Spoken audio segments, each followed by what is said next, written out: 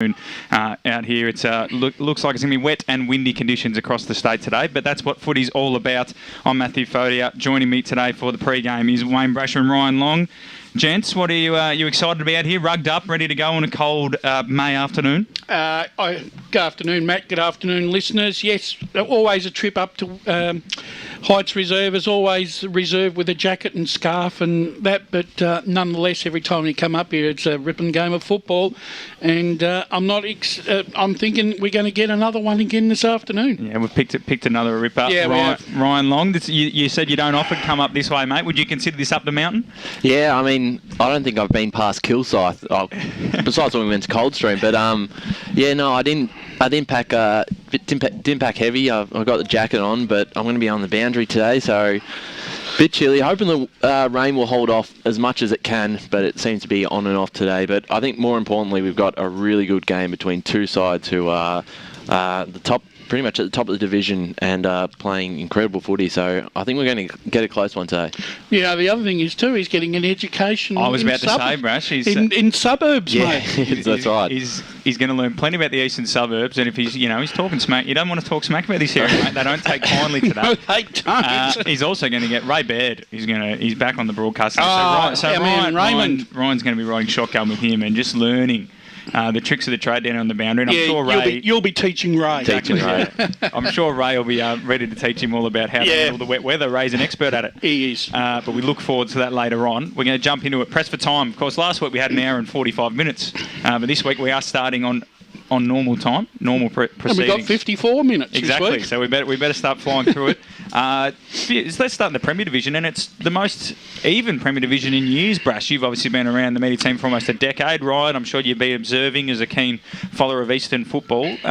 No sides undefeated. Vermont probably were the closest, given they lost their only game by 2 points.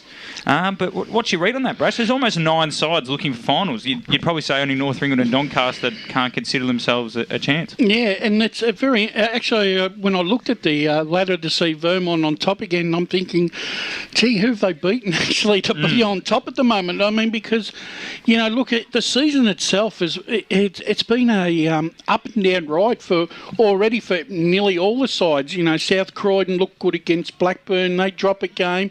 Norwood come off a bye thinking that, after leading for a quarter and a half, and they get beaten by Noble Park. You've got Berwick with 2 wins in a row, one against Baldwin. It's great. I love seeing close football, and the fact that each game every week could throw up a 50-50 probability who's going to win. That's exactly what you want. Yeah, Ryan, in recent years, BWS and I were talking about it during the week on the podcast, that in recent years gone by, you could easily probably tip Vermont each week unless they were playing someone like a Baldwin. And then in recent times, South Croydon and Blackburn were the other 2 teams that were dominant. But now this year, Noble Park have come back to the fore as well. Rowville have been around the mark for a few years. And the new sides in Doncaster, East and Berwick are providing some fight too. So it's very interesting. It makes coming here tipping each week is almost impossible. And we said about Baldwin last week, we said, could they be in trouble? There could be 3 in a row losses, come out and they win comfortably, and now they're back inside the pack from that 1st to 7th position. Only 1 game splitting them, everyone up, 3 wins and 2 wins. And then you look at Doncaster East and Rowville. At their best, they can challenge anyone inside that top 7. I don't think there's anyone that they couldn't beat on their best day. And Berwick as well, Brash, who, 2 wins in a row, a convincing one at that against North Ringwood, who beat Doncaster East. So it's all interesting. Doncaster the only side without a win. And then throw in the 2 byes. Because in it seems to be... So it was interesting in the office this week. There was a couple of presidents and stuff came in and they said how their coaches were just trying to get to the bye because they've had a lot of soft tissue injuries. So initially everyone was like, we don't want the bye. But now with the year off footy, the bye's actually become a blessing in disguise because, for example, Doncaster East brought back Sam Rowe this week. I think Berwick have got 3 or 4 blokes that are keen to put their feet up for a week. So it's become a blessing. Well, put it this way, I can't actually remember when the 2 Appleby boys aren't playing for Doncaster East in any given week. James obviously pinged that hamstring in the game against Doncaster. James or Tom? It was one of them. Yeah, I think it was Tom. I think.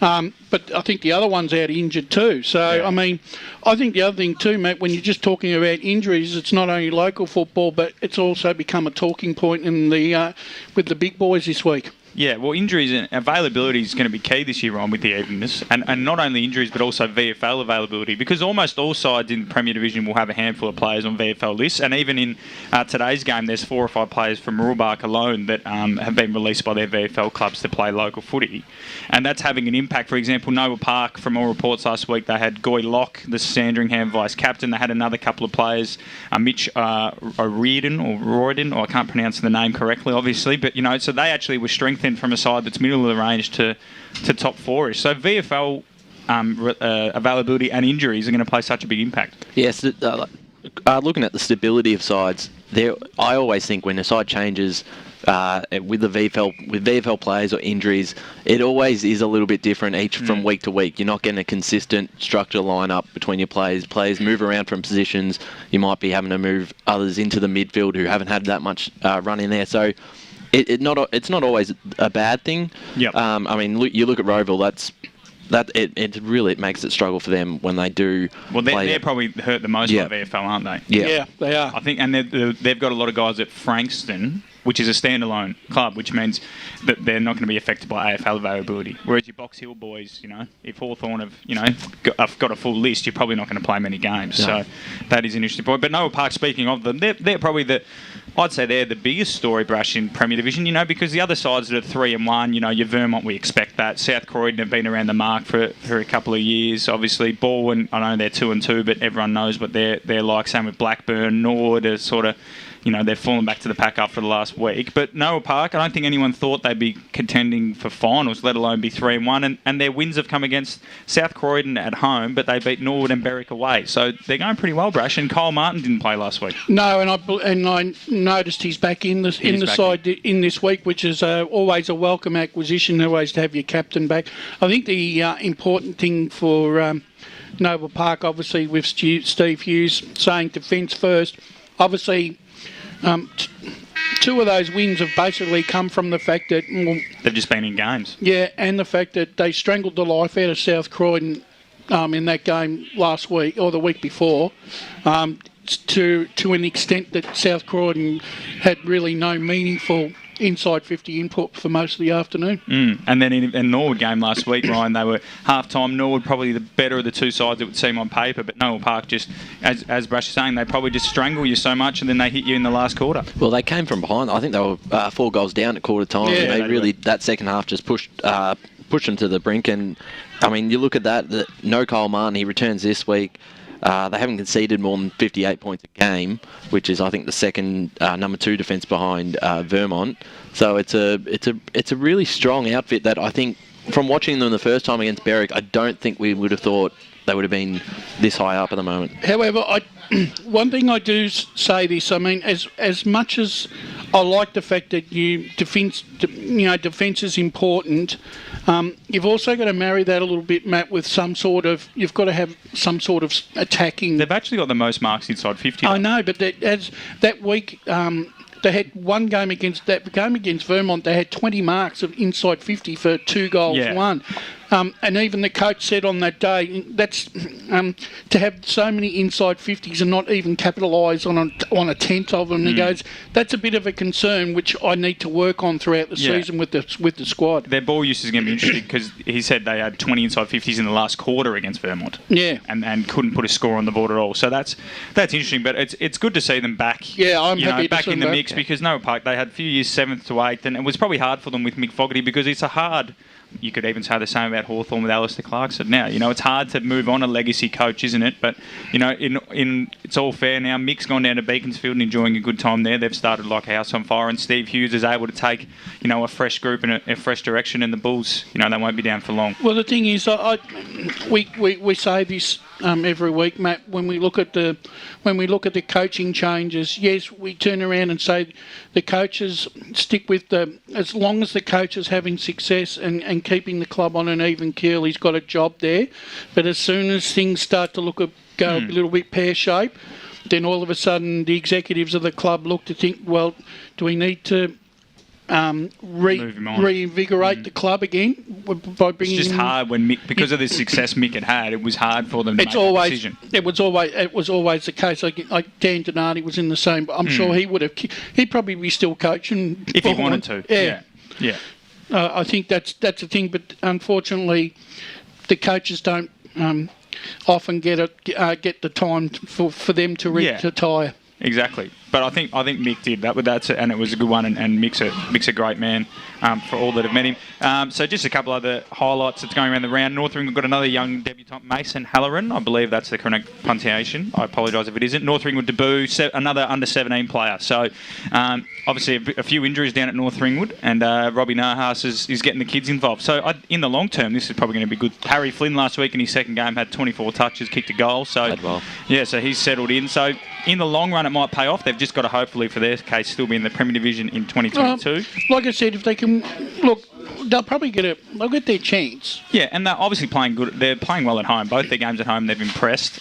Jake Whitling from Doncaster East, 100 senior games today. Yeah, what is it? 2 premierships, 3 grand finals, or 4 grand finals. Yeah.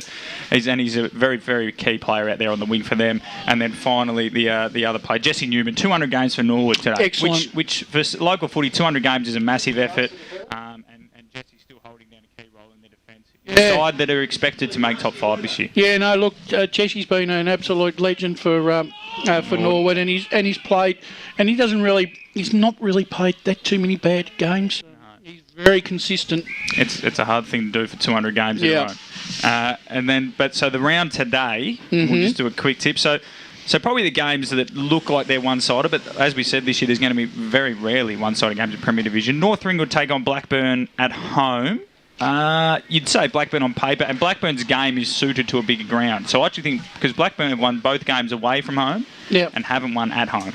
Still no Hammond in the side yet, still out injured. Key role, but you'll nurse him. Yeah, look, I think Blackburn are going well enough to win that. Yeah, I'm with Blackburn as well, and I think the loss of Baldwin last week isn't as bad as what the scoreline reads. I think it was just that second quarter that Baldwin really were on top of them, but other than that, they weren't that far behind them. Yeah, absolutely. I'm also going to tip Blackburn, and I don't know about North. I think every time North Ringwood play, it's going to be a high-scoring game. We've heard from a lot of people that they run in one direction. So if they can get on a roll, they're good, but it could be a high-scoring one out there. Another game that'll be interesting is Doncaster East hosting Norwood. So on paper, again, you'd suggest Norwood. If Norwood want to compete for the premiership, they should be winning this game, Brash and Ryan. But Doncaster East play their ground really well, and some could argue, and the fans down at Zerbies will argue, that they should be undefeated.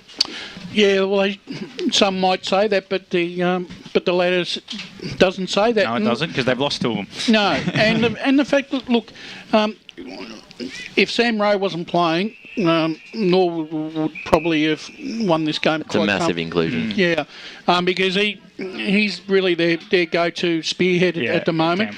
But I just feel that Norwood's back line is one of their key pillars. And Norwood have got good contested. Yeah, Tom Maloney and Blake Pearson are dominating the clearances. So I think they'll be fine on the small ground. So Norwood for you, Bash? Yeah. Right? Yeah, I'm sticking with Norwood as well. Noel Park and Roeville, I honestly, again, VFL availability will dictate this one. It's a bit of a local rivalry down there in the southeast of the league. But the Bulls are in good form. Kyle Martin's back. I think they're on a roll here. I'm going to go the Bulls. Yeah, I have to. And the thing is, Roeville, because of they've got, out of all the sides in Premier, their side is more dependent on their It's very young, so they're experienced players. Yeah. They're going to fluctuate. Some games that they might win by 10 goals, but other games they might lose by 10 goals. But today, down at the Bull Ring, you reckon it's the Bulls? Yeah, not the Bulls. Yeah. Bulls and today. Just the way with their playing as well. I think it's hard to go past them today. Yeah, so Bulls, and then this one's probably the game of the round on paper. Baldwin and South Croydon out there at Cherry Road, or Baldwin Visy Park as it's called.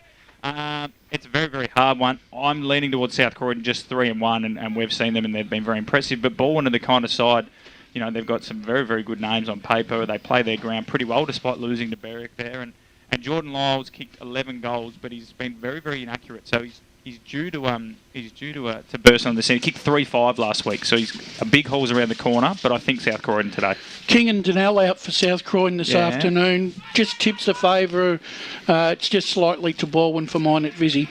Yeah, I mean, I'd like the key forwards in Haley and Lyle, as you said.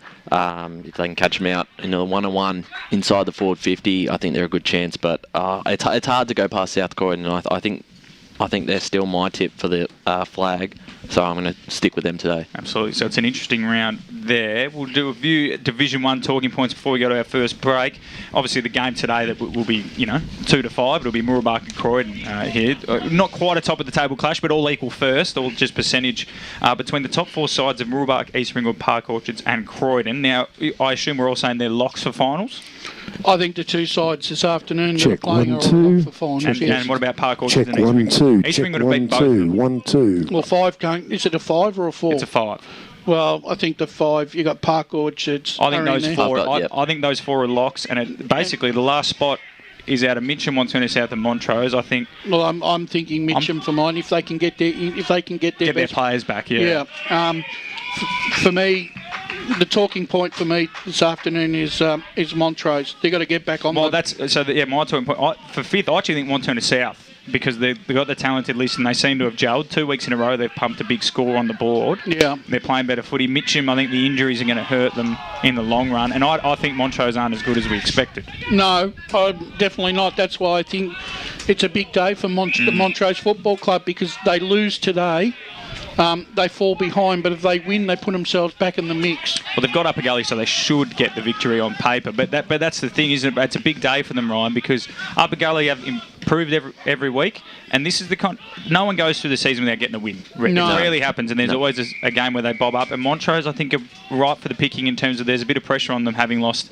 Their last win was against Lilydale by 2 goals. Against the young Lilydale side, they beat Bayswater, another young side in round 1, and outside of that, they're flattered to deceive. Oh, I think this is a huge opportunity for us to pull off an upset win against a side that's probably, I would say, struggling. I mean, they seem start games out well, but they have not been able to run out a game full 4 quarters. And if Upper can just stay in it, if they're within a couple of goals at half time, I would think that they have plenty of chance to win that. I think it comes down to the top 4 that are 4 and 1. They're locks. Right, they're locks, and I think mentally those 4 sides have a healthier mindset than what Montrose do. Yeah, absolutely, and it's hard because Montrose came off they've been the last 4 or 5 years they've been a lower ranked team, so it's hard to change that mindset despite coming down a division, isn't it? Because winning's a habit. Well, that's the thing, and that's the thing when you're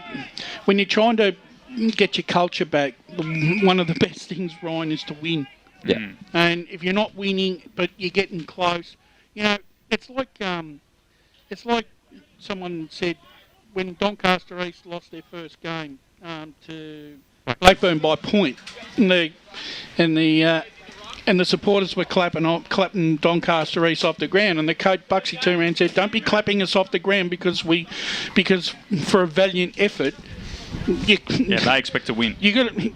There's no place unfortunately, even in this local level, there is no place for coming second every Saturday. It just doesn't happen. Absolutely. And then I guess the only one.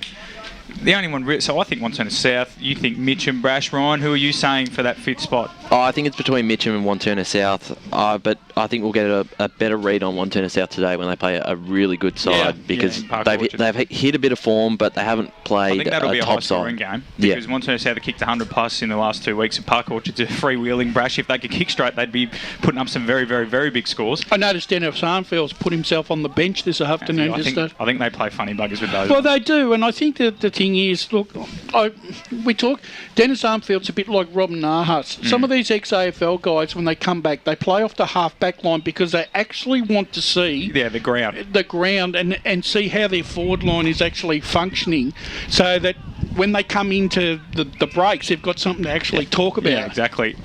Before we go to our break, let's run through the Division 1 games and get quick tips. Yep. Bayswater Lilydale, it's an early relegation battle. Personally, Upper Gully seem like they're destined to drop, although, like we said, that could change. Lilydale, both sides have got 1 win I think against Bayswater. Upper Gully. It's a big game. Bayswater. I'm going Bayswater home. Yeah. I'm also going Bayswater, but I think it'll be a good game out there at Bayswater over. Mooroolbark and Croydon today. We'll get into that later. Montrose, Upper Gully. I think we're all saying Montrose, but we wouldn't be surprised. Yeah, could be that. Could be the upset. Montana South, Park Orchards. I'm going to tip Bonturner South, actually, just for a bit of fun. I think playing at home, Park Orchards, I think they're very good going one way. I'm not sure about going the other way. I'll go the Sharks. I'm still pretty bullish on them. Yeah, I'm sticking with the Sharks as well. And then Mitcham, East Ringwood. I think East Ringwood, I'm really bullish on them. I think they're going under the radar because they don't have those star players such as a Mullet, or in Croydon's case, all the recruits. And I think Mitcham, it's just the right time to get Mitcham. It is, and, look, when you can't field your best side, if they're full fit Mitcham at home, I'd pick them, but they're injury riddled, and East Ringwood can take control of it today. Yeah, it's been a tough 3 weeks fixture-wise for Mitcham. I'm going to have to go with East Ringwood again. Absolutely, and we'll get into Mooroolbark Croydon later today. It's time for our first break here on AFNL Game Day, and on the other side of this break, we'll be talking about Division 2 and Division 3. Only 19 shots from 53 inside 50. Thanks for that, guys. You're clear. You got 4 minutes. The seniors coach going to do? Jono surprised himself and everyone else. The spray he gave the boys at halftime worked. Well, he did finish it by saying he'd shout them a post-game feed and frothies at Eastland if they won. For all of life and footy's little moments, there's Eastland. Proud sponsors of the EFL. Eastland. Live real.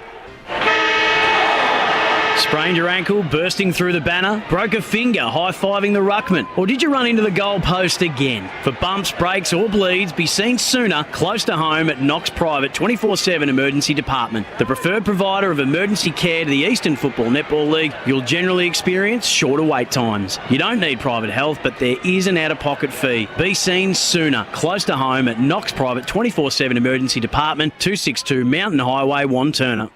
At Yarra Valley Water, we know reducing your shower time, or for some people, show time, to 4 minutes can save you an average of $255 a year on water and energy bills. Save the performance for the stage. Shower shorter. Save water. Do you feel good about your bank? Because there is a bank you can feel good about. They share their profits to fund big community projects, small community clubs, and vital emergency services. They've given $250 million to help Australian communities thrive. They have all the products and tech you expect from a big bank, with service you don't. It's Bendigo Bank. Feel good about who you bank with. Try Bendigo. Search bendigobank.com.au or search Bendigo Bank near me. Hello, I'm Peter Hitchener. 9 News invites you to join our team nightly at 6 for Melbourne's #1 news. Tony Jones with the latest sport, including the footy, plus Lavinia Nixon's weather forecast. 9 News, proud supporter of the Eastern Football League. You've all been to funerals of family members or friends, right? Do you start thinking about what you would want at your funeral? It's a bit like when you go to a wedding. Yeah, that's right. At what stage do you start planning? Have an open and honest conversation with your loved ones. Celebrate your life the way you want, like I did with a fixed price funeral plan from Tobin Brothers Funerals. The price doesn't change and your life will be celebrated your way. Find out more at tobinbrothers.com.au. Tobin Brothers Funerals, celebrating lives. At Eastland, we believe one day isn't enough to celebrate all that our beautiful mums do. That's why we're celebrating Happy Mother's Days, the festival of love she deserves. From dining to fashion, homewares or a pampering session, Eastland has all your favourite brands ready to spoil mum. And if you need inspiration, check out our online gift guides. Spend $250 and you'll go in the running to win a $50 Eastland gift card till May 8th. T's and C's apply. Find out more at eastland.com.au. Eastland, live real. Okay, guys, back in 60 seconds. Sprained your ankle, bursting through the banner? Broke a finger, high-fiving the ruckman? Or did you run into the goal post again? For bumps, breaks or bleeds, be seen sooner, close to home at Knox Private 24/7 Emergency Department. The preferred provider of emergency care to the Eastern Football Netball League, you'll generally experience shorter wait times. You don't need private health, but there is an out-of-pocket fee. Be seen sooner, close to home at Knox Private 24/7 Emergency Department, 262 Mountain Highway, Wanturna. The senior coach has taken the team to Eastland for a post-game feed. If only they had this kind of teamwork on the field. They've just ordered starters to share, plus frothies for the whole table. And now Steve-O's chucked a prawn to Macca. He's circled back. Yes! Straight into his pie hole. You beauty! Good form, boys. 10 seconds. Moments, there's Eastland. Proud sponsors of the EFL. Eastland, live real. Let's head back and go local for your footy. Welcome back to Heights Reserves, ladies and gentlemen. It's a wet and windy afternoon, but that's what we expect playing at winter sport, which is Aussie rules. We're here for Mooroolbark v Croydon later on today, but at the moment we're going through all the divisions, all the other stuff that's happening in the Eastern Football Netball League here on the pre-game with Wayne Brasher, Ryan Long and myself, Matthew Fodia. We've done Premier Division and Division 1, so if you need to, you can scroll back and listen to that if you must. But at the moment we're going to talk about the Basin Bears, gents. They're 5-0. I'm on the bandwagon after, they've definitely surprised everyone, even though I did have them at the bottom, but they've definitely, I think everyone else didn't expect them to be 5-0. We saw them last week. They're the best defence in the comp by a mile. I think no other side. I think the next best is Ringwood, which is 70 points behind them in terms of points against. And they impressed us last week, Brash, with their speed and their willingness to help each other out. They were, and I think that half-forward line is probably one of the... I haven't seen that for a long while. That half-forward line probably worked its proverbial life to make sure that ball did not come out of their inside 50 for most of the afternoon. That was what really impressed me. But I also was really impressed with the way... with their... Not only they do that, but the tackling pressure around the ground, Matty. I reckon they would have gone close to nearly laying 100 tackles last week. Yeah, it was a lot of tackles, and I guess the thing that impressed me, Ryan, was obviously they're all young, and when you're young and everyone's working in one direction, it can be quite impressive. But they use their speed well. It's all good and well using your speed to kick goals, but they actually use their speed to run both ways really well, and they got back in so many numbers. Yeah, and it really made Boronia, who were a really good side, look slow. It looked slow and old, and just on that with the forwards that you're talking about, Jackson Drake dislocated his finger early on in that game, and they still were able to cover it with no problems at all. So they do have plenty of talent up forward, as you said, in that half-forward line that were really strong. Edwards is an impressive player as well. He was very, very good, I thought, as well. Do you think, Ryan, maybe the only thing missing, obviously we didn't see Drake for much, so it'd be hard to tell, but I thought maybe the only thing, I spoke to Justin Stanton about it after the game, the only thing I can say at the moment is probably a lack of height in the forward line. Yeah, possibly. Just that sort of get out of jail kick come finals time when, the pressure is on Brash. That's when you need a key forward. That's the only thing. But like I said, they didn't have Ethan Power, who's been their ruckman and been in the best. I think, he was 100% maybe the games he's played, and Drake's kicked 9 goals in the first 4 games. So maybe... it would have been interesting to see them with both of those guys, but I thought maybe height was the only thing they were lacking. No, you're right, Dow. I think if there is a little deficiency, that height could be. And the thing is, they don't get any smaller come finals. That's what I mean. And you need those big men. So that on a day like today, it won't bother them because the football will probably be on the ground. But I'm thinking, they're obviously going to play finals, you would expect. I think that final series is notoriously at East Burwood. So, let's say late in the game, everyone's out on their feet, you need a quick goal.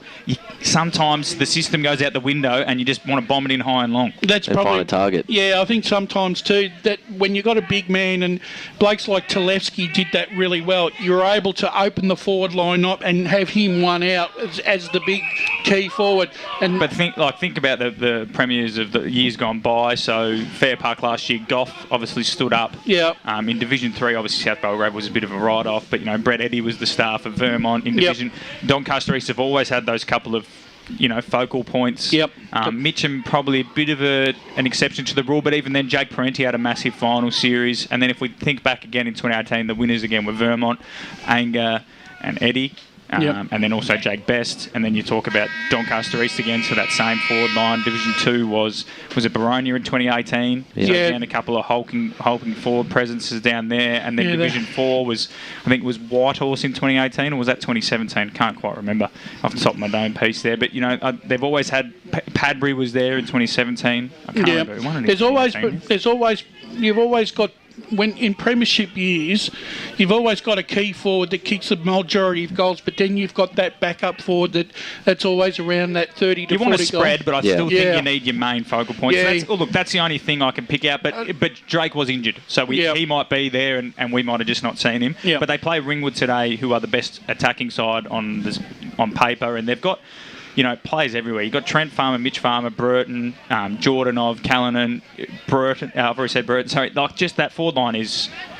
It's so impressive. There's goal kickers everywhere. So I think that'll be the test for them, because against Boronia, they were able to get back in numbers, and then because Boronia's a little bit slower, as we've mentioned, they had time to get back, and then they could read the play. I think Ringwood have got enough speed to make it harder for the basin defenders to not only just get back, but get back and know where the ball's going, because you might sit in Trent Farmer's way, but then they kick it to Mitch Farmer, and then next time you go to Mitch, and then they'll go to Burton.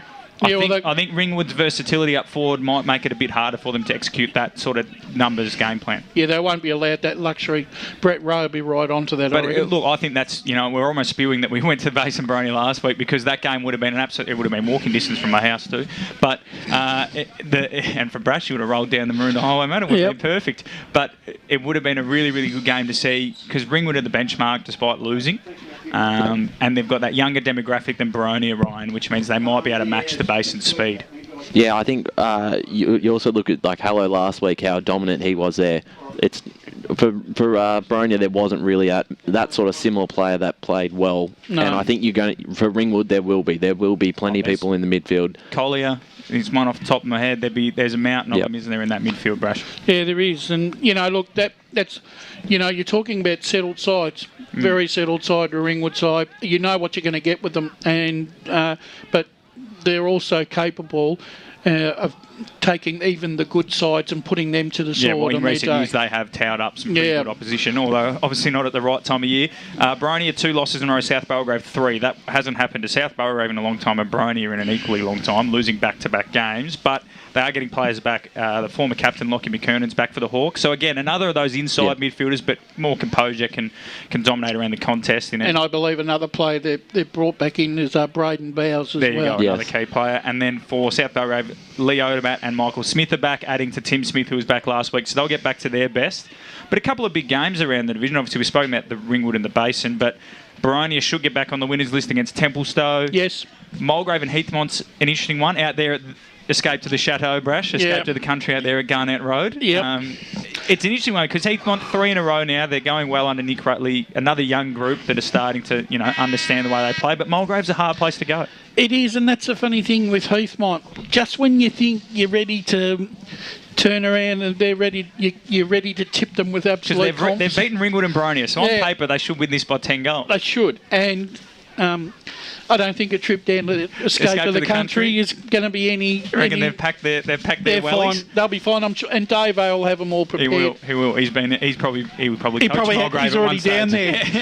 What about you, Ron? You're tipping Baronia and Heathmont, I assume, those two games? Yeah, I think Baronia gets home very comfortably with those ins, and Templestowe struggling. Heathmont, I am picking them, but Mulgrave have surprised me. The way they played against Knox last week, I actually was quite surprised. I didn't think they'd get up. If it's going to be wet anywhere, it'll be wet out at Mulgrave. Yeah. And that ground does hold its water. I know it's been redone, but it's notorious for holding its water. That is probably the most intriguing game out of the 4 games in Division 2. Ringwood and Basin's obvious, but I agree with what Brash. Like, it's one of I'd keep a keen eye on it. It could be 10 goals to Heathmont, but it wouldn't surprise me if Mulgrave got up. The other one is Knox on South Belgrave. Not as intriguing, but South Belgrave have lost 3 in a row now, and they don't know how to lose, which is obviously a good thing.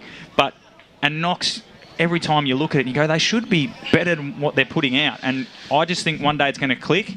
And on a day like today, the conditions are a bit, without lack of better words, they're poor. The conditions are poor, which brings the sides closer together. And out at Knox Gardens, if it's wet, it can often get chopped up. Yeah, exactly. I still think though that, I think South Belgrave will definitely. They need to get back. They see this as a gilt-edged opportunity to get their season back on track here. BWS tipped them to win the flag, so they'd want to win this one. Yeah, I think Knox will be pretty happy with the conditions today, and especially if it rains. Having Tim Smith up forward, it's going to be hard to stop him. So if they, they conceded 100 points last week to Mulgrave. I worry about Knox. Yeah, I worry about them. Absolutely. Yeah. Anyway, let's move on down to Division 3. So. Look, at the moment, every division seems to have some juicy games. The big talking points for me, East Burwood. So they've won their first 3 games, but they've got a big 3 weeks. Last week was the first one against Waverley Blues, then they've got Furniture Gully, then they've got Warrandyte. So we're going to know about East Burwood by the end of the next fortnight, where they're actually at, Brash. But Matt Spider-Lee was obviously out there watching his beloved Rams. And what's his thoughts on him? Well, the first quarter, he said he was embarrassed. They conceded 9 goals. But after the quarter time, they actually won the game by 5 goals.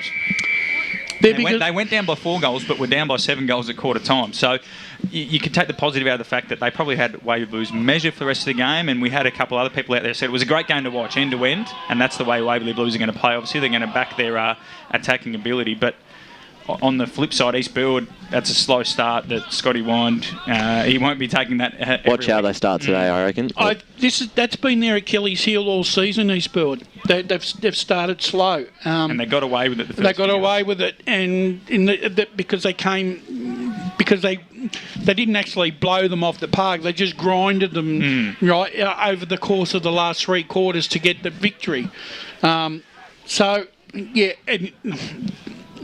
Look, technically, the way they've got a very good squad. I like Middleton at centre half forward, big, tall, 6'7" guy.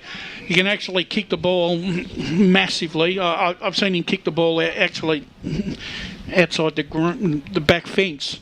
And East Burwood. Yeah, down the far end. Yeah, they've got it's going to be an interesting game between them and Ferntree Gully on top, and Ferntree Gully going pretty well. Gully are going exceptionally well. I'm really happy for them. Kieran Gray is having a sensational year.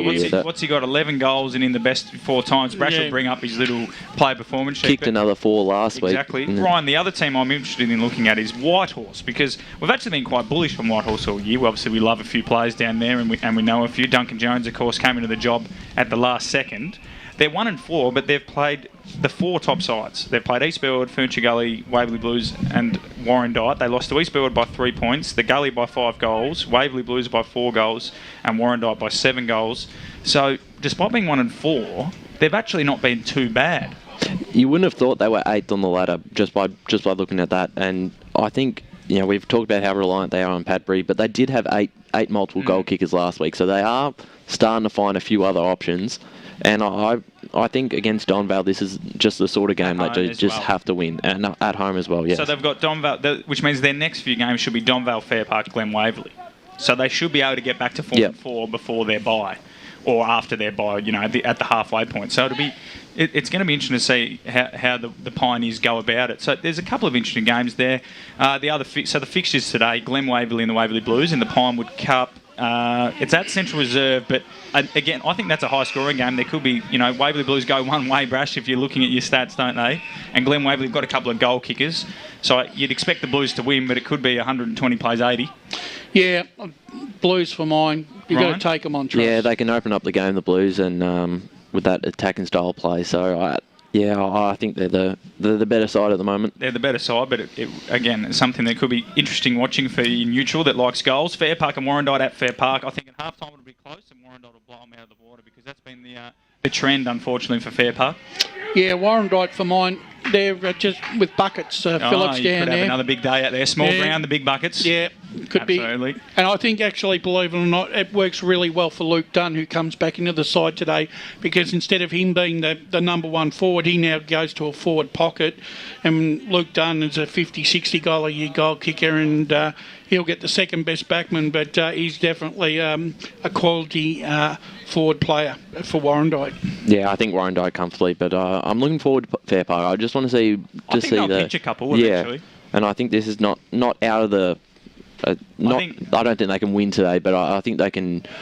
Every game they play at home, I think they're a sniff, just because of the uniqueness of the ground, and you probably need to play extra on ballers, because you don't need a centre-half forward. And the Gully for mine, mate, I'm really impressed. I love the way the Gully run their games out. Yeah, absolutely. I didn't get a chance to put the tip in there, but we haven't got to that game yet. I was building up to it, mate. It was a game of Whitehorse and Donvale. I think Whitehorse, but Donvale won last week. But I'm going to go with Whitehorse just on the fact that I think their fixture list probably gives them a hard rap. Yeah, I'm going to go Donvale. I think they're ready to. Murphy's back in the side. They've started to get some of their players back. I think there might be a fleeting chance this afternoon. It was a really good win against Scoresby last week, but I'm sticking with Whitehorse at the moment. I haven't got a good read on Donvale yet. Yeah, it's a hard one. Donvale probably lacked scoring power last week. And then East Burwood and Ferntree Gully is probably the game of the round on paper. It's at East Burwood Reserve, Brash. But Ferntree Gully, as you said, they've got good running power. They've got Corey Preston's back in the side, the Footscray VFL listed player. I think he played in a talent game last week. click on the... I don't know if it was on the MCG, but it was definitely an AFL recruiters game, and he's been in the best both times. He plays out of the midfield. I think he's kicked 8 goals in 2 games. Yeah, he is. So he's an absolute star. I think you've got to go the gully, but it's an interesting test for the Rams. It is. And Kieran Gray, he's played all 5 games, 13 goals, 4 goals in most games, times in the best 4 times out of 5 games. Ripping on baller. He's having a great season so far. Expect him to keep going on. He'd be in front in the and he'd be close to the medal. 2.6 goals a game from the midfield. It's pretty impressive. Yeah. Ryan, who are you going there? I'm sticking with Ferntree Gully, but I'm really looking forward to this one. I wouldn't be surprised East Burwood at home, but I think it's hard to go past the Gully at the moment. I'll tell you what, the one good thing, Brash, is the Rams, no matter what division they're in, they're up and about finally once again, which is good to see. We're going to go to our second break on EFNL pre-game, and on the other side of this, we'll talk a little bit about Division 4, and then we'll preview the big clash between the Mooroolbark Mustangs and the Croydon Blues.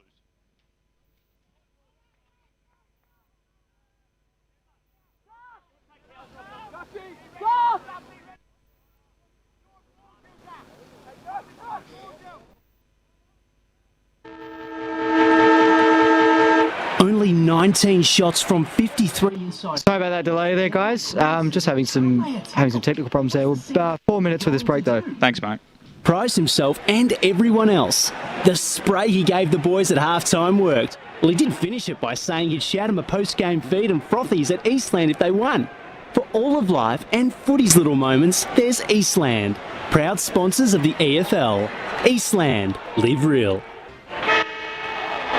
Sprained your ankle, bursting through the banner? Broke a finger, high-fiving the ruckman? Or did you run into the goal post again? For bumps, breaks or bleeds, be seen sooner, close to home at Knox Private 24/7 Emergency Department. The preferred provider of emergency care to the Eastern Football Netball League, you'll generally experience shorter wait times. You don't need private health, but there is an out-of-pocket fee. Be seen sooner, close to home at Knox Private 24/7 Emergency Department, 262 Mountain Highway, Wanturna.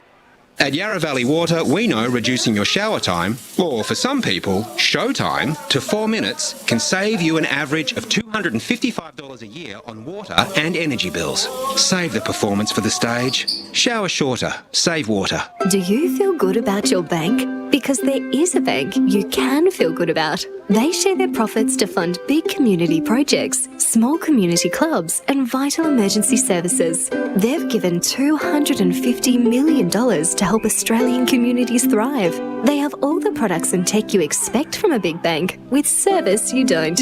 It's Bendigo Bank. Feel good about who you bank with. Try Bendigo. Search bendigobank.com.au or search Bendigo Bank near me. Hello, I'm Peter Hitchener. 9 News invites you to join our team nightly at 6 for Melbourne's #1 news. Tony Jones with the latest sport, including the footy, plus Lavinia Nixon's weather forecast. 9 News, proud supporter of the Eastern Football League. You've all been to funerals of family members or friends, right? Do you start thinking about what you would want at your funeral? It's a bit like when you go to a wedding. That's right. At what stage do you start planning? Have an open and honest conversation with your loved ones. Celebrate your life the way you want, like I did with a fixed price funeral plan from Tobin Brothers Funerals. The price doesn't change and your life will be celebrated your way. Find out more at tobinbrothers.com.au. Tobin Brothers Funerals, celebrating lives.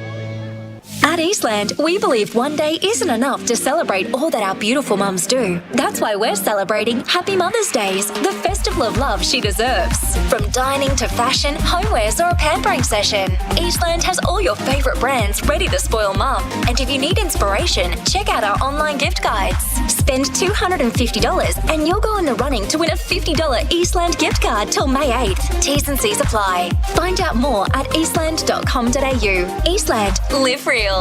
60 seconds, guys. Sprained your ankle, bursting through the banner? Broke a finger, high-fiving the ruckman? Or did you run into the goal post again? For bumps, breaks or bleeds, be seen sooner, close to home at Knox Private 24/7 Emergency Department. The preferred provider of emergency care to the Eastern Football Netball League, you'll generally experience shorter wait times. You don't need private health, but there is an out-of-pocket fee. Be seen sooner, close to home at Knox Private 24/7 Emergency Department, 262 Mountain Highway, Wanturna. The senior coach has taken the team to Eastland for a post-game feed. If only they had this kind of teamwork on the field. They've just ordered starters to share, plus frothies for the whole table. And now Steve-O's chucked a prawn to Macca. He circled back. He circled back.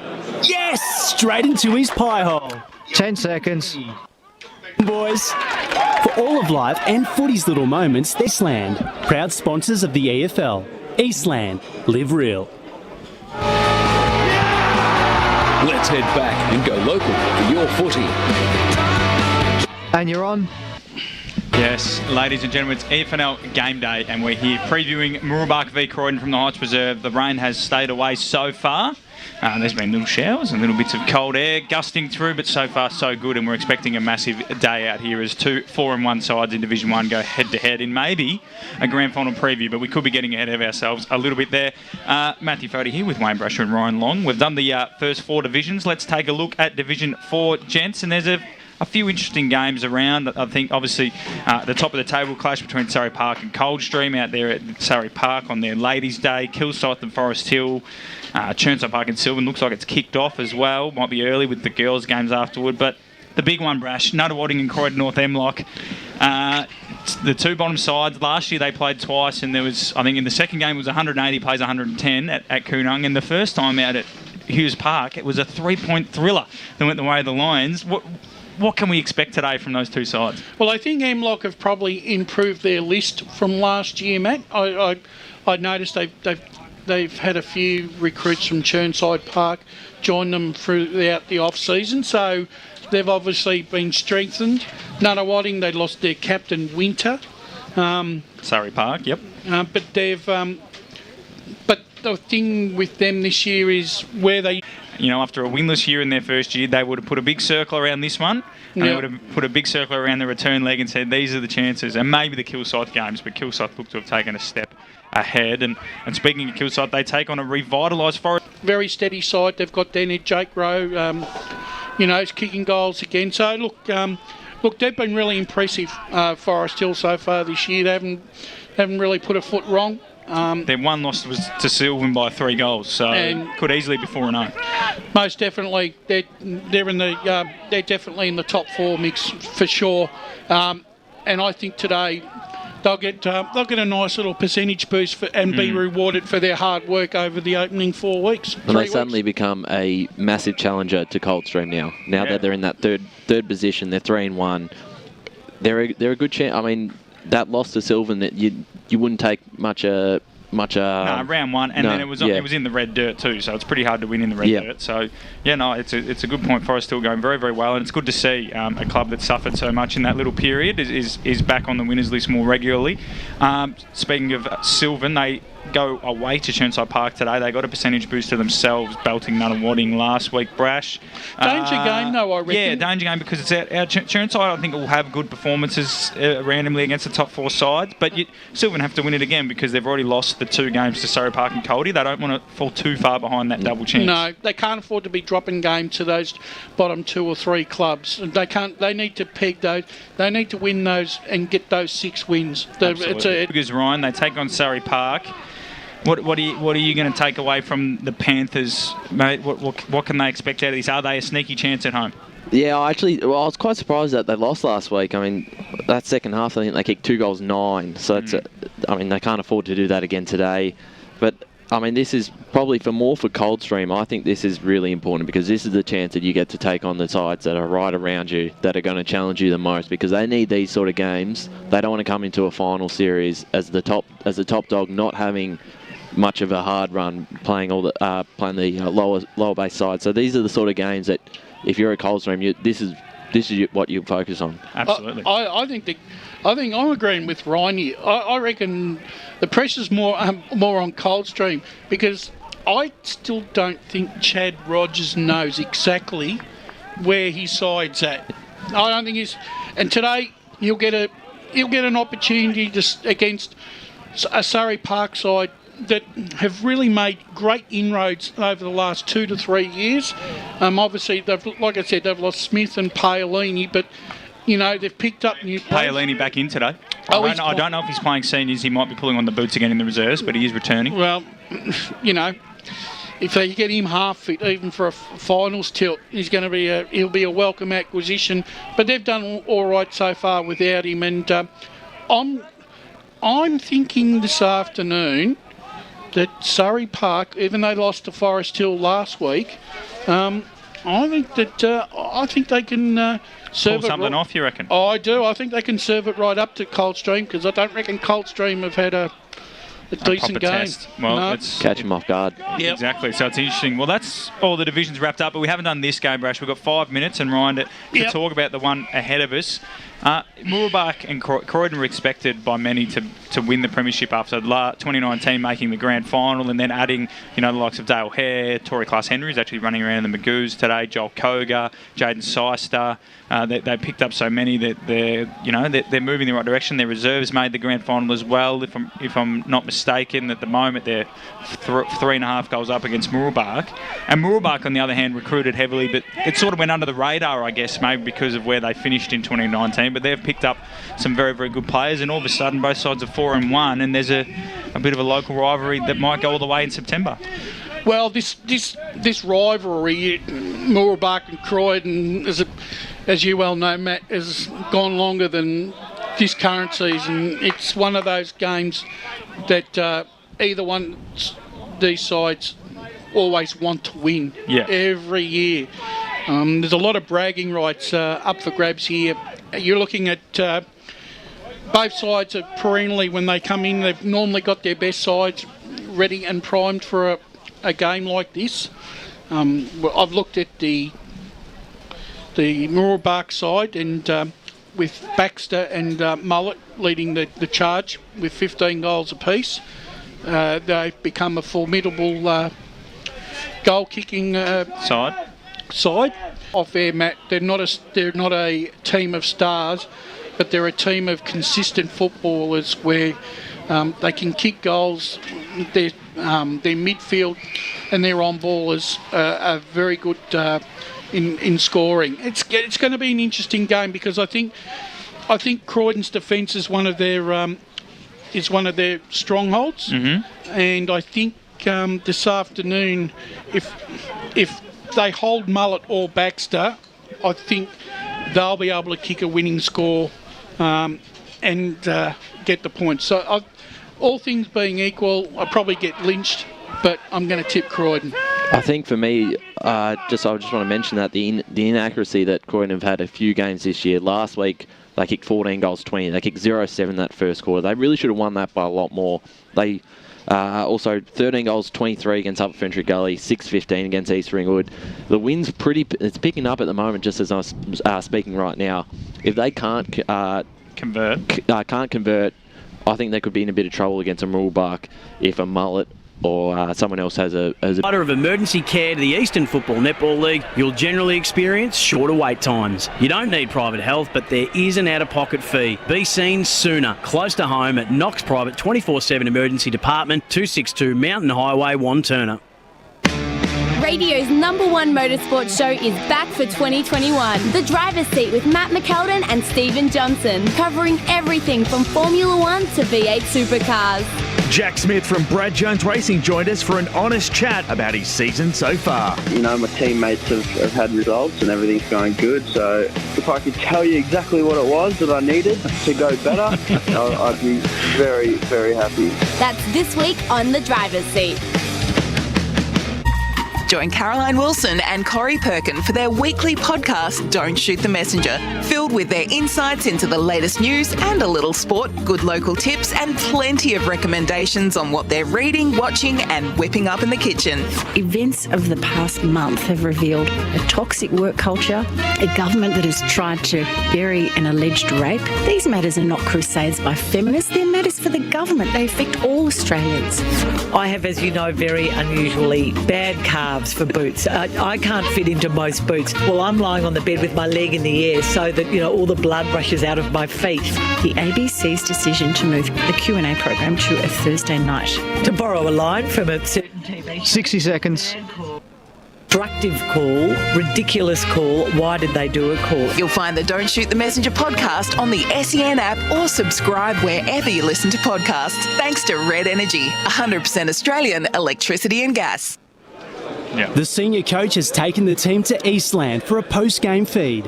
If only they had this kind of teamwork on the field. They've just ordered starters to share, plus frothies for the whole table. And now Steve-O's chucked a prawn to Macca. He's circled back. Yes! Straight into his pie hole. You beauty! Good form, boys. For all of life and footy's little moments, there's Eastland, proud sponsors of the EFL. Eastland, live real. Hello, I'm Peter Hitchener. 9 News invites you to join our team nightly. Back in 10 seconds. Tony Jones with the latest sport, including the footy, plus Lavinia Nixon's weather forecast. 9 News, proud supporter of the Eastern Football League.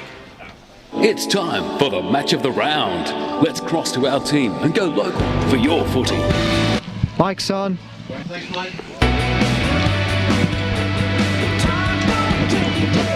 Welcome back, ladies and gentlemen. If you haven't joined us for the pre-game on the SEN app or on Facebook or YouTube, welcome on Eastern FM 98.1. It's the Heights Reserve today for Mooroolbark and Croydon in the Eastern Football Netball League Division 1. And at the moment, it's going to be an exciting day. And at the moment, the weather's holding off for us.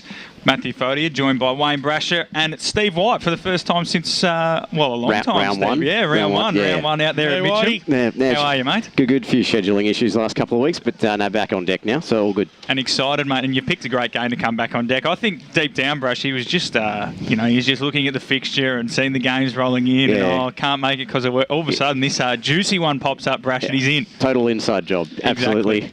Now, look, as I was just saying to Razor Ray Baird out there in the car. He's back too, isn't he? Yeah, absolutely. He's up and about. Yeah, usual caveats apply only a third of the way through the season. But for mine, I think this is a grand final preview for me.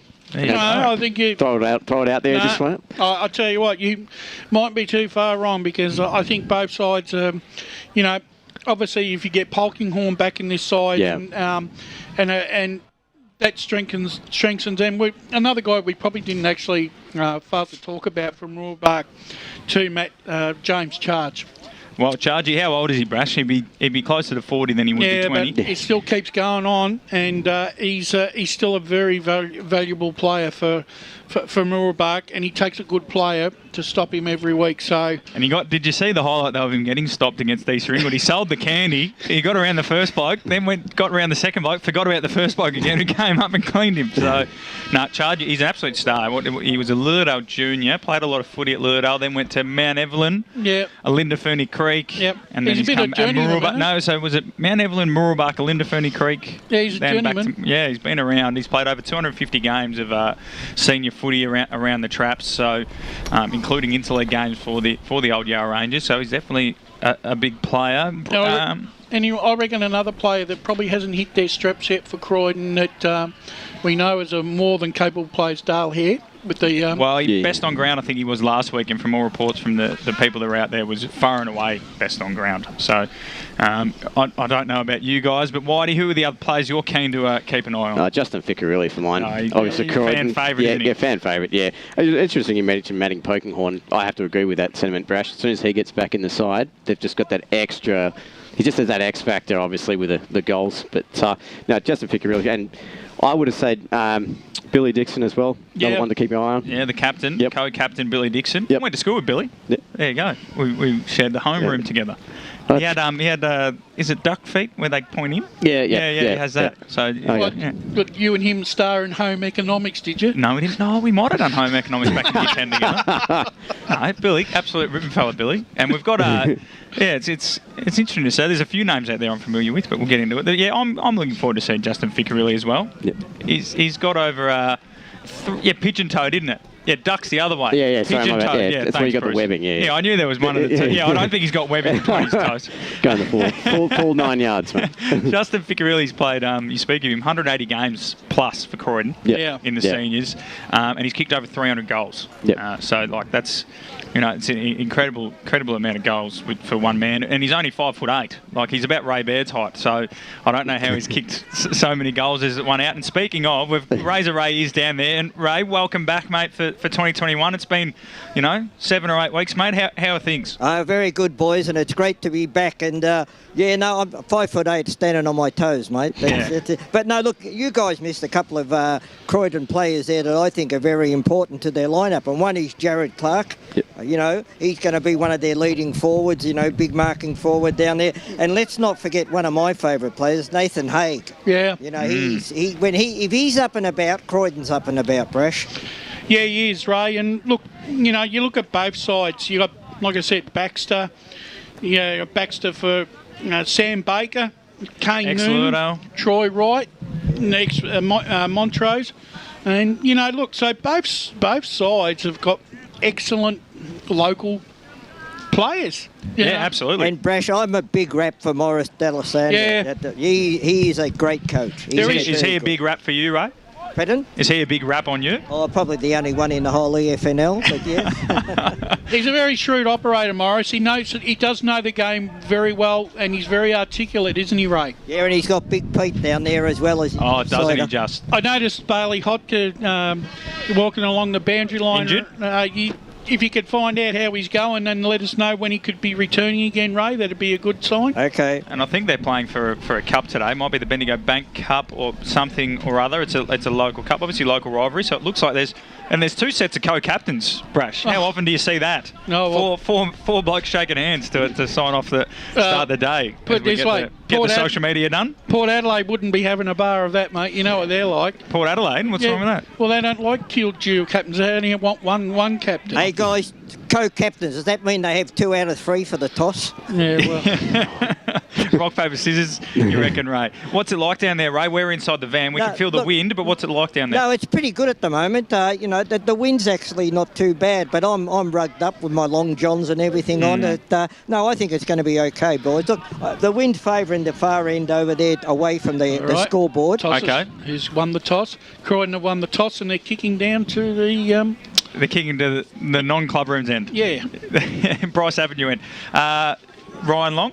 Yeah, just a late change from Mooroolbark. Zachary Pretty is out, and Billy Batten will be wearing number 21. Billy Batten wearing 21. And so he's just come into the side, has he? Yes, just come into the side. And a couple of jumper changes. Jesse Bates wearing 16. Yep. Harrison Keeling wearing 14 from Mooroolbark. Yep. And then for Croydon, Harrison Dempster will be wearing 13 today. And Ben Cardamone will be wearing the number 7. The number 7, perfect. Well done now that Ryan Long did excellent on pre-game. Zach Preddy, it's a pretty big loss. He's a Port Melbourne listed player, gents. And he's one of the 3 I had down that were listed for VFL for the Mustangs. Jared Gilby plays at Footscray. I'm not sure if it's just a namesake or it's a relation of Lindsay. And then there's Caden Mackey, who's a Box Hill listed player. So should be an interesting one for those guys out there. Steve, what's your thought? Given the conditions and the size of the ground, what sort of game are you expecting today? Midfield battle. Predictions for me, I'm going Wooza B by 2 goals. Wooza B? Yep. Lovely use. Brash, I know you're a Croydon man, but today, not just in general. Scoreline, what are you predicting? 12 goals to 10 game, 2 goals in at the Croydon. There you go. For myself, I think it's going to be nail bite, I reckon. 1 goal in it, Croydon, 11 goals to 10. Ryan and Ray are down there. They're just getting some last-minute changes. No, we're all good. And we're almost ready to jump into this one. I don't know if we've got our tips. Boundary rider, Ryan and Ray, have you got your tips for us? Yeah, I'm sticking with Croydon by 2 goals. Same for me, guys. Croydon by 2 goals. 4-1. Muzabi, the only one with Steve White, charges up in the middle, wins the first hit out.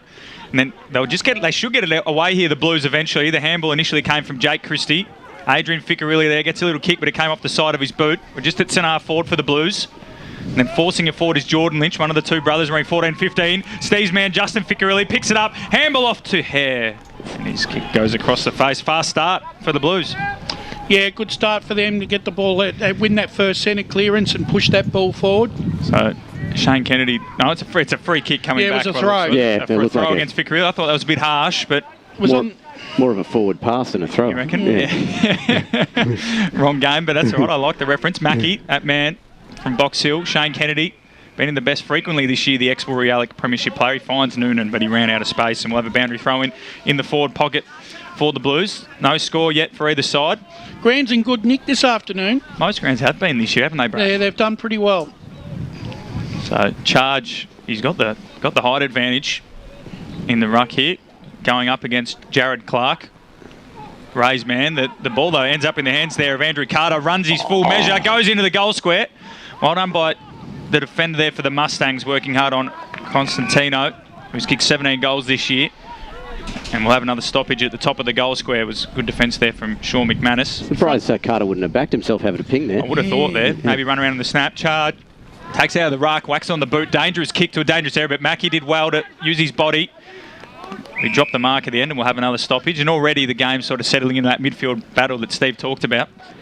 You can look at both defences are going to try and build a wall across each line. Trap it in there. Out of the ruck there. It was Clark, top of the square. Good fist came across from the Mooroolbark defender. Kennedy picks it up in his goal square and goes out the other side. Right foot ball finds a target in Steve Watkins.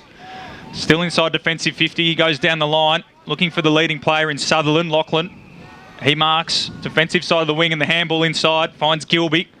His handball over the top should be intercepted there by Cardamone from the Blues, and then Kyle Maher takes it out of bounds for a boundary throw. Well done by the Blues in the end, but Mooroolbark looked to link up well there, Brash. Yeah, they did, and look, we may see quite a bit of play on that far outside wing this afternoon. It's always the way. There's Charge and Koga go up in the ruck. Charge, almost double the age of Koga, wins the tap out, then Lynch gave it off, and the Blues will go to centre forward again, but that kick should be intercepted and is intercepted by Jordan Roth in the number 19 for the Mustangs. Half-back flank. And he's going to have to just pump it down the line. No, handball back to Mullet. He's gone a long way back to get his first kick of the day, and he switches the play to McManus. It's a good kick in the end, but well done by the defender coming across there and Constantino. And he should get a forward 50 stoppage, and he does. Well done there by the big full forward. Risky switch, I thought there. There were 3 men open in the centre square by Mooroolbark.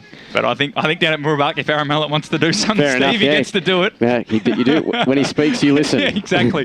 Charge on the hit out. Smith, the ex-Yarra Glen player, wrapped up in a tackle. The dreadlocks of Aussie Smith, who'll be getting a few votes with those. Might have been a free kick for high. The non-officiating umpire took it, and Smith gave the handball off to Mackie. Finds, looking for a target in the middle of the ground. He missed him. Well done by Cardamone. Got his handball away. Picking up was Andrew Carter. But looks like Mullet's going to come away with it for the Mustangs, and he just uses his pace to burn them off, and then the kick's beautiful. That one's a pretty one. Finds Roth. Spearing ball inside 50. Looking for the leading target in Baxter. Left it behind. Kyle Maher picks it up. Short ball in ball, but it's a horrible kick, and it's picked off by Lockie Sutherland. He's got it 50 metres from home in front of the scoreboard here for the Mustangs. So the forward pressure from both sides has been good so far, Brash and Steve. Yeah, it has been, and the fact that this is probably one of the grounds where it's a really true 40, 50 metre line. It is. So he's got a good shot on him, Lockie Sutherland. I don't know how he goes in front of goal, but he's put the mouth guard in the sock, so he's definitely going to be having a go. The breeze was, if Ray's correct, pushing towards us, so he'll probably need to start at left goal post. He keeps it low, won't make the distance. He's popped it up for Charge. Good spoil there from the 2 Croydon defenders, and they pick it up on ground level through Adrian Ficcarelli's handball to Kyle Maher. This disposal was better, got the handball to Billy Dixon. Ficcarelli gets it back, now to Lynch. Beautiful chain of handballs from the Blues to get it out of their defensive 50, and the kick's beautiful as well to find Constantino. His little mung inboard will look for Justin Ficcarelli. Loves to work in tight spaces, got his handball off. They're moving it well. Clark's little snap over the top was looking for Constantino. Well done the defender getting back there in Jonathan Egan. And then they should be able to wrap it up here, the Blues. Might have been a high get to Kennedy. No, it's a ball up, and that's beautifully well done. End-to-end footy without taking a breath. Nice fast transition there from Croydon, but Mooroolbark getting the men back. They've only got 1 man inside the forward 50 at the moment, so they're flooding the back line. Both sides playing very exciting footy. Just can't get a score on the board at the moment. So Ficcarelli got the handball out, and then they bomb it in looking for Britton. It's got out the back. McManus should win this one and does. Well, he's kept it in. Constantino's got a chance. Tried to get his handball away. Kennedy picks it up. He handballs back, and the Mustangs will get out of trouble just. Mackie brings it away. Good kick. Looking for his target and finding his target there in the number 14, Harrison Keeling from Hillsville. Eastern Rangers listed. Can take a big mark. He's going to try and take on the man there. Luckily gets away with it, but the kick's a shocker. Trying to get down low there was Nathan Haig. Dropped the mark, and then the Blues players pile in on Sammy Baker and co. And we'll have a ball up just for the centre wing for the Blues. At the moment, it's 0-0. But it's been a very good 0-0. Yeah. They're doing a really good job, Croydon, on the tackling and holding ground too. Charge for the second time, just got rid of Koga. Tried to take it out of the ruck, but couldn't. Going back into traffic was Dixon. And then Koga gave it off to the runner in Cardamone. His left foot snap will bounce a couple of times before Clark can attack it. Does well.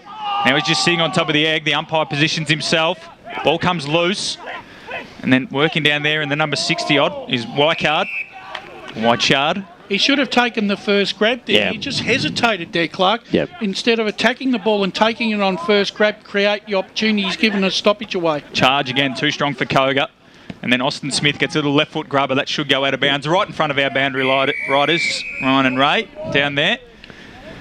So again, a scrappy game, but showing all the signs of breaking open once someone gets a score on the board, gents. Yeah, both teams sort of crowding the stoppage as we started at the start of the broadcast. 6, 7 men around the ball straight away. That's where their strength lies. Billy Dixon's got the job on Aaron Mullett at this stoppage. Charge. Koga did well, got the hit out. Cardamone wants a free kick, didn't get it. Mullett got his hands on it. Little left foot snap out of the pack. Sutherland and Kyle Maher. Maher got a little toe poke and did well. Lynch to Cardamone. Sutherland fell into his back. Yeah. And it'll be a free kick going the way of Cardamone, who's started pretty hot, Brash. He has. He's been in the play. He's got a nice little skin fade there too. He's got the ink up the left leg, the left arm, the skin fade, bronze skin. He'll be eye-catching as he pumps it up the line. Hare does well, used his body but dropped the mark. Picking it up there for the Blues is Pryor, got his handball inboard. But it's all Mustangs in there. They feed it out wide for Fitzgerald, and Clark got rid of him and will go over the line for another boundary throw-in. One thing I like about the Croydon forward 50 is they work extremely hard as a unit, Whitey, to keep that ball in there, inside their 50. To be thrown in once again. Joel Koga was coming to the bench and just asking for some coaching advice mid-game. Nice to see. Charge, wins another hit out. Soccering it out of there was Mackenzie inside forward 50. Might work out here. Ficarelli's around it. But picking it up now is Roth. Been good for the Mustangs so far. Bombs it out to the far side. Watkins doing battle there. 1-on-1 with Seister. Seister, the ex-Roval man, did very well. And brings it back inside forward 50 before he's wrapped up by Mackie. Lots of tackling early. I said the tackle count probably be over 10 each, or probably north of that. Yeah. You're looking at... And we're closing in on Brash's 100 marker. He reckons the Basin got to 100 last week. Both sides have already got close to a fifth or 10th of the way there as that tap finds space, and a little kick out around the body by Aiden Thompson should be picked off, and is by McManus. So Constantino's an interesting player. He's kicked 17 goals. I was expecting to find a hulking figure, but you'd say he's a mid-sized forward. Yeah, he's slight, but he's moving well. But he's got speed. He does indeed. So Charge, as we spoke about, mid-30s, 250 games of senior footy, but he's still doing a brilliant job today, rucking all around the ground so far. These opening 8.5 minutes, it's still 0-0. Might be a free kick against Noonan as he fell into the back there of the Croydon player, but nothing doing, says the umpire. 3 umpires today out there, big ground. Got to cover it, this juicy clash that we've got here. Charge took it out of the ruck, had no other option, so he just banged it on the boot. And then well done by Lynch and Smith, and they knock it over the line for a boundary throw-in. A great job by Mooroolbark to flood the back line again. I think Kennedy's got the job on Britain, if I'm not mistaken. Yeah, giving away a little bit of height, isn't he? But yeah. It's going to be interesting. But yeah, there's definitely a loose down there at the moment. It looks to be Troy Wright, but they might be alternating. As Billy Dixon, the co-captain for the Blues, hands and knees. And then the kick comes out of there from Jason Pryor. And then it'll go out for another stoppage. So we've gone 9.5 minutes in this first quarter as we welcome Ben Warren-Smith to the broadcast, and it's still scoreless, so you haven't missed much. Bringing the action right up here to Heights Reserve today. Big crowd in as well as the umpire throws it in. Getting a fist on it that time was Charge. He went up against Clark. Ball hits the deck. Mackenzie, nice tackle there. And we'll have another bounce. I reckon my 12 goal to 10 game's looking pretty good. Yeah, I think it is too. I was thinking about that. 10 or 11, Elise. Beautifully called early by you, Matthew, as Charge got the fist down that time. Brought straight to ground was Austin Smith. Umpire's paid out a free kick here, and got away with Ficarelli. I think that was high. Looked like it was a high tackle. Well, with Justin's height, he's always going to get... He's probably one of those lucky players who's always going to get a free kick for around the neck, just because a player's natural grappling style is to try and grab around that... like Sammy Baker from Mooroolbark. Yeah. Well, he's been one of my favourites for a number of years here. Fico goes goalward, leans over and pushes it to the left, and the wing got hold of that one and went way left. So one behind is the result. Bendigo Bank scoreboard as we cross the 10.5 minute mark of this first term. It is the Croydon Blues leading Mooroolbark by 1 solitary point. But we're on the board. 10 minutes in. Yeah, it's odd. We were probably expecting a high-scoring game today between these two sides, to be perfectly honest. As Roth, short passes on, so they'll use the broadcast side here. How lush does it look over there as Mullett got the received handball, got it away, down the wing position it goes, and it might be pushed too wide. Ray Baird nearly took a diving mark there. Good to have him back, boundary side today. Old mate. I reckon he would have come off second best there with the 2 players. So in the arms now of Christie. So Jake Christie thumps the ball every bit of 60 metres it goes in. There's a pretty big pack forming. Great tackle. Ball over the top. There's a lot of players around this football. Just getting it out in the nick of time there was Fitzgerald. Now it'll be Mooroolbark linking up handballs there. That was okay. The Blues are going to chop it off here. Lynch on the left. He got a fair old bit of purchase there, didn't he? Lynch. And it knocked through for one behind. So that's 2 in a row. I feel like Riley Britton was a bit slow to get up there after that tackle. Yeah, he was. Too. Yeah. At least looks like he's out there still, so we'll keep an eye on him. He's a tough bugger. Got a fair old do on him, Riley, as well. So it'll be Mooroolbark. Oh, short passes on by Kennedy. That was an absolute shank. He's in 3 mines there. And over the boundary line it goes. 3 mines. Why not 2? What was the second one doing? I don't know. One was out on the full, one was a hand pass. The other one was, I don't know. A kick. So Britton will go up in the ruck. And it's 56, so just after that number, Ficcarelli dives on the football there. And Whitechard is on the top of him, and we'll have a ball up. There's no beg your pardons out there in the tackling of both sides at the moment. It might be Dermot Reynolds. We'll get the boys to confirm that. Yeah, that is correct. It is Dermot Reynolds wearing the 56 of Mooroolbark. Yeah, very good as Matthew McKenzie dives on it. On top of him, though, was Batten. Kick towards the top of the goal square. Little snap around the body. Might be the first chance to go through the big sticks, but no, it was one behind there to Billy Dixon. So they're peppering. Brought the scores, but not the big ones. Matt, it's time for you to take back over. Yeah. We're probably due for another 10 minutes of stoppages if my first stint was any indicator. As Kennedy will get a second chance here, Steve. Let's stay in one mind that he does. This one's just long and down the line. He'll keep it in the field of play, hopefully for his sake. Comes out the back. Well done there by Troy Wright. Left it for Kane Noonan. The ex-Coburg man. And Sam Baker picks it up. Handball over the top for Sutherland, but it's well done by the Croydon defender there. Left his man. Did really, really well there.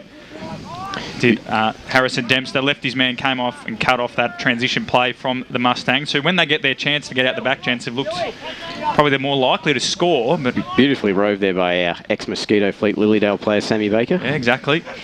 He drove a bit further up the highway to play footy this year as Ozzie Smith got it from Reynolds' tap and his kick was smothered and there might be a free kick. No. Ball up just forward to centre wing for the Mustangs.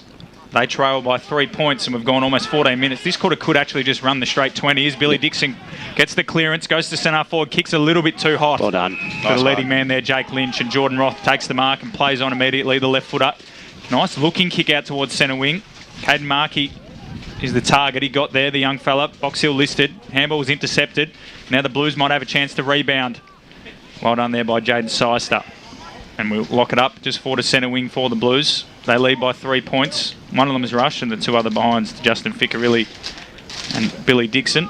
Looks like Chargers taking a spell out of the ruck for Mooroolbark. We did about 15 minutes of non-stop stoppages, so weary legs as they come away here, the Mustangs. Ozzie Smith got another handball off, and then that handball looked a bit dodgy out of the hand there of Mullet. The Blues, Koga can't get down low enough. Sutherland to Ozzie Smith. This spearing mung to centre forward's going to be a bit of a foot race here. Blues should get there first, but Sammy Baker, your man, Steve, got there first, lays a good tackle. Kyle Maher doesn't use it by foot that well, so got the handball off to Dempster. And he chips it up the line. It's a dangerous looking kick, looks to be all Mustangs. But at the fall of the ball, the Blues come to recover. Might have been a throw there by McKenzie to Maher, who's had a lot of the footy out of the back line, as Kyle Maher gave it off to Carter, who's shown a bit of toe there. And then that kick's beautiful to Hare, can't quite keep it in play. And we'll have another boundary throw in. So again, both sides, they're coming out of half back really well, but can't get the job done in the forward line. I think that was the first inside 50 for Mooroolbark for about 10 minutes. I think 60-70% of the play has been locked in the other side of the ground. However, the ball carrier from each side is just not getting any time or space to have any effective, possession or disposal. Well, it was fast ball movement because it took the boundary umpire half a year to get down to the play as it goes over the boundary line and out once again. That's Whitecard heading over the line. I hear that's how long it takes to go through a McDonald's drive-through. No, longer. You do the right thing. You don't have a real beverage. You get a caramel frappe and you get screwed over. As the umpire throws the ball back in, Matthew McKenzie at the ball. Noonan has him quickly wrapped up. You would not believe it, Brett. So it's McCafe next time, mate, not the drive-through. Early score out at Cherry Road, and it's Baldwin trailing to South Croydon, who are peppering the goals, but they're not kicking big ones. St Kilda. Better St Kilda, man. It's an epidemic, mate. Unbelievable. Jared Clark, who Ray called out before the game started as a player to watch today, takes off. He's going he was lucky then. There was three Mustangs that were right on his hammer, and he was put under pressure in the end. The ball's gone out of bounds on the full as Mitch Chappell took the mark. It was touched off the boot.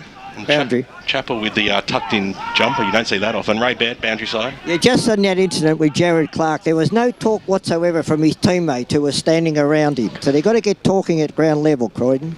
Well, making his way to the front there was Reynolds, but it was too shallow of a throw in that time. Let's go for take two. But it was still a poor disposal by Clark anyway, regardless if anyone was talking to him from an experienced footballer. Put himself in that position, didn't he, Brash, as he comes out now. Man of the moment, Clark takes it out of the ruck.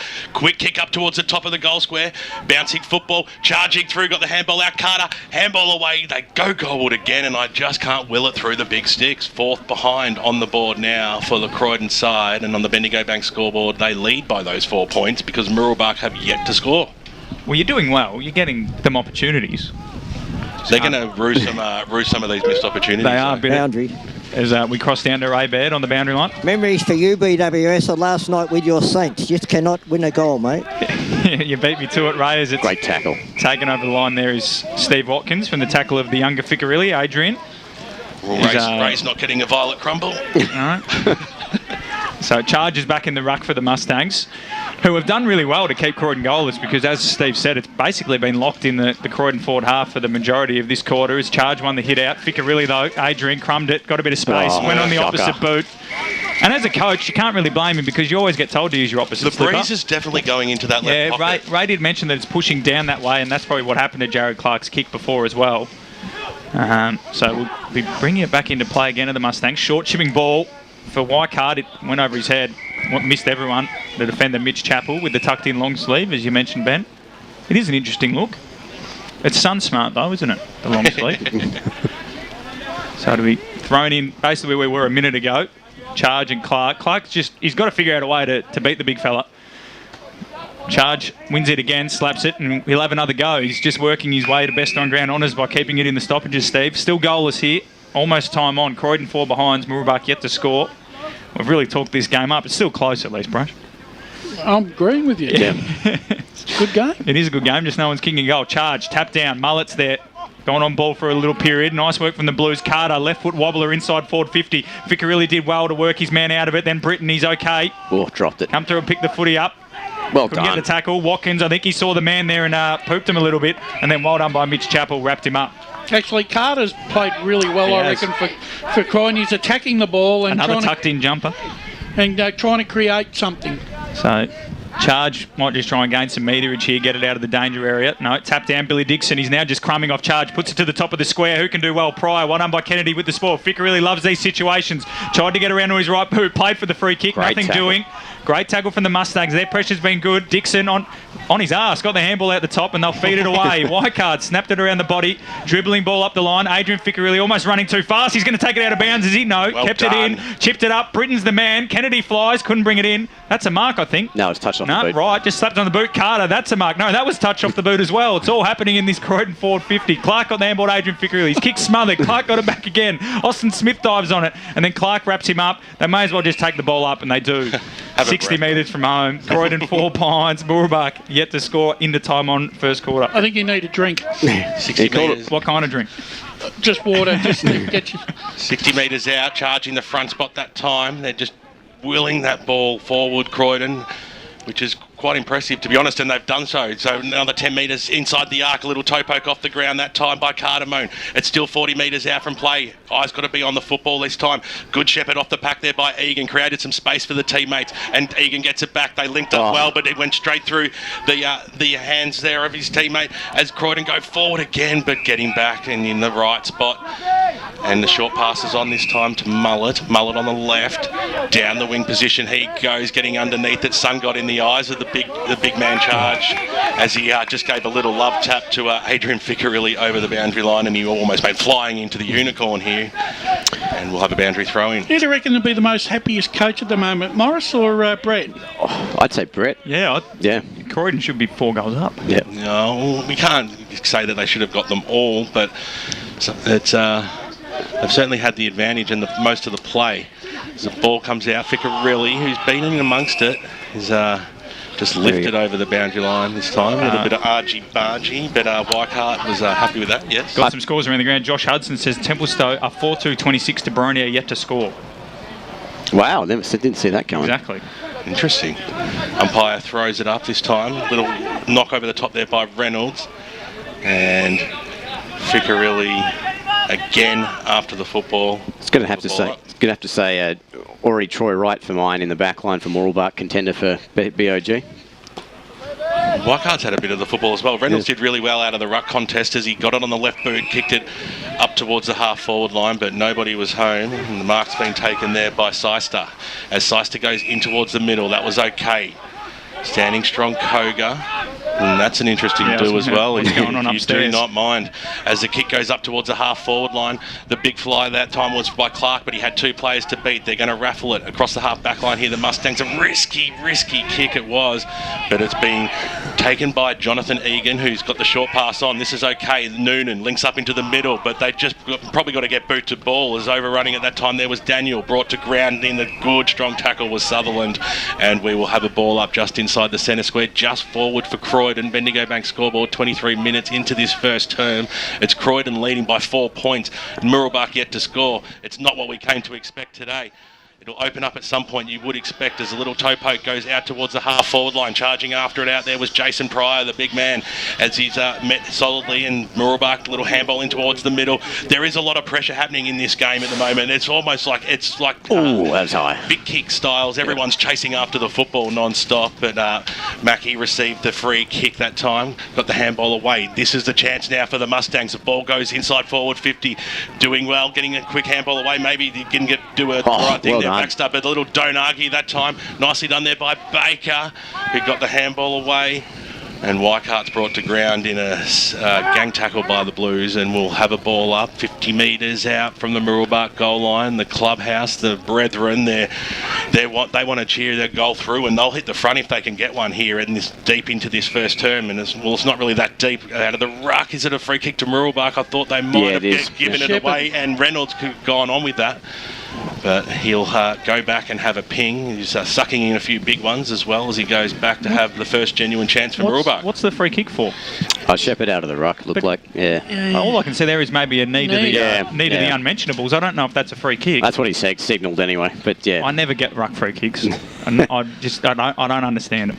So Reynolds got more hair in that third bun than I have on my whole head as he comes in now from 55 metres out, hop, skip and a jump, and he pushed it to the right hand side. It might still stay alive here. The knock goes on, staying inside the play. Adrian Ficcarelli, it might have gone out of bounds on the full there off his boot. No, it was off the hand, so over she goes for a boundary throw in. Both sides look like they want to use the corridor when they run out of defence, but they probably just haven't met the pressure in the recent weeks. Hence the low scoring, as BWS called. See Kyle Maher in the back line still. What a stalwart he's been. As the kick comes out by Jordan Lynch for Croydon in towards the middle of the ground. Getting a timely hand on it there was Pryor. He almost trapped it again on the second go. In the middle now, the Mustangs can raffle it. Good pressing tackle. Little link out, handball out wide. This is Chappell. Got the handball over the top. Now they'll go out towards the wing position. Needing a bit of space out there was Lynch, but he just coughed it up that time. Got the handball back there. There's a few unforced errors at the moment. As a hand over the top there by Roth might have given away a free. Umpire said it was okay. Kick goes out towards the wing position again. They'll squeeze a pass up and short and taken by Matty McKenzie, who'll want to use the middle here. He does so. He squares it up nicely up towards the half forward line. Running through there is Dixon. Dixon goes goalward. Dixon goes right to the top of the goal square, and surely now it'll be the first goal on the board to Croydon, and it goes the way of Costantino. Well, that's his 18th goal for the year, and Billy Dixon's been prominent, gents. I reckon he'd be in double figures, and that's probably the cleanest possession anyone's had all day. Should have let that one go through. Was it going through? But that was really good play by Croydon because in that midfield they turned a 4-on-2 into a 2-on-4 and managed to create the loose man kicking the ball inside 50. Yeah, the man who just came off prior did expertly well to get a hand on it. Ray Baird on the boundary line. Brash, what Croydon did really well then, when they did get that turnover, they ran forward in numbers and they had 2 or 3 hand passes with guys going beside them. Absolutely. Both sides are running in waves, but it's just that Croydon seem to be handling the pressure better. There's been a few unforced errors for the Mustangs that BWS correctly called as they get their clearance to Blues in the mark state and there by Jake Lynch, and then he goes inside forward 50 looking for Riley Britton. Did well to get rid of his man. Is there a free kick? No. It's out of bounds for a boundary throw in. So that would, I guess they might have broken the damn wall here. 27 minutes gone. I counted how many sausages are on that plate too, Steve. Okay. do you want to go lotto style, or how many is it? Thanks to Dimmer. After his reserves run out. Didn't do much defending, Dimmer. Thrown in. Britton did well to get his opponent out of the ruck. Might have been on the ball. Got it out just in time. That was a throw. Incorrect disposal. So the free kick will go to Austin Smith. We got more sausages than we got scores, I'll tell you. Well, that's quarter time here at the Heights Reserve. And Mooroolbark, for probably the first time in a long time, have been held scoreless. They're yet to score. Croydon are 1-4-10. The only goal kicker is Riley Costantino, his 18th goal for the season. And on the other side, we're going to go to a break and then we'll come back with the second quarter of action from the Heights Reserve. Only 19 shots. Thanks for that, guys. Good effort. 4 minutes away. Tackle. What was the seniors coach going to do? Jono surprised himself and everyone else. The spray he gave the boys at halftime worked. Well, he did finish it by saying he'd shout them a post-game feed and frothies at Eastland if they won. For all of life and footy's little moments, there's Eastland. Proud sponsors of the EFL. Eastland. Live real. Sprained your ankle, bursting through the banner? Broke a finger, high-fiving the ruckman? Or did you run into the goal post again? For bumps, breaks or bleeds, be seen sooner close to home at Knox Private 24/7 Emergency Department. The preferred provider of emergency care to the Eastern Football Netball League, you'll generally experience shorter wait times. You don't need private health, but there is an out-of-pocket fee. Be seen sooner close to home at Knox Private 24/7 Emergency Department, 262 Mountain Highway, Wantirna. At Yarra Valley Water, we know reducing your shower time, or for some people, show time, to 4 minutes can save you an average of $255 a year on water and energy bills. Save the performance for the stage. Shower shorter. Save water. Do you feel good about your bank? Because there is a bank you can feel good about. They share their profits to fund big community projects, small community clubs, and vital emergency services. They've given $250 million to help Australian communities thrive. They have all the products and tech you expect from a big bank, with service you don't. It's Bendigo Bank. Feel good about who you bank with. Try Bendigo. Search bendigobank.com.au or search Bendigo Bank near me. Hello, I'm Peter Hitchener. 9 News invites you to join our team nightly at 6 for Melbourne's #1 news. Tony Jones with the latest sport, including the footy, plus Lavinia Nixon's weather forecast. 9 News, proud supporter of the Eastern Football League. You've all been to funerals of family members or friends, right? Do you start thinking about what you would want at your funeral? It's a bit like when you go to a wedding. At what stage do you start planning? Have an open and honest conversation with your loved ones. Celebrate your life the way you want, like I did with a fixed price funeral plan from Tobin Brothers Funerals. The price doesn't change and your life will be celebrated your way. Find out more at tobinbrothers.com.au. Tobin Brothers Funerals, celebrating lives. At Eastland, we believe one day isn't enough to celebrate all that our beautiful mums do. That's why we're celebrating Happy Mother's Days, the festival of love she deserves. From dining to fashion, homewares or a pampering session, Eastland has all your favourite brands ready to spoil mum. And if you need inspiration, check out our online gift guides. Spend $250 and you'll go in the running to win a $50 Eastland gift card till May 8th. T's and C's apply. Find out more at eastland.com.au. Eastland, live real. Sprained your ankle, bursting through the banner? Broke a finger. 60 seconds. To the goalpost again. For bumps, breaks or bleeds, be seen sooner, close to home at Knox Private 24/7 Emergency Department. The preferred provider of emergency care to the Eastern Football Netball League, you'll generally experience shorter wait times. You don't need private health, but there is an out-of-pocket fee. Be seen sooner, close to home at Knox Private 24/7 Emergency Department, 262 Mountain Highway, Wanturna. The senior coach has taken the team to Eastland for a post-game feed. If only they had this kind of teamwork on the field. They've just ordered starters to share, plus frothies for the whole table. And now Steve-O's chucked a prawn to Macca. He's circled back. Yes! Straight into his pipe. 10 seconds. Good form, boys. For all of life and footy's little moments, there's Eastland. Proud sponsors of the EFL. Eastland. Live real. Let's head back and go local for your footy. Mike's on. Yes, welcome back, ladies and gentlemen, to the Highest Reserve. It's quarter time here in bright sunshine at the foot of the Yarra Valley. It's Croydon 1-4-10 leading the home side yet to score, and I'm joined by Steve White and Wayne Brasher in the special comments chairs. Gents, an interesting game because despite the scoreline, it's actually been quite a spectacle. Yeah, it's been... sorry, Brasher. It's no time and space, as we talked about. Is just you can't make a mistake here without three guys being around to capitalise on it. And so we talked about 70% of the play was trapped in the Mooroolbark back line, and I think I would say conservatively, Mooroolbark only had about 2 or 3 or 4 inside 50s that whole quarter. I think one of the things too, I was pretty impressed, Steve, with Croydon's ball movement throughout the quarter. I think it was a little bit more cleaner than what Mooroolbark had put on the table. I think Croydon's forward 50 are putting a lot of pressure on the back six of Mooroolbark to try and keep the ball inside their inside 50 to try and generate opportunities.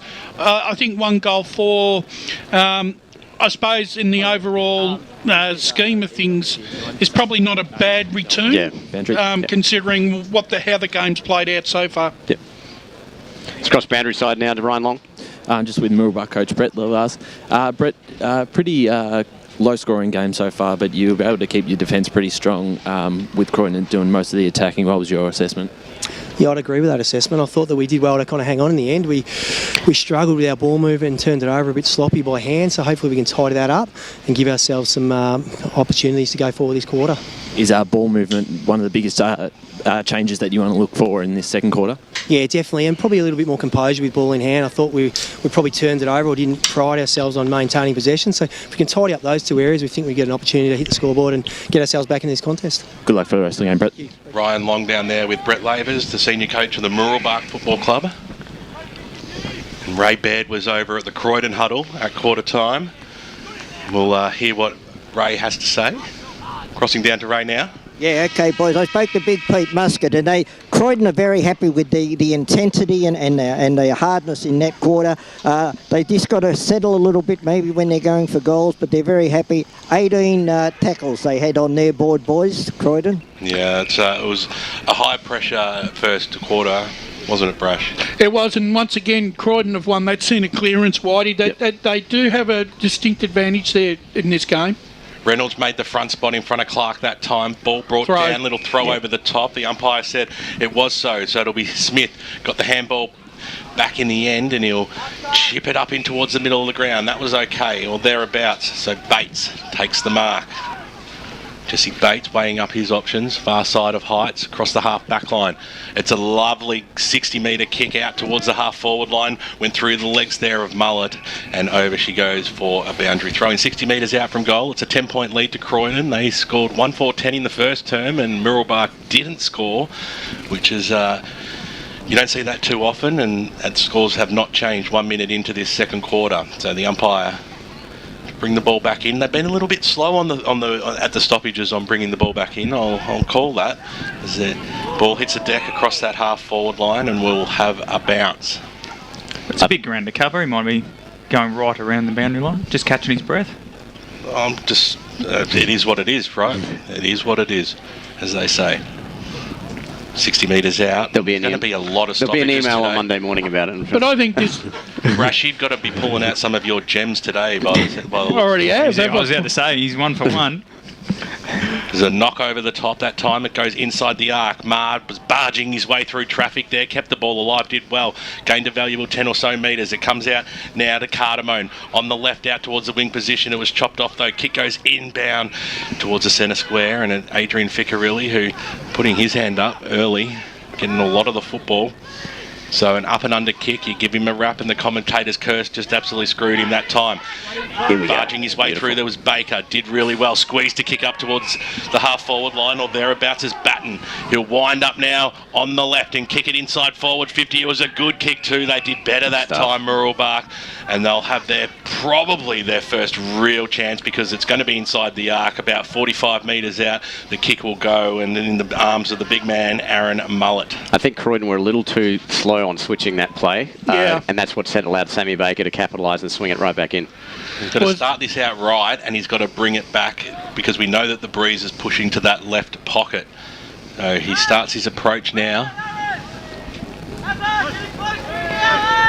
Comes in on the left. He did just that. That's a magnificent kick. We followed it the whole way home. Mooroolbark get there first on the Bendigo Bank scoreboard, and it's back to a 4-point ball game. That was a magnificent roost by Mullett, and better play, Brash, by Mooroolbark through the centre of the ground. It was, because Baker created that switch, actually, because he went to 21, who then zigzagged back across the ground. So they pushed Croydon wide one way, and Croydon couldn't respond the other way when Mullett led to the fat side. Yep, and it was all time and space again. They got a bit of space, and that opened it up for Mullett.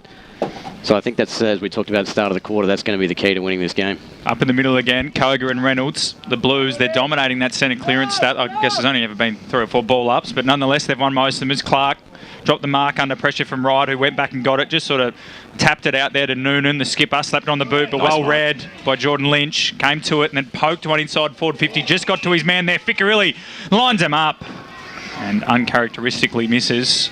Probably had more time than he thought there, Justin. Yeah, second behind for the day, searching for Croydon goal 305 in his career. What a career it's been. Around the grounds AFL, Hawthorn 33, North Melbourne 7, and it's all tied up at the SCG. Sydney and Collingwood 27 apiece as the Mustangs go away.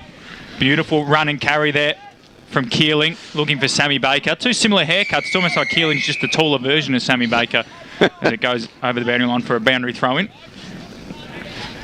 It's a long way for these little legs to go, mate, the boundary umpire. He's got to go all the way around. I'm really impressed by the array of hairstyles that we've got on the ground today. I reckon I could model myself on one of them today. I want to see you rock the Ben Cardamone, that real skin fade brush with the tats as Koga won the hit out. Kyle Maher, handball looking for his skipper Billy Dixon. He's had a lot of it, Kyle Maher, a lot of handballs. If I did that to mine, I think I'd look like Freddie Krueger. Freddie Krueger? Yeah, or Jason. Now you'd be more of a Jason, mate. Yeah, Jason. Your nephews aren't going to, that's going to be another reference you're going to have to explain as it's thrown in forward 50 for the Mustangs. They're on the board, 1 straight 6. Croydon 1-5-11. Koga won the hit out. Aussie Smith, good handball. Lockie Sutherland went to whack it on the boot before he had it in his hands, and then Weikart on hands and knees got a handball out to the running Baker, who picked it up at speed, then got wrapped up by Lynch. The umpire says, give it to me. We'll go again. There's Koga and this time it looks to be Bates, and there's a free kick going the way of Koga. Which way is that one going? Yes, Croydon. Yeah. I think just for a wrestle, aggressive, holding the man. Rush as Koga, low spring ball, looking for Clark. He found him, but he dropped the mark, and then coming in over the top was Reynolds. Battle of the buns. And we'll lock it up there. Well, that's the triple bun on Reynolds, as you said. That might be dreadlocks into a bun. Aussie Smith's got the dreadlocks with the little bit of the rugby union tape around the head. He's wrapped up again. Matt McKenzie, these tackle count. Brash loves a tackle. And we'll be closing in on 200 for the game, I reckon, come the end as Reynolds hit towards Smith and Dixon wraps him up. And we'll go again. It's, just a bit same for the moment. Yep, so the umpire to restart this one.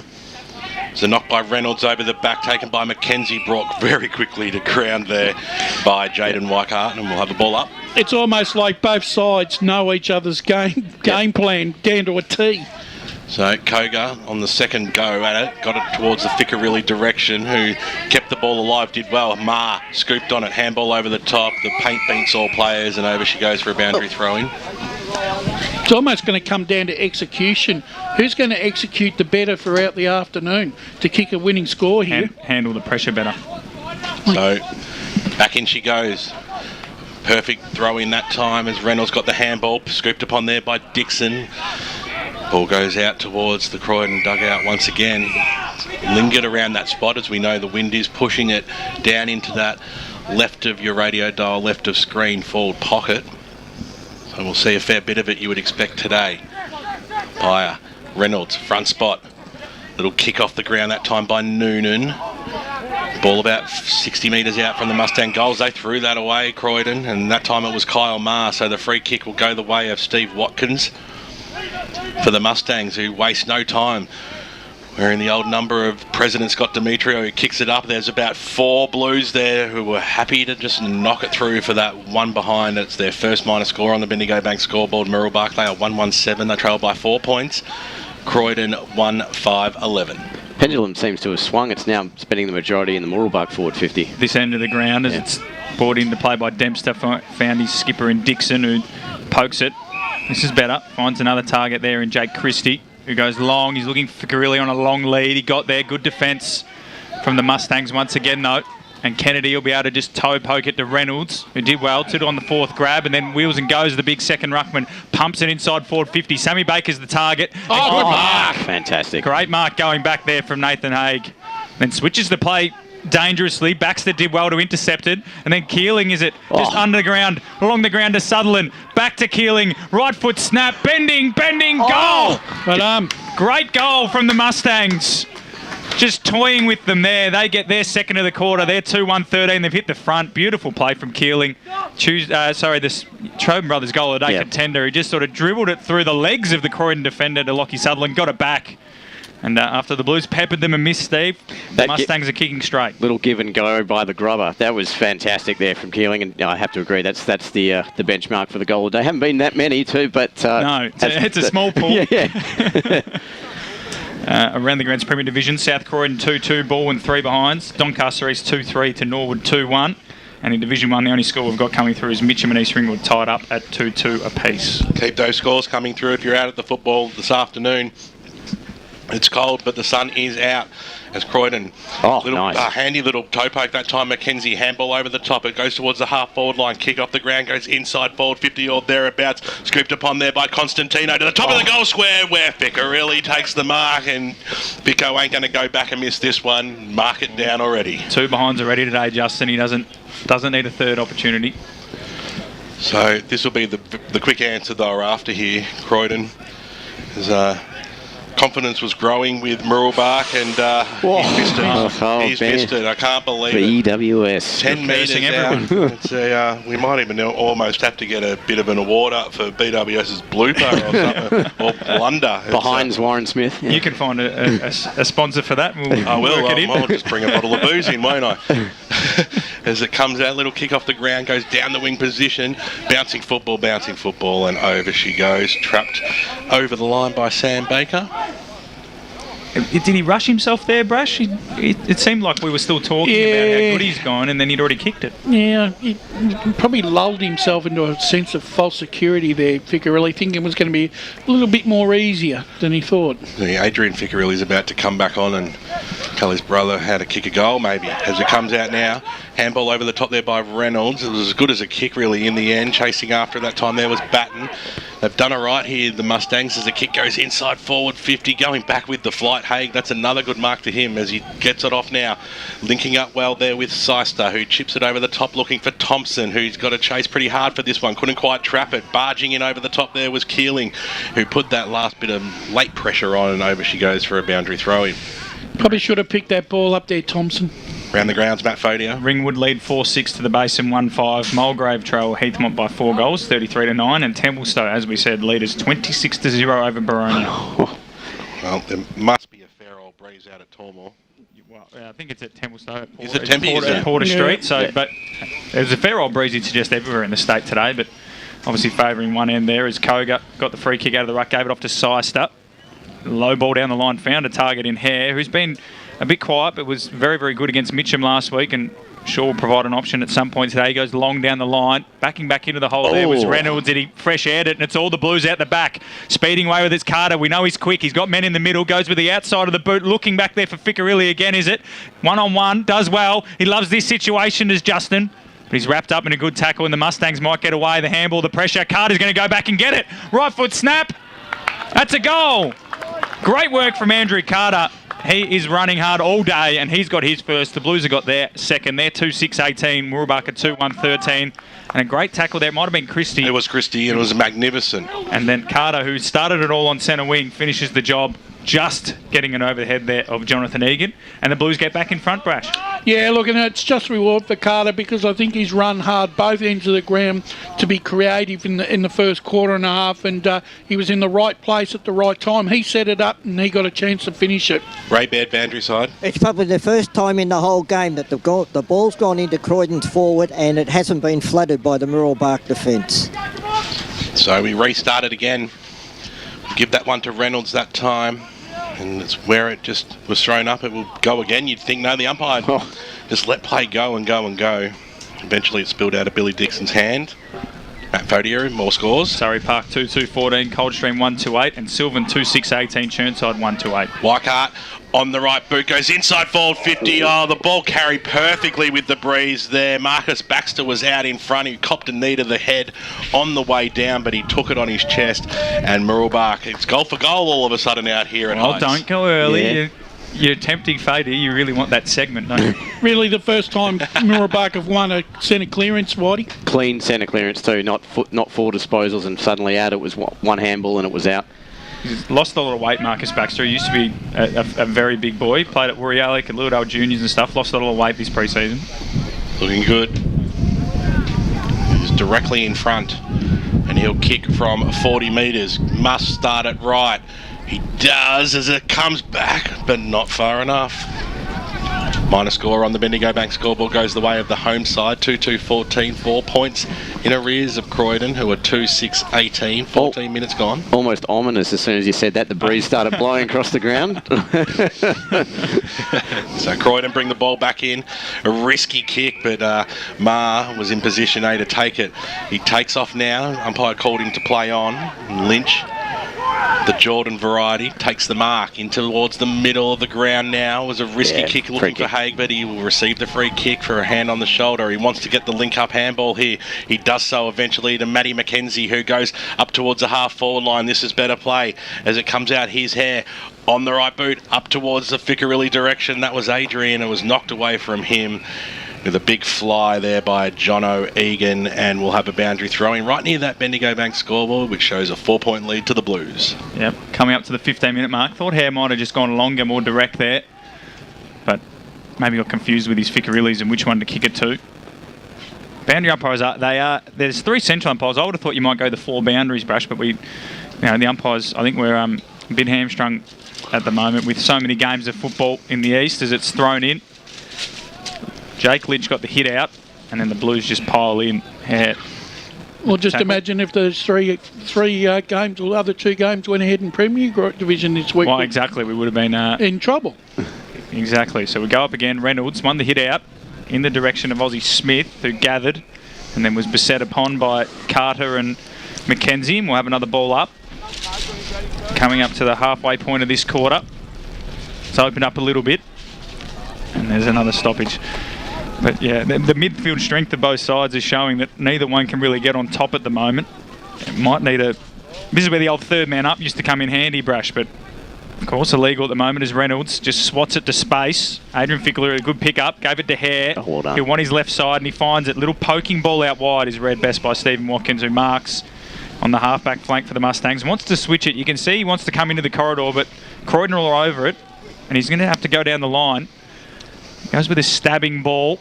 Haig read it best, but couldn't get the clean grab, and getting wrapped up there is Jesse Bates. We'll have a ball up. The one thing I'm liking about this, even though it's like a chess match, and I think this is going to be an afternoon, for the coaches, I reckon. Absolutely. Which coach is going to be able to unlock the plan to get the victory? And Mooroolbark got the advantage of the coach's box with a bit of height as the handball comes forward by Carter.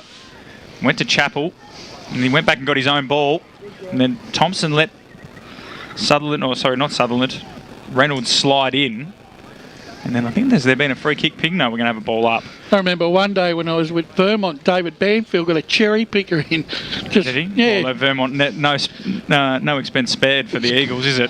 didn't happen in every other neck of the woods as Koga and Reynolds go at it. The ball just sort of deflects off them to Adrian Fickerelli. Whacks on the boot towards half forward. Dropping the mark there was right, and it came through to Justin, who's got 3 Mustangs surrounding him, wrapped up. Couldn't go anywhere. One way to stay warm. Exactly. A little Justin Fickerelli sandwich, and we'll have a ball up right in front of that Bendigo Bank scoreboard.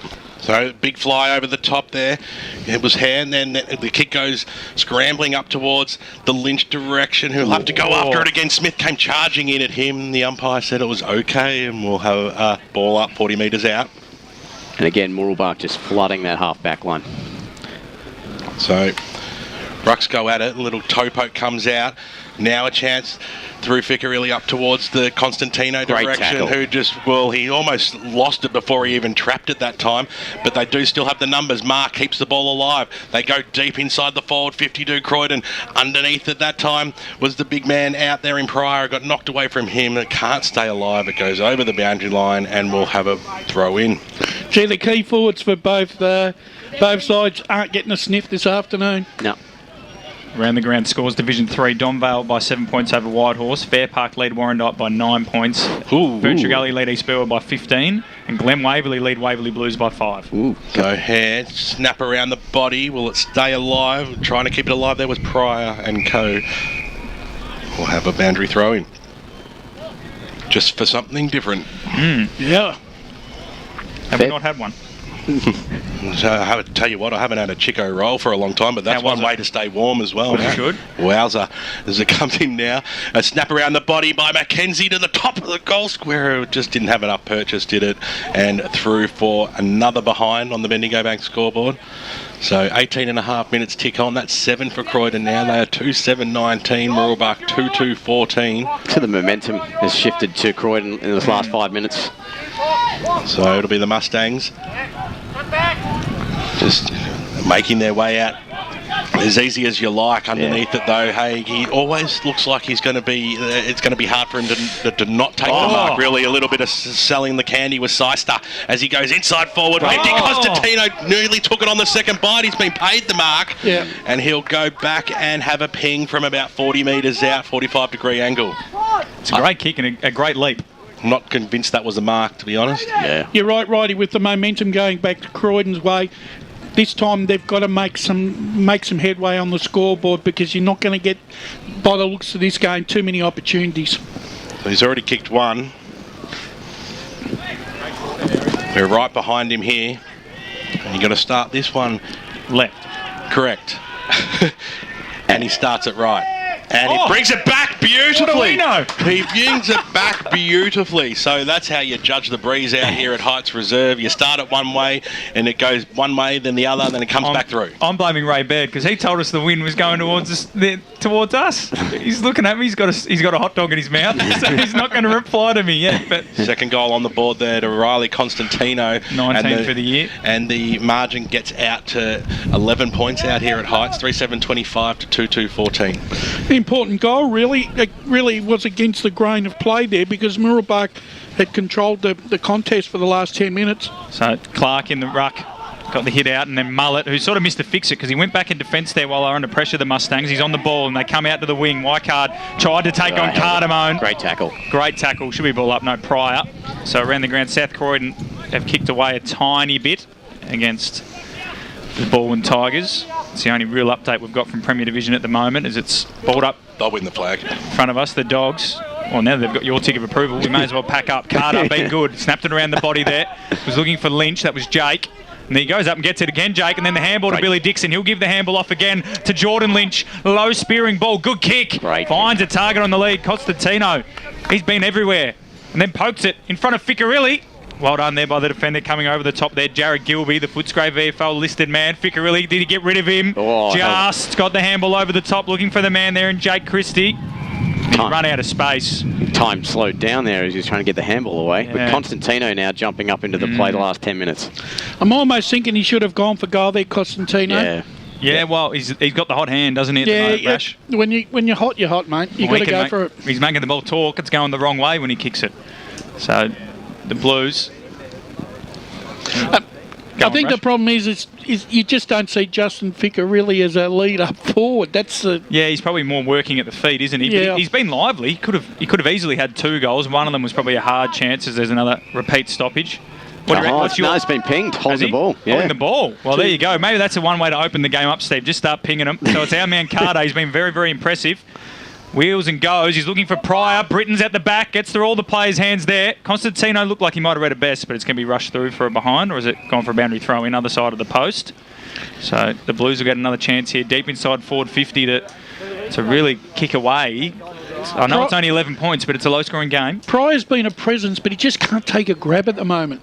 Well, Britton's probably the biggest one, but he still might be a bit winded still. I know it's been a long time since he's knocked, but he might be struggling because Reynolds got in his own man's way there. Egan got sat in the back, no free kick. Lynch is there, kept his feet, allowed Reynolds to take the ball from under him and then wrapped him up.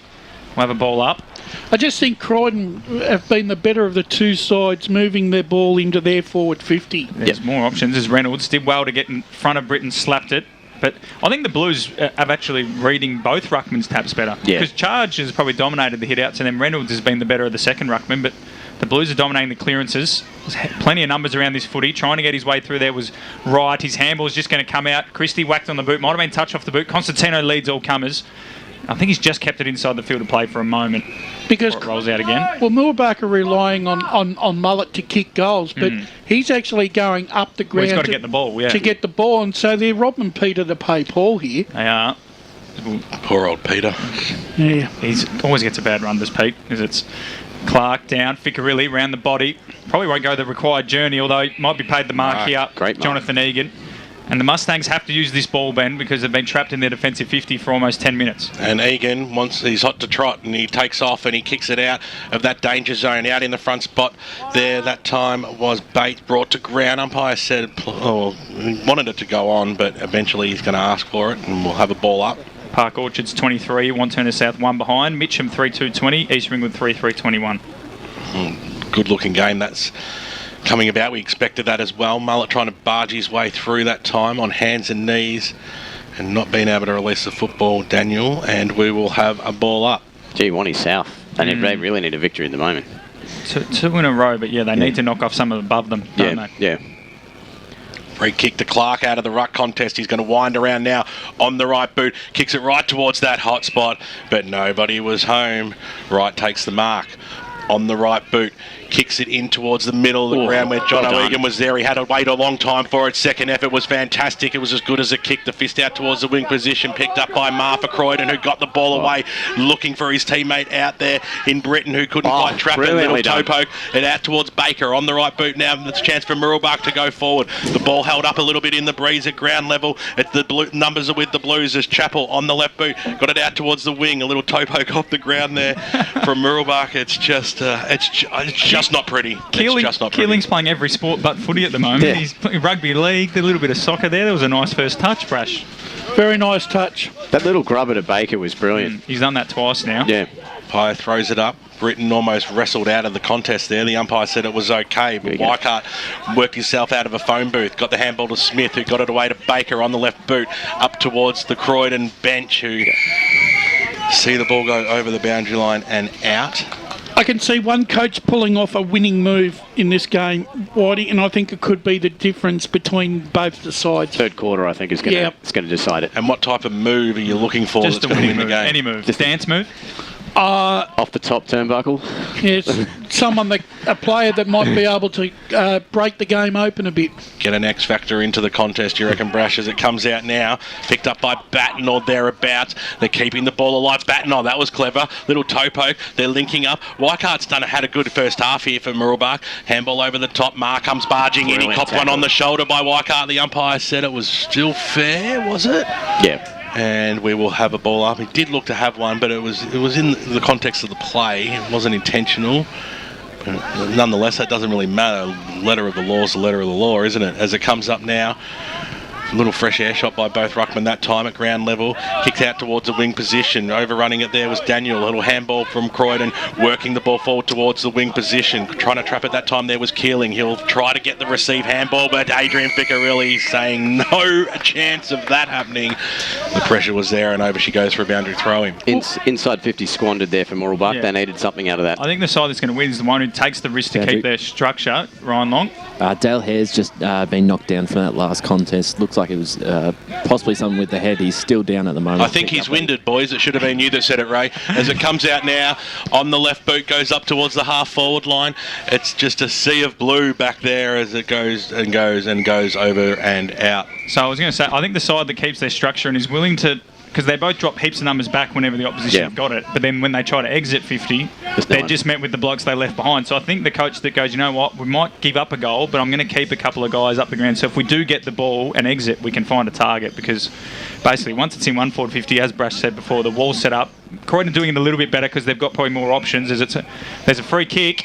It's going the way of Croydon, so they should be able to exit the 50, the defensive of Billy Dixon. So we'll see how they go, because Mooroolbark, as you were saying before, they're robbing Peter to pay Paul. They're moving all their forwards back, and then they get the ball and can't kick it to anyone. That's a lot of words. I'm just trying to keep up. Dixon goes short and finds a man there in Seister.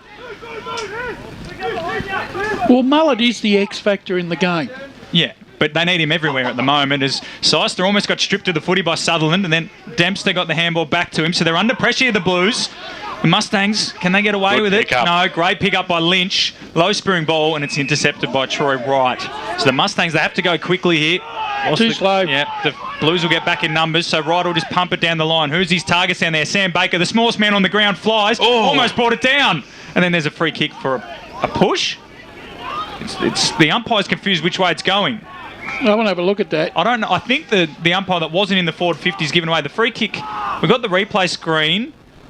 You may be saying Baker was impeded, or is it Sutherland off the ball? It might have been Sutherland for something off the ball. I'll be honest, I didn't see what happened, but Lockie Sutherland's got another opportunity. He had a similar one in the first quarter from the other side of the ground.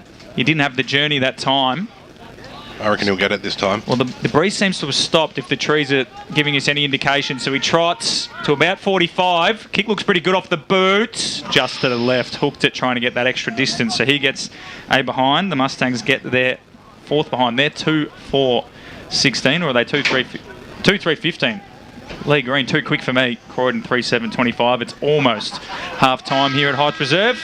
There you go. Read my mind. And that's Leroy to you, as it's half-time out here at Heights Reserve, and it's a 10-point lead to the Croydon side, who are the away team today. 3-7-25. Major goal kicker Riley Constantino, who kicked one in the first and one in the second. Mooroolbark, they are 2-3-15. So a margin of 11 points out here in a big clash in Division 1 football on EFNL game day. We hope you're enjoying the broadcast. We'll come back after this, dissect the first half, predict the second half, and give you all those important around-the-ground scores.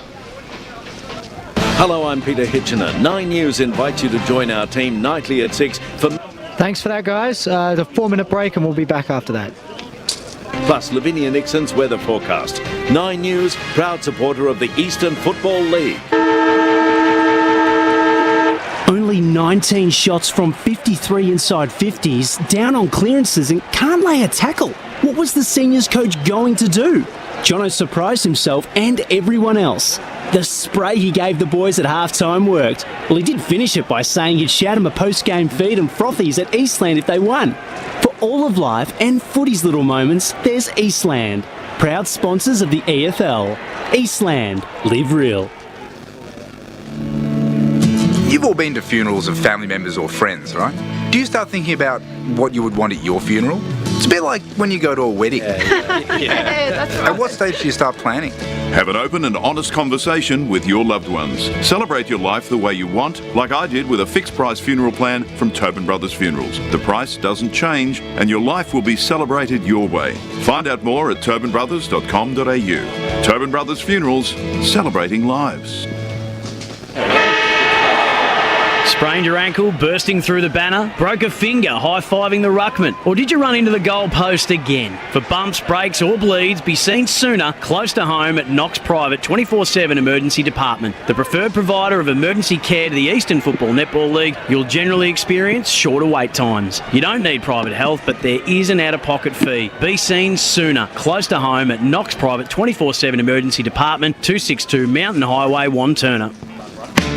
Radio's #1 motorsport show is back for 2021. The Driver's Seat with Matt McKeldin and Stephen Johnson, covering everything from Formula 1 to V8 supercars.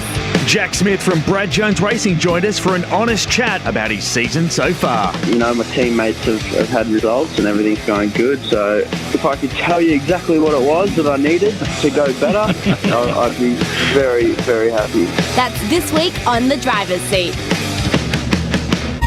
Join Caroline Wilson and Corey Perkin for their weekly podcast, Don't Shoot the Messenger, filled with their insights into the latest news and a little sport, good local tips, and plenty of recommendations on what they're reading, watching, and whipping up in the kitchen.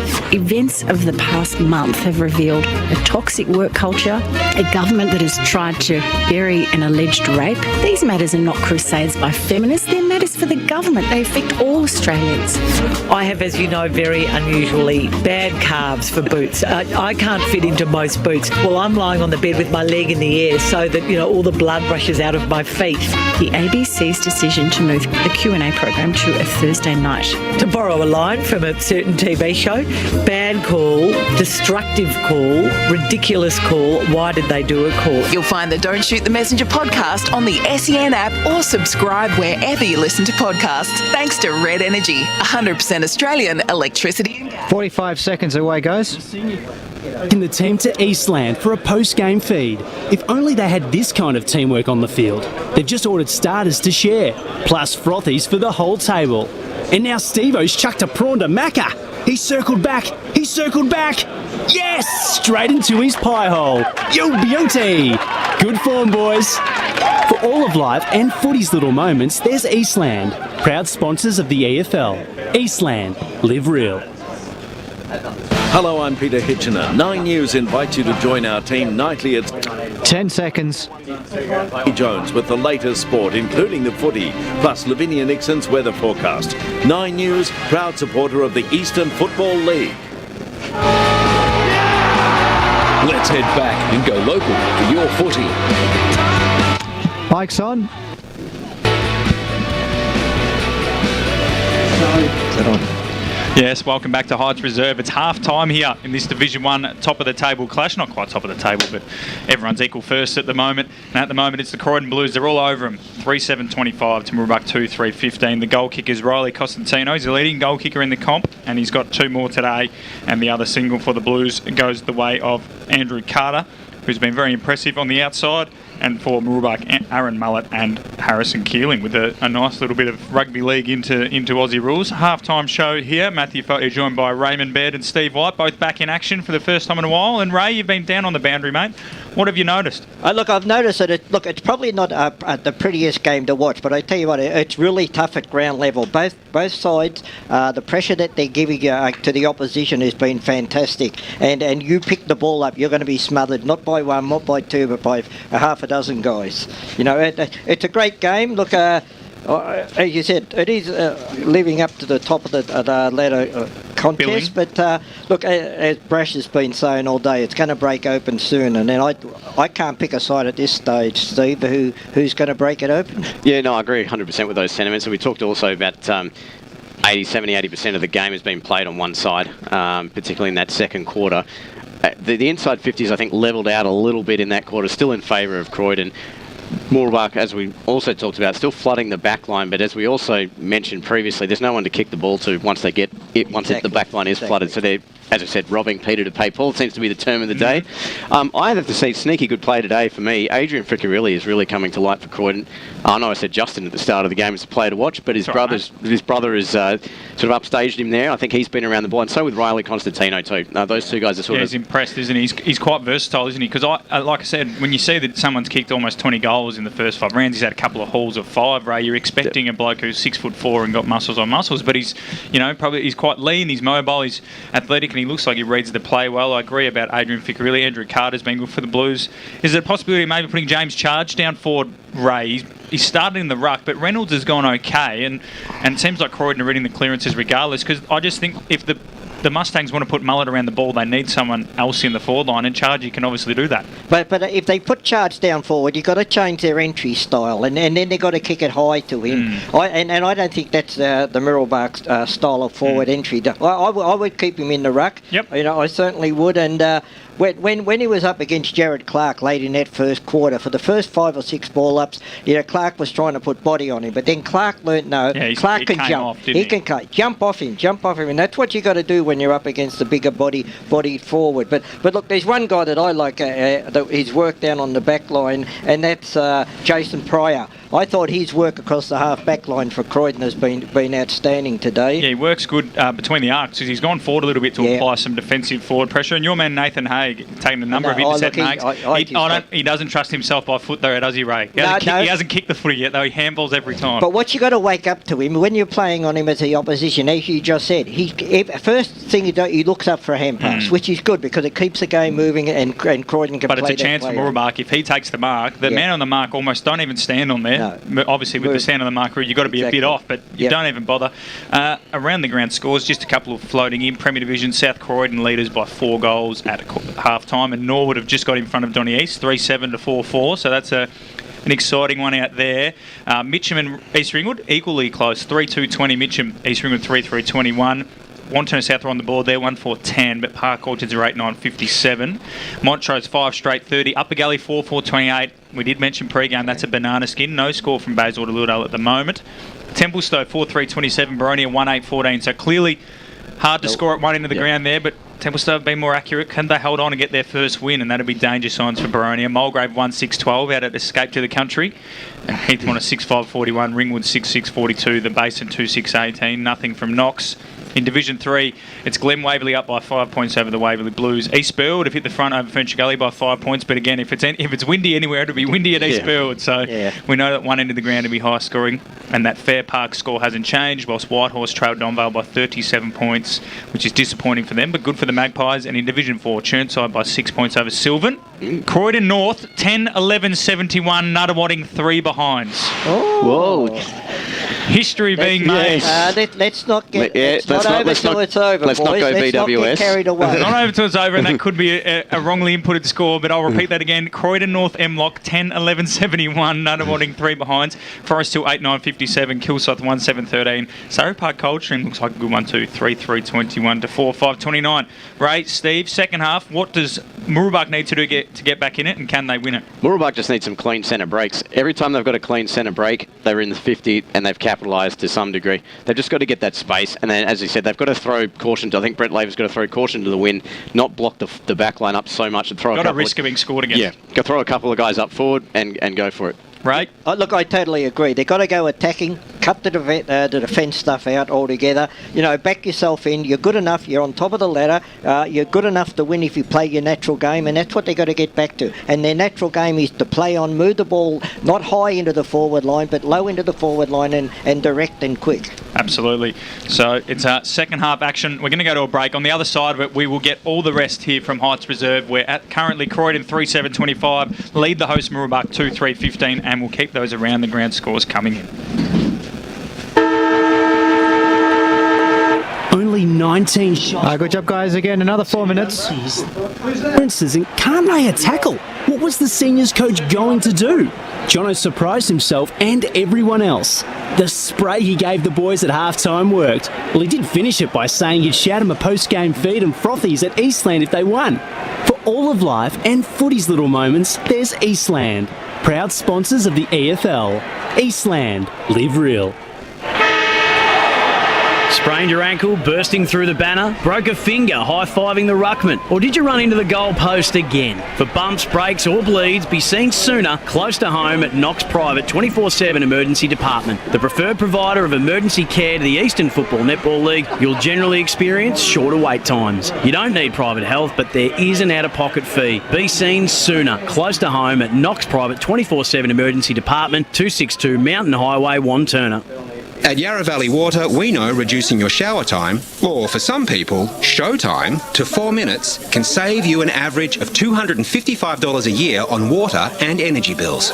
Save the performance for the stage. Shower shorter. Save water. Do you feel good about your bank? Because there is a bank you can feel good about. They share their profits to fund big community projects, small community clubs and vital emergency services. They've given $250 million to help Australian communities thrive. They have all the products and tech you expect from a big bank, with service you don't. It's Bendigo Bank. Feel good about who you bank with. Try Bendigo. Search bendigobank.com.au or search Bendigo Bank near me. Hello, I'm Peter Hitchener. 9 News invites you to join our team nightly at 6 for Melbourne's #1 news. Tony Jones with the latest sport, including the footy, plus Lavinia Nixon's weather forecast. 9 News, proud supporter of the Eastland Football League. You've all been to funerals of family members or friends, right? Do you start thinking about what you would want at your funeral? It's a bit like when you go to a wedding. At what stage do you start planning? Have an open and honest conversation with your loved ones. Celebrate your life the way you want, like I did with a fixed price funeral plan from Tobin Brothers Funerals. The price doesn't change and your life will be celebrated your way. Find out more at tobinbrothers.com.au. Tobin Brothers Funerals, celebrating lives. At Eastland, we believe one day isn't enough to celebrate all that our beautiful mums do. That's why we're celebrating Happy Mother's Days, the festival of love she deserves. From dining to fashion, homewares or a pampering session, Eastland has all your favourite brands ready to spoil mum. And if you need inspiration, check out our online gift guides. Spend $250 and you'll go in the running to win a $50 Eastland gift card till May 8th. T's and C's apply. Find out more at eastland.com.au. Eastland, live real. We'll be back in 60 seconds, guys. Cool bursting through the banner, broke a finger high-fiving the ruckman, or did you run into the goal post again? For bumps, breaks or bleeds, be seen sooner close to home at Knox Private 24/7 Emergency Department. The preferred provider of emergency care to the Eastern Football Netball League, you'll generally experience shorter wait times. You don't need private health, but there is an out-of-pocket fee. Be seen sooner close to home at Knox Private 24/7 Emergency Department, 262 Mountain Highway, Wanturna. The senior coach has taken the team to Eastland for a post-game feed. If only they had this kind of teamwork on the field. They've just ordered starters to share, plus frothies for the whole table. And now Steve-O's chucked a prawn to Macca. He's circled back. Yes! Straight into his pie hole. All right, guys, back in 10 seconds now. For all of life and footy's little moments, there's Eastland, proud sponsors of the EFL. Eastland, live real.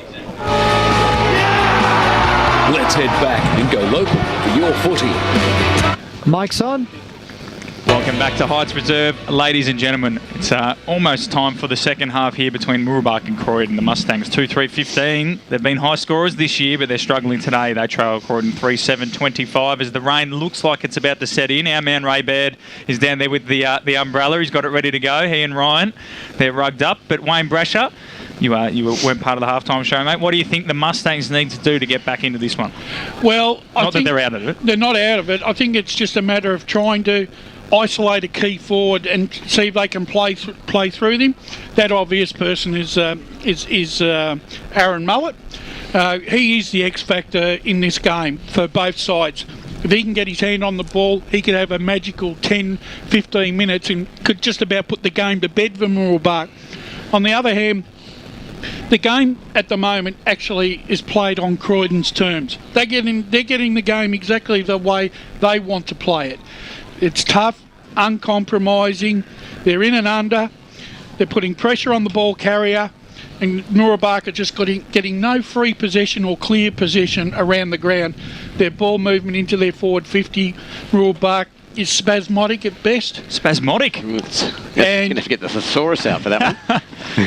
And they need to find other avenues to goal. Absolutely. Ryan and Ray down there in the boundary. The conditions, there's still a bit of sun, but there's still a bit of moisture. What's going on down there? I reckon the wind's picked up a little bit as well, just to the left side of the screen, and it is just raining on and off, and I reckon that's going to be for the rest of the game. Don't think we're going to get long patches of rain. Well, the second half gets underway here as the umpire throws the ball aloft. Smith's in there, in and under, quickly wrapped up, and we'll have a restart. There's $1.01 for that to happen as it comes up now. Reynolds, fresh air shot. Diving on the football there was Baker. Reynolds went in there. It was Noonan for support. Snap around the body by Lynch of the Jordan variety. Up towards the half-forward line. They've got the numbers, though, through Roth. Is the Mooroolbark side. And a little toe poke was chopped off by Adrian Ficcarelli. Handball over the top looking for Carter, who was under a lot of pressure. Smith was the player to apply that pressure, and Ficcarelli of the Justin variety. Handball out. It's like time did stop there for a moment in time. Clark hits the deck and we'll have a ball up. That was well done there by the Croydon there, because they could have easily lost that ball in transition, but they still managed to win a stoppage out of it and gain ground. Maybe, I'm not too sure what that free kick was for, but it certainly couldn't have been holding the ball as the kick goes out towards the right direction. Player being right, but it probably was the right move too. As it comes up now, Christie, little toe poke up towards the half-forward line, trying to trap the football. There was Dixon, quickly wrapped up there by Troy Wright, who on hands and knees had support there in Noonan, who was brought to ground quickly. Another stoppage. Troy Wright having a really good game across the back line. Yeah. A score down in the Bull Ring. The Bulls 3-10-28, Rowville 2-4-16. Well, it says that there are some low-scoring games happening today, as Chappell did well to get boot to ball just in the nick of time. Forward pocket looking for Constantino. The big fly over the top by Troy Wright. Over she goes for a boundary throw-in. And, Division 4, as we mentioned, says Croydon North 71-3, and it says something about our scepticism that we're trying to get another source. 71-3. Yeah, we're trying to get another source there, just because I guess, without being rude, we just can't fathom it. Comes out Reynolds, good fist away. Here's Ficcarelli, who went the player instead of the ball that time. Handball out, snap around the body there by Jake Christie, up towards the top of the goal square. It was a good kick too. Constantino was there at the fall of the ball. Britton off the ground. Constantino! No. Puts it through for one behind. Constantino. And Bendigo Bank scoreboard reads 2.5 minutes into this third term. 3-8-26, 11-point lead over Mooroolbark 2-3-15. So Kennedy went to mark here, didn't get to him on the full, but he was able to gather and drill it to Aussie Smith, who zigzags it back out and finds Wycard. So they've moved it to about 55 from home with 4 kicks, and now they're stationary. Wycard's just going to chip it over the top. Aussie Smith will get there in front of Bates. So 5 disposals. Now they go into the corridor. It's a dangerous kick because it's all the Blues in there. It held up in the wind. Carter got a hand to it. Coming through and picking up on the run there nicely was Gilby. Gave the handball off. Now Sammy Baker looks to switch again. This one's a good kick. Finds his man out there in Watkins, who gets held up a little bit brash. Slows it down. Watkins. And now he's going to go long inside forward 50, but it's all the Blues and Syce that read it best. They're kicking into a breeze there, so they do have to keep it low. That's twice the breeze caught them there, and the Blues will get a chance to rebound as Syce. What lead did the Blues have to have at three-quarter time?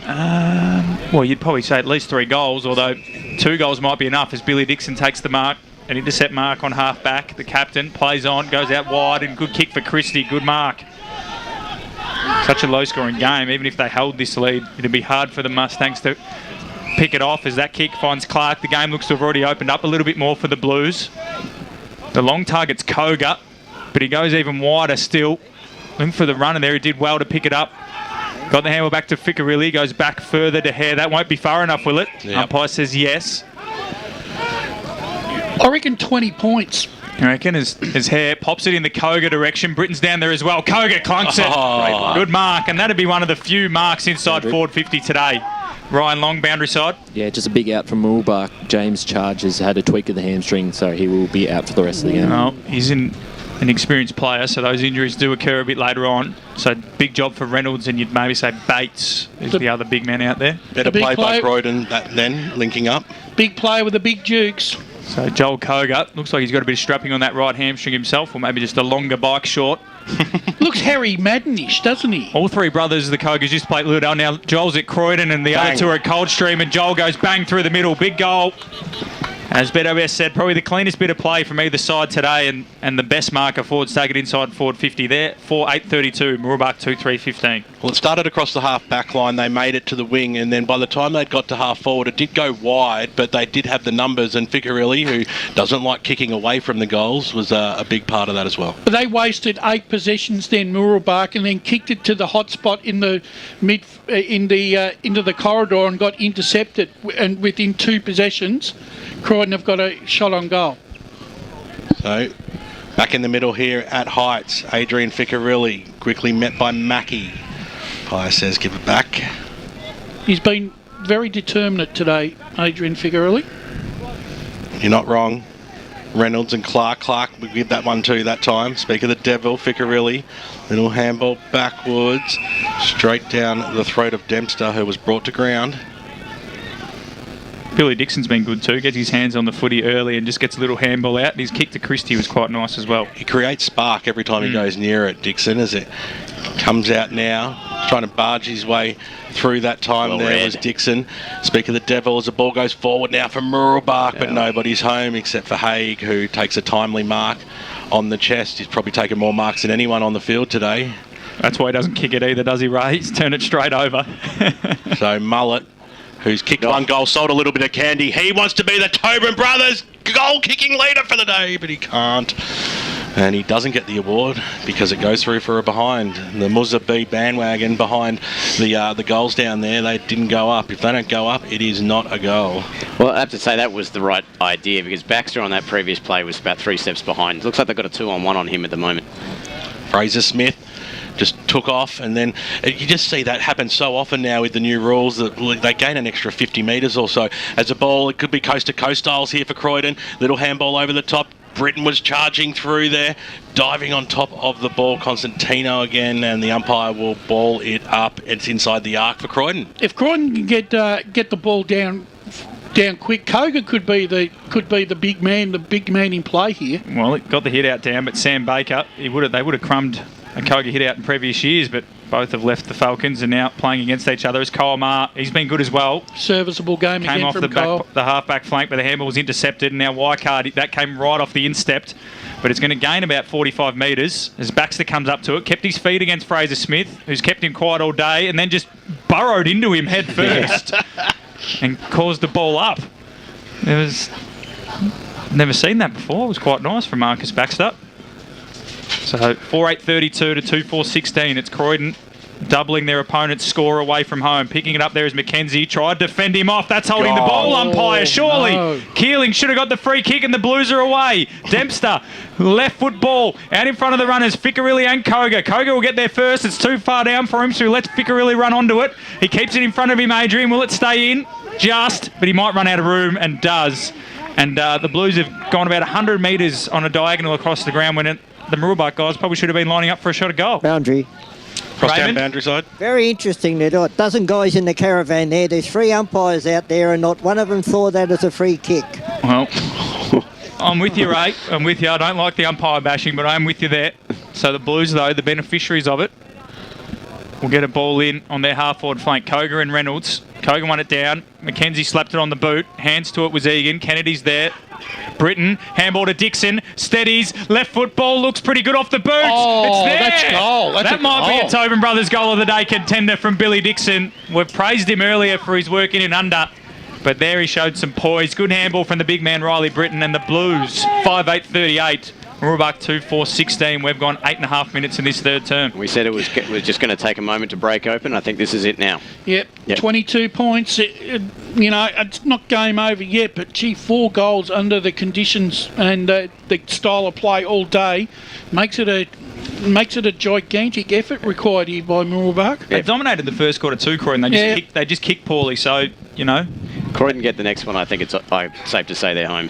It's a very big task to come back from that. Well, go on the early crow. What can the Mustangs do, the home side?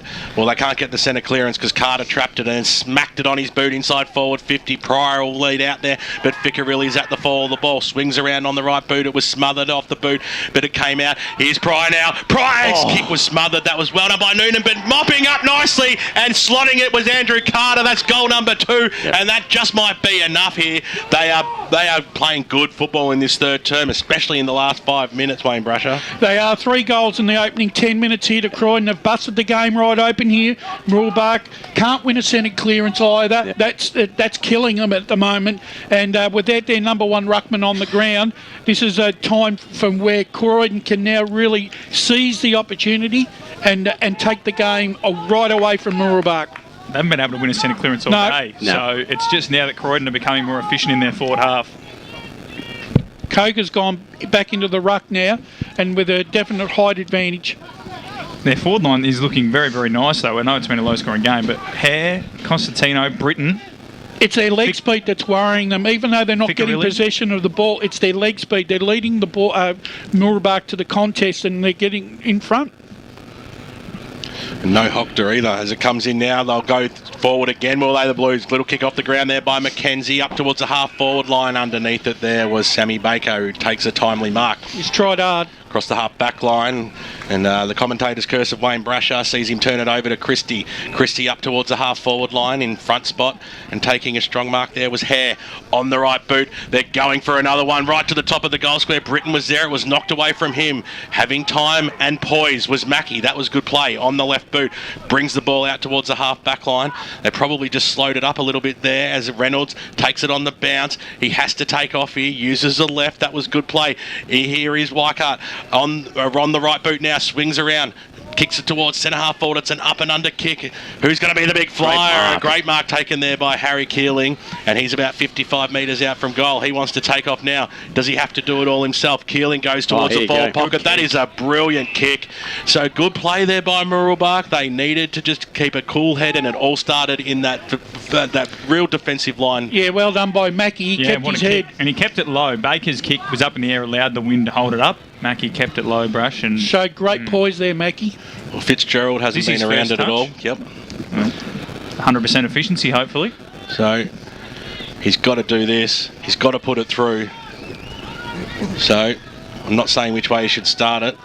As he leans over it and puts it straight through the middle. Great kick there by Jason Fitzgerald. He puts through his first, and just what the doctor ordered there for the home side in Mooroolbark. And on the Bendigo Bank scoreboard, they're halfway to being level with Croydon. 22 plays 44. I think they have thrown an extra man forward now. Maybe if there's that too little too late, we shall see, but looks like it's paid dividends so far. 22-point margin though. They've still got some work to do. Yeah, Mullet's gone on ball too, so they've got Mullet, Reynolds is in the ruck, Mullet, Smith and Noonan. You'd say that's their three best midfielders on paper. So, well, they've got to try and get win some clearances to give their forwards some sort of opportunity. Exactly, but good kick from Fitzgerald, made the most of it. So they go up in the middle. Neither ruckman got a hand on it. Reynolds, in the end, got a left-handed handball out. Smith wraps up Thompson, and we should have a repeat stoppage. But that ball move was better, and it's just Mullet's. You know, he didn't go back on the mark, did he, Brash, before on the wing? He kept the ball moving forward, and Dermot Reynolds did well on the opposite slipper. It didn't look pretty, but he kept moving it forward. He does so again with the fist. Billy Dixon, though, gets the clearance, whacks it forward to centre forward for the Blues. Lynch around it. Egan. He doesn't really have his hands on the footy. It'll be one of those ones where they're just sort of waiting for the whistle when it comes. I prefer to see them just ball it up straight away and stop the theatrics, but nonetheless, up we go again. Koga and Reynolds. Koga won the hit out. Mackie, Mullet, Kennedy dropped what he should have taken. And then it comes out the back. The Blues have got numbers, but no one really went for the footy. Constantino in the end did so. And they'll cause another stoppage. He had three blokes thinking about getting that goal, but no one went to help him pick it up. So, once again, not unforced errors, but a handball received being missed by Kennedy when they could have broken away. Reynolds won the hit out, but Thompson won the crumb and snapped at the top of the square. Good fist away from Pryor. Constantino's around it with McManus. McManus kept his feet. Trying to pick it up was Lynch. And then the Mustangs forced it out of play for a boundary throw-in. In the forward pocket here for the Blues, who lead 44-22. So it looks nice out there on the picture screen. Yeah, they've got parasols out there. Exactly, but I'm sure it's freezing cold. Pryor dropped that. That should have been holding the ball. Lynch came through, didn't take clean possession. Sliding in his Baker. He'll end up with the footy, but he's on his hands and knees. He's wrapped up straight away, and the umpire says, give it to me. 14.5 minutes gone, third term. Mooroolbark 3-4-22. Croydon exactly double, 6-8-44. This is Reynolds. Won the hit out. Noonan. Carter, the two number 11s go at it. Picked up there nicely by Chappell. Out of mid-air! He's whacked it straight up in the air. There was nice connection in the end. Constantino might pull it in. McManus forces over line for Benny Thorne. If he'd hit that through on the volley, that's goal of the year. Yep. Let alone goal of the day. Easily. Next 12 weeks worth of vouchers. That would have been a 30-metre left-foot volley. I would have been filthy. I didn't call it. He would have jumped in over the top. Would have been four blokes screaming. Balled in again. Lynch and Reynolds. Reynolds wins it down, but he's gone straight there to the Croydon player. Little snap around the corner from Chappell. Didn't go far enough. Constantino got it off hands. Handball over the top. Intercepted nicely there by Daniel, who hasn't touched it much for the Mustangs again. Goes in. They force it towards the line as sheets are going everywhere. The wind's definitely picked up. Ray's got the umbrella up. Might take him away. A bit of Mary Poppins style. We'll ball it up. Ball it in again. We've gone nowhere, but there's been a lot happening. Oh my God. Thrown in. Croydon with the advantage of the breeze. Carter being good. Handball over the top to Chappell. Runs away from Noonan. Got a left foot grubber forward. Pryor can't pick it up cleanly. Bounced off his bicep. And then handball from Wycard to Gilby. And Gilby got it off to Kennedy. Just whacks it on the boot. But it'll come back, will it? The Blues through Christie. Slaps it back to centre, the full forward position. Pryor spoiled. Ficcarelli's there, slapped into the corridor. Hare, left foot ball, got tackled as he kicked. It went about 5 metres. Can Wright just rush it through? He'll look to, but has time and space, and then smothered by Constantino. And yet again, we'll have a stoppage inside the Croydon Blues forward 50. Once again, they're working overtime here, Croydon, to make sure that ball does not leave their forward 50. And Mooroolbark are working overtime to go absolutely nowhere. Yes. So it's only 20 metres out from the Croydon goal line, 22-point margin as it currently stands. Knock over the back there by Lynch. It was trapped though by Mullet for the Mustangs on the left boot out towards the Bates direction and goes outside that defensive 50. Bates did really well, but right on his hammer was his opponent in Christie, and over it goes for a boundary throw in 70 metres out from the Croydon goal line, leading this game in the third term. 17 minutes tick over on the Bendigo Bank scoreboard, 44-22. Hope you're enjoying the broadcast on SEN and, of course, 98.1 Radio Eastern. Reynolds in the front spot, got the knockdown. Wycart handball back into the arms of Noonan, who's quickly wrapped up, going nowhere, says Carter, who's kicked 2 goals today. Yeah, speaking of 2 goals, Baldwin have kicked a couple quickly. 26-40, South Croydon lead by 14 points out at Cherry Road. Any others? No updates from the other games at halftime in Premier Division. Division 1, similar, no updates. East Ringwood by 5 points over Mitchin. The main score coming through there. So Christie picked it up. His kick was smothered. It's still out on that wing position. Dempster on hands and knees got out. Adrian Ficcarelli basically threw it away to Haig. The umpire said it was fair though. Inside forward 50 it goes. Mullet picked up the football, but he's quickly brought to ground by Hare and his teammate in Cardamone. That was a good gang tackle, and we'll have a ball up. As soon as it goes outside the defensive 50, it goes straight back in. That's it. Mooroolbark just can't get it out of their half-back line. Ringwood lead the Basin by 4 goals. So Matt Fodier's Basin not going I'm back off now.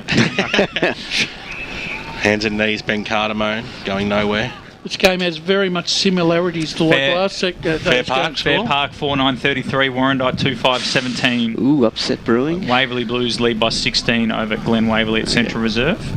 Churnside leads Sylvan by 6 points. Croydon North Emlock 77, Nunawading 3-6-24. So, again, not certain if it's correct, but good on the Kangaroos if they can get it done. Forest Hill 8-9 to Kilsyth 1-7 and Coldstream 4-5 to Surrey Park 3-3. Come on, Churnside, you good thing. As it comes out now, Daniel on the right boot out towards the wing position. At the back, though, it's Britton to pick the ball up. Well, just get the handball away. It wasn't a great one, though. Bates put the good pressure on there. He had support from his teammate in Jesse Bates, and will have a ball up. One thing I have also been impressed with Croydon today, they always have 2 and 3 around the contest, Steve. Yeah. Yep. You want the head count, Brash? From the back there, Reynolds, kicked by Lynch, up towards the half-forward line. Nicely, just paddled in front there. Cardamone kept it alive there for his teammate in Matty McKenzie, but once again, the paint wins. I think it shows the preparedness of Croydon to work as a team to work hard for each other. Adrian Ficcarelli in my top 3 already, I think. Yeah, he's doing well, isn't he? Roth, Fitzgerald and Batten. Yeah, they are, Brash. As the umpire throws the ball back in now, a little flick over the back, and the Mustangs have the numbers. Get the switch happening perhaps here. Let's open something up here, if you don't mind, as the ball bounces. It's a one-on-one contest. Oh, what a strong tackle. Well done there by Hare. You've got to reward that. Got it away, and he does get the free kick. Ficcarelli gave it back. So, great chase and tackle contest by Hare, who just says, oh, just mosey on up and then thump it 50 metres down towards the Pryor direction, and he was out-muscled that time by his opponent in Wright, who's certainly been one of the Mustangs' best players today. Ball's been down there a fair bit, though. He's certainly held his own. Pryor hasn't really had an attempt on goal. Noonan hasn't touched the ball much either. No, he's been good all year too, the ex-Coburg man. Leichhardt on the right. Kicks it out towards the half-back line. Speak of the devil, he's Pryor, but then he coughed it straight up. So a chance now for the Mustangs through Leichhardt again. Out wide to Bates, who's been definitely serviceable for Mooroolbark today as he kicks it into the middle of the ground. It's going to have to be a good one, and it's not. Marr got the handball away, and now here's an opportunity for Croydon as the ball goes in towards the Britain direction. Over the top of his head it goes to that favourite ball pocket of ours, and a boundary throw in shoes. He's out of sorts today, Britain. He's just not...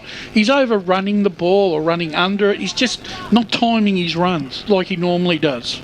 Well, I think the wind played a factor in that kick as well. The kick was he's been a bit off all day, though. He's just out of touch at the moment, Britain, I reckon. You should head out at three-quarter time and tell him, Brash. One-on-one, take him aside like a parent at the under-13 huddle. Don't listen to the coach, listen to me. Reynolds and Britton go up. Brash's man gets the hit out. Noonan getting his hands on the footy more, but I agree with Brash early. Had none of it. Gilby up the line for Fitzgerald. And Kyle Marr almost took a great mark. Kept Fitzgerald quiet, and then Keeling. Great taken over the line. That might have been a sling. There might have been. I thought maybe out the full, but it's going to be a throw-in. I think he was over the line before he got his boot to ball. So, Mustang... Again, the Blues have dominated territory, haven't quite put them away, but given the lack of goals, 22 points is a large lead to overhaul. Dermot Reynolds just sort of doing the boxing on the toes there as the ball comes in. Won the hit out. Noonan read it best. Here we go. This is better from the Mustangs. Low, drilling ball. Straight to the opponent in Haig. He doesn't kick. Gives it off to Kyle Marr.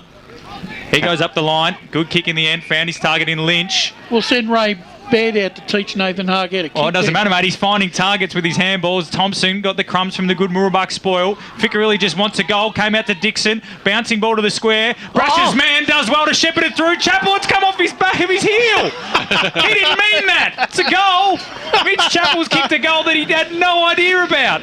Billy Dixon got the little grubber kick. Brash's man Britton got rid of Kennedy on the line, and then Chappell sort of got bumped into it by Troy Wright. Incredible goal. Tobin Brothers' goal of the day. Give him the award now. Can you give a goal to a man who didn't know he kicked it? Well, he was running there trying to kick it, and he did. So it's success. I think Troy Wright gets half the award for pushing him into it. Anyway, Croydon 7-8-50, Mooroolbark 3-4-22. Good shepherd by Britton there as well, and they just have the ability to keep working the ball forward, Croydon, and you'll get the results if that happens. Blackburn 8-7-55, North Ringwood 1-1-7. North Ringwood have even tagged BWS EFNL Media to get it. There you go. Go on the Scorpion. What a clay. What about Doncaster East? The last score we had Norwood 4-4, Doncaster East 3-7, but I suspect that's a bit delayed. Comes out now. And the kick goes straight down the throat there of Ben Cardamone, who story of the day, isn't it? Winds around on the left, kicks it right out towards the broadcast position here. Will it stay alive? It does so there for Billy Dixon, who tried to trick the umpire, but he got brought to ground anyway. Good tackle, and over she goes for a boundary throw-in. They just can't break that centre line clearance at all. They've been out-muscled all day too, Mooroolbark. 50 plays 22. Brush said if it's 20 points, that'll be enough for the Blues to take home the points at three-quarter time, and we're not far off it as well. As Clark in the front spot got the knockdown straight down the throat of Mackenzie, who bangs it inside forward 50, looking for Constantino, couldn't trap it on the bounce. McManus was there to slap it out of bounds, and we'll have a boundary throw in left forward pocket just for something different. Keep the scores coming through as you go local for your football today. The Eastland Football Netball League, the best competition in the land. We have it all across 5 divisions. We're coming up towards three-quarter time in most of those games. Churnside 32, Sylvan 33. Sure. Going down to the wire. Keeping our eyes very closely on that game as Clark will go up in the ruck against Reynolds. Reynolds got the knockdown. The Blues have the numbers as they have so many times today. Here's Lynch. Thumps it inside forward 50 right to the top of the goal square. It doesn't matter. Constantino, he read it magnificently across the back of the pack and took a slips catch about 10 metres out from goal, and he will definitely go back and slot his third. Just as you said, they read it best. Koga and Britton did well to drag the men forward, but the wind, I just don't think anyone can read the flight of the ball with the wind, Brash, because that's at this end of the ground. Britton's running under it, but Constantino. Nathan Haig can, that's for sure. But I tell you what, Lynch, he handballs, he can't kick. Lynch has been that important link man this afternoon. This afternoon. Riley Constantino fair old run up for a kick that's only going to be from 15 metres out. He comes in and makes no mistake. Made him work. Yeah. But no mistake nonetheless. It's his third goal on the Bendigo Bank scoreboard, and they drift out to a very, very handy 34-point lead. I only did further maths. 8-8-56, 3-4-22 Mooroolbark. 20th goal of the year for Riley Constantino. Leads all comers. Certainly one player that you enjoy having in your forward arc, Wayne Brasher. You're looking quite chuffed at the moment. Yeah, I am I feel actually. like there's some gold coming. It's just lining it up. Listeners will keep their ears peeled for the next 3 minutes. They know something's around. It's suspenseful, isn't it? So back in the middle. Mustangs need to get one before the end of this quarter to have any chance, but it doesn't look that way. As Carter been impressive, left foot clearance. It's going to sit up here. Mitch Chappell, what can he do this time? Gilby beats him to it. Nice kick around the body. Dempster did well, bodied his opponent out of it, and then they watched the ball go right out of bounds in front of us. Blues by 34 points at the moment. Thought Dempster was going to rub Ray's head then as he went past. And too much respect for Big Raymond to do that. Oh, that's showing respect. What, to rub his head? Yeah, absolutely. So Reynolds and Clark. Clark had front spot the whole time. I think Reynolds got the tap. Wycard took the footy, spun out of one tackle, forward roll, and then rolled straight into Andrew Carter. So it's you can probably name 5 or 6 Blues players that are in the running for the Neverland Store Player of the Day, but probably can't ping a Mustang except for Troy Wright. Great tackle. You love a tackle count, Brash. How many of the Blues had, you reckon? 50. 50-ish? Yep. So up again. Clark, nice hit out, looking for Carter. Wycard was there. Dempster did well to hold the 3 or 4 Mustangs off, and we'll have another ball up right in front of us here. As I said, it looks beautiful from inside the van. Sun stayed out. The foot of the Yarra Valley as Clark slaps it out. Nice work from Markey. Got to get a mark. Up the line we go. Haig's there, got a fist to it this time. Mark slapped it further forward, fell straight to Carter, handballed it back. Haig, he loves a handball. Gave it off there, sized up, left foot slipper up the line. Good mark. And it's come all the way. Gilby just takes off. That's what the Mustangs need. Pumps it long. Who's going to fly? Big fly from the 2 Blues. Fitzgerald kept his feet. Little ball around the corner. Hits the leading man. Baxter, who dropped what he definitely should have taken. Keeps it in. Fends off Marr. Fitzgerald gets it back. Little kick around. Might have been taken after he kicked it, but Smith's got it now for the Blues. Switches it out wide to Thompson, and once again, the Blues will repel. No. Chance now through the arms of Dixon. And the kick went straight down Smith's throat. So Mooroolbark, a chance to go inside forward 50 again. They do. The kick is, it just looks like there's Croydon players everywhere at the moment. There's Carter, who's kicked a couple of goals today. Slams it on his boot. It was a downfield free kick, but they went on with it anyway. The kick this time by Hare up towards the Pryor direction. The big man did well to trap it. Got brought almost down in a strong tackle by Egan, but he got boot to ball. And now it'll be a chance from Mooroolbark through the middle of the ground. The mark's been taken. And then kick goes up towards the half-forward line. That was a beautiful kick as well. So here's Steve Watkins on the right boot, goes up towards the Bendigo Bank scoreboard. Mullet comes out and takes a strong mark as the siren sounds to announce 3-quarter timeout here at Heights Reserve. And, well, you want momentum going into a final change, and that it can confidence can do wonderful things, but this is going to take some ask. It is, and put it this way. Strong breeze. Yep. The only guy I reckon that would be capable, like Aaron Marrett, that I could see kick that goal would be ex-Vermont full forward Matty Gregg. Oh, well, that's the third reference to Vermont for the day from Wayne Brasher. And Matt Gregg. As the kick from Mullet from 50 gives it every bit of purchase he's got. It's going right to the line. I tell you what, that might have had the distance here. What's the goal umpire want to do? Does he want to give the signal? No, he doesn't want a bar of it. No. He's like, wasn't even close. Game over. 3-quarter time out here at Heights Reserve, and what a letdown that was. We were about to give another contender for the Tobin brothers goal of the day, but that's going to be hard to be taken off Mitch Chappell, because what a backheel goal that was in that third term. And at 3-quarter time, it's 8-8-56, a 34-point lead over Mooroolbark, 3-4-22. Hope you're enjoying the broadcast on SEN and 98.1 Radio Eastern. 3 down, 1 to go, and we'll have Ray Baird with the Croydon huddle right after this. Hello, I'm Peter Hitchener. 9 News invites you to join our team nightly at 6. Thanks for that, guys. Another 4 minutes and then we'll be back again.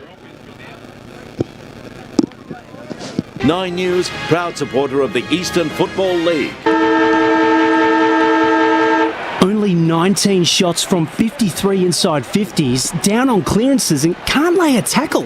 What was the seniors coach going to do? Jono surprised himself and everyone else. The spray he gave the boys at halftime worked. Well, he did finish it by saying he'd shout him a post-game feed and frothies at Eastland if they won. For all of life and footy's little moments, there's Eastland. Proud sponsors of the EFL. Eastland. Live real. You've all been to funerals of family members or friends, right? Do you start thinking about what you would want at your funeral? It's a bit like when you go to a wedding. At what stage do you start planning? Have an open and honest conversation with your loved ones. Celebrate your life the way you want, like I did with a fixed price funeral plan from Tobin Brothers Funerals. The price doesn't change and your life will be celebrated your way. Find out more at tobinbrothers.com.au. Tobin Brothers Funerals, celebrating lives. Sprained your ankle, bursting through the banner? Broke a finger, high-fiving the ruckman? Or did you run into the goal post again? For bumps, breaks or bleeds, be seen sooner, close to home at Knox Private 24/7 Emergency Department. The preferred provider of emergency care to the Eastern Football Netball League, you'll generally experience shorter wait times. You don't need private health, but there is an out-of-pocket fee. Be seen sooner, close to home at Knox Private 24/7 Emergency Department, 262 Mountain Highway, Wantirna. Radio's #1 motorsport show is back for 2021. The Driver's Seat with Matt McKeldin and Stephen Johnson, covering everything from Formula 1 to V8 supercars. Jack Smith from Brad Jones Racing joined us for an honest chat about his season so far. You know, my teammates have had results and everything's going good, so if I could tell you exactly what it was that I needed to go better, I'd be very, very happy. That's this week on The Driver's Seat. Join Caroline Wilson and Corey Perkin for their weekly podcast, Don't Shoot the Messenger, filled with their insights into the latest news and a little sport, good local tips and plenty of recommendations on what they're reading, watching and whipping up in the kitchen. Events of the past month have revealed a toxic work culture, a government that has tried to bury an alleged rape. These matters are not crusades by feminists, they're matters for the government. They affect all Australians. I have, as you know, very unusually bad calves for boots. I can't fit into most boots. Well, I'm lying on the bed with my leg in the air so that, all the blood rushes out of my feet. The ABC's decision to move the Q&A program to a Thursday night. To borrow a line from a certain TV show, bad... Hi guys, 60 seconds away now. Call. Why did they do a call? You'll find the Don't Shoot the Messenger podcast on the SEN app or subscribe wherever you listen to podcasts. Thanks to Red Energy, 100% Australian electricity and gas. The senior coach has taken the team to Eastland for a post-game feed. If only they had this kind of teamwork on the field. They've just ordered starters to share, plus frothies for the whole table. And now Steve-O's chucked a prawn to Macca. He's circled back. Yes! Straight into his pie hole. Yo, beauty! Good form, boys. For all of life and footy's little moments, there's Eastland. Proud sponsors of the EFL. Eastland. Live real. Hello, I'm Peter Hitchener. 9 News invites you to join our 10 seconds away. Tony Jones with the latest sport, including the footy, plus Lavinia Nixon's weather forecast. 9 News, proud supporter of the Eastern Football League. Let's head back and go local for your footy. Mike's on. Welcome back to the Heights Reserve, ladies and gentlemen. It's been disappointing from the Mooroolbark Mustangs, the home side. They're 3-4-22. Croydon are 8-8-56. The three got it on. The major goal kickers, Riley Constantino, has 3. Well, there's been 2 to Andrew Carter, whilst 4 Mooroolbark singles, Darren Mullett, Jason Fitzgerald and Harrison Keeling. And the teams break from their huddle. I think Raymond Baird's going to try and get us an interview. And in the meantime, as he's just going to chase down, I think, Morris D'Alessandro, the Croydon coach. It's as the sunshine is. We've been pretty lucky here today. There hasn't been much rain. Boundary, boys. Here we go. Raymond's got our man. Yeah, got Morris down here, boys. You'd have to be happy with that quarter. Yeah, it was a bit of a tussle till half time, but the game's opened up a fair bit now, and I was very happy with our boys, especially our pressure. Yeah, the way you controlled the centre, you got the ball out of the centre, your forwards made opportunities down there, and 5 goals to 1 for the quarter. That was fantastic. Yeah, it's been a bit of a focus of ours, especially in the midfield. We know Mooroolbark have got a really good midfield in there, and we knew we'd have to be at our best. In that quarter, we showed what we can do out there. And I heard you say to the boys you want a 4-quarter effort, so you're going to go on with it this quarter. we've sort of played some games in spurts and haven't really put a four-quarter effort together. So this is a real opportunity for us and a bit of a challenge as well. So we're looking forward to this last quarter. Thanks, Morris. Well done by Raymond. Back into the swing of things beautifully, as we expected. A couple of round-the-ground scores in Premier Division before we get straight into What have we got this. here? South Croydon 42, Baldwin 35, and Doncaster East 5-9-39, Norwood 6-5-41. So always close games at Zerbies. Yep. They could be the most unlucky 1 in 3 side, especially if you ask them. And Park Orchards 83, Wanturna South 20. And we're going to go down to Ryan Long, who was at the Mooroolbark huddle. Yeah, just quickly, Brett spoke about highlighted the inside 50s, 14-5 against them that quarter. Really called out their physicality and intent all afternoon, and just wants them to take the game on. But he has warned his players' position in the team is on the line. So there we go. Need a big last quarter. Very interesting there. Oh yeah. Bit of a threatening speech from the coach as we go up in the middle of the ground. Clark hit out. Croydon have just dominated the midfield. Aussie Smith's around the footy there and he's swamped, and that's what's happened all day, Brush. Every time a right player's picked up the footy, he's been met. You can put your charges on the chopping block, but the thing is you can't overcome determination of the opposition. Absolutely. Another round the ground score. It's Forest Hills 16-12, 108. Kilsyth 2-7-19. And Churnside Park lead by 5 points. Is Andrew Ricardo, who I think's been pretty good too. Gets the handball receive and pumps it inside forward 50. It's going to come right out the back. Just they've been fumbly today, the Mustangs, under pressure every time. I think it's just that pressure. They haven't faced it all this year. No, they haven't. Up until the last fortnight. A loss to East Ringwood, a tight loss. And then this one at the moment as Koga and Reynolds go up. Obviously Charge out with a hamstring after half time. So Reynolds has had to ruck most of the day. It's Mitch Chappell kicked a goal off the back of his heel in the third quarter after being pushed into it by Troy Wright as Ficarelli takes on the Smith tackle. And we'll have another ball up. So Croydon look like they might be one of the teams to beat. And this probably says a lot about East Ringwood too, Brash, given they beat the Blues by 20 points in round 1. Yeah. Coming through, there's Hare. Ficarelli doesn't kick the goal today. Tried to play for the free kick, maybe a tiny bit there. When you look at this Croydon side, right, it's a very experienced side.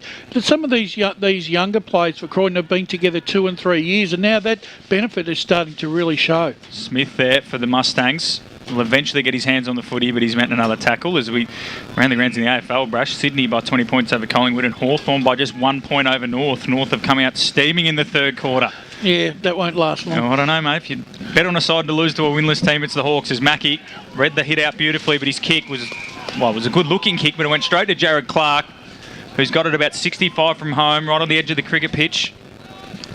He'll go long. Looks like Koga's the target. Might go out the back of him. Couldn't bring it to ground. Got 2 hands to it. Handball comes out wide by the Mustangs, but they're just under immense pressure. They work it well here to Wycard. And then Noonan, Billy Dixon, his opposite number. The two skippers went head-to-head.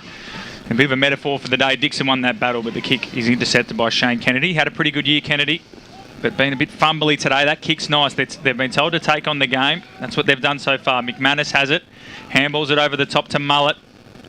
Mullet goes down the line looking for Baxter, being quiet. Fraser Smith done a great job locking him down, and then a really good job there bodying him out. Roth slapped it back to Smith, who gave the handball to Dempster, wants his left foot. Little squeezing ball will find a target out there in Cardamone, who started the game red hot. Chips down the line to Dale Hare. Reminds me a bit of Jeremy Cameron, Dale Hare, the way he kicks the footy. Lanky left foot up, pops it in the Koga direction. He's got the run and jump at it. Might have had a little shove. Umpire says play on. Riley Britton, your man, Brash. He stepped to about 3 or 4 there, big Riley. Wheeled around on the right boot. And it's out in the bounds on the full. Well, he tacked the ball there and it came to him, and that's good. Oh, some nice work, wasn't it? There was some nice work. Just lacked the finishing polish, but that was a bit weak there by Mooroolbark to allow Dixon that easy possession there. And again, the kick coming in. Tried to bite off a little bit more in the corridor. Well, I think it was Dixon with the spoil. Britton spins in and out of traffic again. Dixon follows up with a third tackle. He's been immense today. That might be holding the ball. Umpire says give it to me. Ball up. 25 out from the Croydon goal. Billy Dixon. He's one of the contenders for the Neverland Store Player of the Day as Wycard steps in out of traffic. Handball again. Direct turnover. Christie, though, just went into the tackle. The umpire says give it to me. We'd be coming up to a record number of stoppages. Yeah. I think Croydon, despite the scoreline, have still got the foot well and thoroughly on the throat. They've got two extra men in that forward 50. Yeah, absolutely. Smith got a little foot to it, so the umpire says play on. And trying to bust out of a tackle there was Jordan Lynch, one of the Lynch pins. Done well today. They both have. as we go again. In the middle, Reynolds slapped it forward. It'll be Billy Dixon or Seister. Dixon let Seister come through and he gets onto that left boot and then just slides one. Koga's down there, might have juked it, couldn't bring it down. Ficcarelli's around this. He'd love a goal now, wouldn't he, Justin Ficcarelli? Bouncing balls there. Only got one for the day to Justin Ficcarelli. That's his 305th goal for the Croydon Blues. Ever the opportunist there, Ficcarelli, in the right place at the right time. Exactly right. Great crumbing. That's his sort of goal. Kicks his first of the day. They're ninth. It's game over now. 9-8-62 the Blues. Mooroolbark 3-4-22. That's how you play front and centre. Exactly right. Joel Koga again, a nice presence. Only been down there a couple of times in that situation, and once he's juked it and once he's brought it to ground. The value of the big man down there, waiting with the crumbs there for the taking. Absolutely. 40 points is the margin. Keep the scores coming through from around the EFNL. Norwood by 2 points at the moment. Ooh. Well, Donny Easter leading in the last 2 minutes. We know what the result will be. Well, I was just saying, the most unlucky 1 and 3 team if they lose this one. Yeah, absolutely. But they won't. As it comes out now, Clark got the little knockdown, running after, barging their way forward again. They just have the will and the pressure still alive. Mackenzie, little toe poke off the ground. He'll go after it again. He'll create the chase. He'll dive on top of the football and nearly win a free kick there. McManus was in there too, and we'll have a ball up. We seem to forget that this side was a grand finalist 2 years ago. Yep. And have added to it. That's right. I haven't forgotten, Brash. Well, we hadn't either, Brash. We tipped him. Mackenzie from the stoppage, got it out. Here's well Dixon. done. Geez, he's got some class, doesn't he? On the left boot, set sail towards goal. It's got a fair old bit on it, but will it stay alive? Constantino chases after it, cutting it off there. Sutherland, little handball over the top. That was a good handball too. Under a lot of pressure, they've worked themselves out towards that half back line. Ficcarelli got it about, they link up. The kick goes towards Dixon over the back, and I think Jordan Lynch might have taken the mark there. Umpire said no. He's filthy about it too. And now he's been pinged.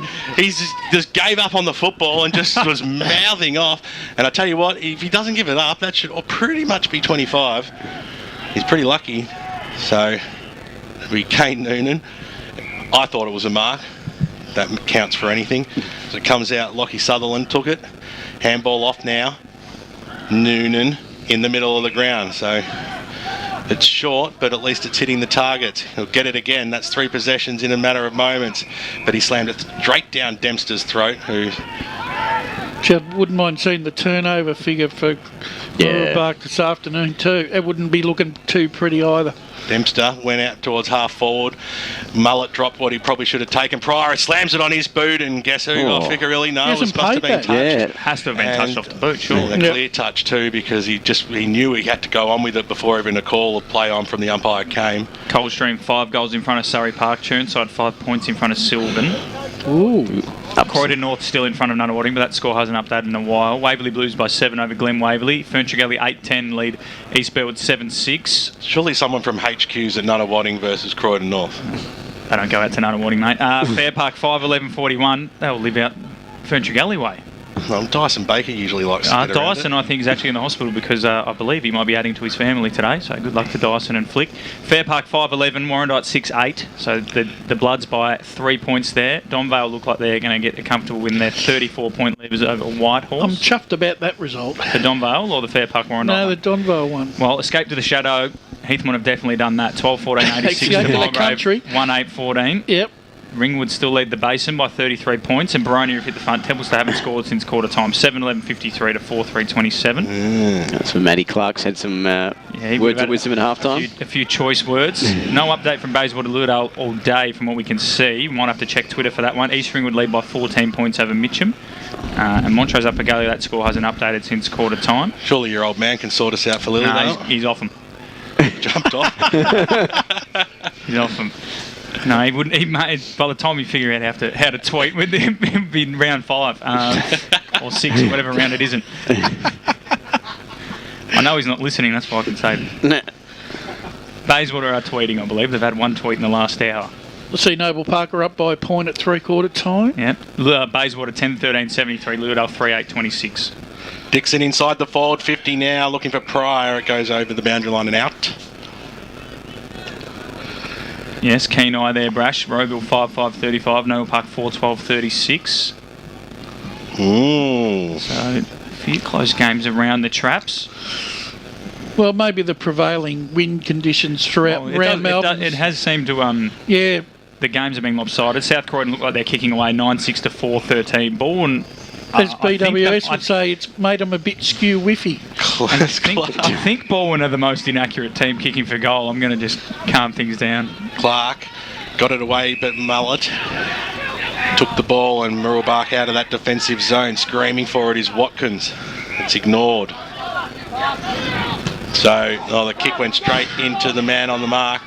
It'd take two this time as it drives up towards the the wing really, and it was Christie who just didn't even have to move. It went straight down his throat. Got an update from Zerbies. Trent Carr in the Facebook Live comments. Thanks, Trent. Premier Division, fourth quarter, 10-minute mark. Doncaster East 5-9-39, Norwood 7-7-49.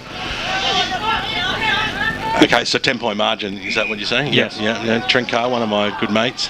So good work, Trenner, as it comes out and hits the deck across the half-forward line.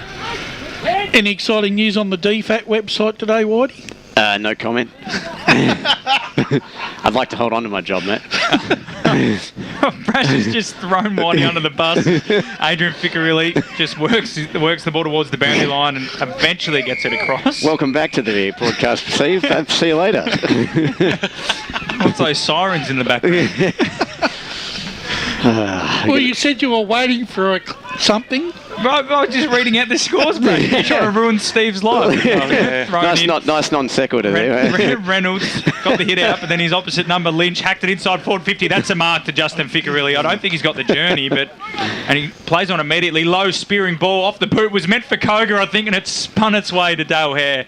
Will line up 25 metres out in a 45-degree angle. If you watch Ficcarilli's kick here, I think he's trying to spear it to Koga, and it just comes off the side of the boot. And just wobbles its way onto the chest of Dale Hare. What are you talking about? It's a magnificent pass. And effective. Good pass. So, Hare, a Croydon's version of Jeremy Cameron, I reckon, coming in here.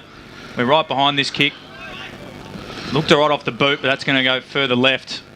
And it's marked in the end there by Shaw McManus, who'll play on immediately. Been told to take the game on, the Mustangs. As Ryan Long said, apparently they've been told their spot is on the line in this team as Jordan Roth takes it over the line for boundary throw-in. So their reserves lost as well today. So is Dale Hare the famous Dale Hare from your first call? Yeah. No, first EFL Sunday. EFL Sunday. What happened? He her. Phonetically. I might call him he her for the remaining 15 minutes of this game. Every time he her gets his hands on it. Might give him player of the day too. Tell you what, his father. So his BWS is a Brutsy. Yeah. His father was a fair footballer for Scoresby too. He her. Yeah. He her. Is that what you're talking about? Yeah. Yep. He her. Jordan. No hair. No. Well done. So over the line for another boundary throw in. His old man had a real mop too. Did he? Oh yeah. They call him Airy. Oh, wow. 40-point margin does wonders to this game. It's another EFNL game day that's gone into chaos. It's thrown in. Reynolds won the hit out. Batten trying to come through. Kept it in front of him. It might just sit up for Gilby. Was taken in a tackle immediately. And that's been the story of the day. Every time a Mustang picks it up, he's tackled by a blue. That time it was he's been Jordan corralled, Lynch. hasn't he? Corralled into the paddock, you reckon? The wild horse. Yep. It's no longer a Mustang, is it? They're just the ponies. Just today. So, up again once again in the middle. Got away with the weather in the end. Still freezing cold, but nonetheless, Fitzgerald slaps it away. Ficcarilli, as he has all day, gets clean possession, kicks it inside forward 50. Looking for Chappell or Constantino, who's been the most exciting forward of the day. Did really well in McManus, who's going to be having nightmares about this matchup. And he pokes it in the pocket. Ficcarilli worked his way free. And look at him, he's disappointed because he wasn't on his line, his teammate. Justin was thinking about multiple goals in the quarter. So Constantino now, you might just have to have a shot. You have to aim it out right if hers kick was anything to go by before. If you're just joining us, I am saying that incorrectly on purpose. So Riley Constantino has kicked a goal in every quarter today. 20 for the year, 3 goals, 1 for the afternoon. He might just give himself a little bit more room on the right. He does that. Kick looks pretty good off the boot. Beautiful. That's a gorgeous kick. And it's a goal. The Blues 10-8-68. giving Mooroolbark a bit of a lesson. 3-4-22. He's got 4. And he's probably an outside chance of player of the day, gents, given he's kicked 4 out of 14 goals for the day. Yep. Spot on. He's been presented well. He's made the conditions look a lot easier than what they are out there today. Absolutely. So with him and Hare, that's 2, mobile marking forwards, and then you've got Koga as the resting ruckman or Clark to take the big jukes, and then Justin Ficker really running around at their feet. That's a pretty handy forward line. Can I have a word to Clark, Ray? Your bestie. He's right there. Bayer throws the ball up now. Crickets that comes out on hands and knees, and we'll have another stoppage. Well, that'd be a first if we did that mid-game. Groundbreaking. Roaming Mike. Yeah, absolutely. Roaming Ray. Roaming Ray, yeah. Bit of shepherding in the ruck. It'll be Lynch to take the free. South Croydon by 18 points over Baldwin. 16 minutes gone. Kick goes out towards Christie. So Jake takes off now on the right boot. Up towards the half-forward line to Constantino, who couldn't take the mark, so mopping up there, Kennedy. Well, that was scrambling. He might just get cut off here by Carter. Carter spun around. He's got 2. An up and under kick. It might not travel the required distance. It's play on as it scoots out now. Little handball away. Chappell gets it to Christie. Christie from a standing start pushes it left, and it stays just inside his Ficarelli. He's already mopped up one in this final term. Swings around on the right boot. Squeezed to kick out. Nice pass it was to Mitchell Chappell, who took off the long sleeves at half time. Will go back and have a shot for his second after backheeling one through in the third. What a goal. They've been able to control the tempo in this last quarter, Croydon, in Whitey, because they've had the game on their terms basically from 10-minute mark of the third quarter. Just an invisible wall up and run across the centre of the ground, and Mooroolbark just haven't been able to cross it at all. Well, he's a fan of the tucked-in jumper. There's no doubt about that. He's gone long and short, and he's gone straight as well. 2 goals on the board there to Mitch Chappell, who's been very serviceable today. Have a look at this ball drop. Bendigo Bank scoreboard sees it at a very big margin now. It's 52 points. Double-handed ball drop from Mitch Chappell. 11-8-74 to 3-4-22. I'm trying to think of who's a player. Oh, Jamie Cruikshank did it at Lurdale for years. But Mitch Chappell, so what he's running with is the tucked-in jumper and the double-handed ball drop. I think he might be my new favourite player. And backheel goals. He's got everything. I came out here this afternoon thinking this would be a close game, maybe a 2-goal game. But this is turning into a little bit more than embarrassing here for Mooroolbark. Well, Steve was right. He said it to be 11 goals to something. I don't think he meant 3, though. It's inside forward 50. Oh! You got to pay that. That's a gem of it. Oh, he hasn't paid it. And look at him pleading with him. And he pays Constantino the mark that isn't a mark. And then Pryor all day has been trying hard. He's been wrapped up every chance. He finally jukes one. It's not paid. Is there a free kick? And he is not a friendly-looking player. The umpire should be quite concerned. There's a free kick to Gilby. Gilby brings it out to Kennedy. He'll be changing his licence plate. Churnside Park lead by 11 points up the road. 6-10 to 4-11. That's a boil over. As Kennedy goes back. Oh, no. Wright's dropped the mark. Here comes Ray's man. She'll get a free kick. Ficarelli picks it up. Right for snap goal. It's party time for the Blues. And look at Justin giving it to the crowd. He was sniffing that one, wasn't he? Probably a free kick to Clark, and Ficarelli mopped it up. And that's pretty ugly now for the Mustangs. Nice pick up on the move. He's got his second. Just snuck it in over the padding. Just celebration. Over the padding. Well, there's a bit of Eddie Betts about him, isn't there? Well, He's the baggy shorts. If there was ever a piece of play that really typified... Use your words, Brad. Yeah. He's using them all. That typified Mooroolbark's day, that was it, wasn't it? The knife has been twisted in about 3 times, I think. That's just it's now brutal. Just like my tongue just got so tight. We need a camera in here because BWS is beaming like a Cheshire cat because he finally got Brash back from the first quarter. Lynch goes up in the middle, wins the hit out. Adrian Ficarelli came off the line. Noonan turned it straight over to Lynch. Jordan pokes it inside forward 50. It's absolutely party time. Constantino tried a party trick and fell over. McManus then fell over the footy trying to get it, and wrapping him up is Christie. He wants ball. And the umpire says, no, we're going to ball up. We haven't paid holding the ball all day. It's 12-8-80. Croydon. We're about 3-4-22. And if Brett Lavers is going to live up to his threat there, Brash, it might be 22 out next week as it's thrown up, tapped down.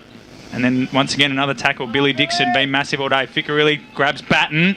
Umpire says, give it to me. 50 metres out. from the Blues goal. Any around the ground scores coming through, floating Matthew? through. Like we said, time on in this final quarter. The one we want is Doncaster East Norwood, but they've been a bit slow in the uptake. So your man, Adrian Ficcarelli now runs to 40, pops it across the face. Clark kept it in play for Chappell. Oh, well done by the Mooroolbark defenders. Egan slaps it through in the end for a rush behind. But well done by Ray's man, Jared Clark there, slapping it back into play. 12-9-81 the Blues, Mooroolbark 3-4-22. No. Kick goes out towards that Bendigo Bank scoreboard now. Sutherland on the right boot kicks it into the middle over the top of Roth's head that time. Another chance for the Blues through Dixon to go forward on the left boot. Inside forward 50. Take your pick. Constantino takes the mark. And I tell you what, if he puts this one through, he's going to get the award. 9 goals to 1 in the second half. It just demonstrates how dominant Croydon have been. 6-11 East Ringwood lead Mitcham 5-4. That's the only updated score from that division.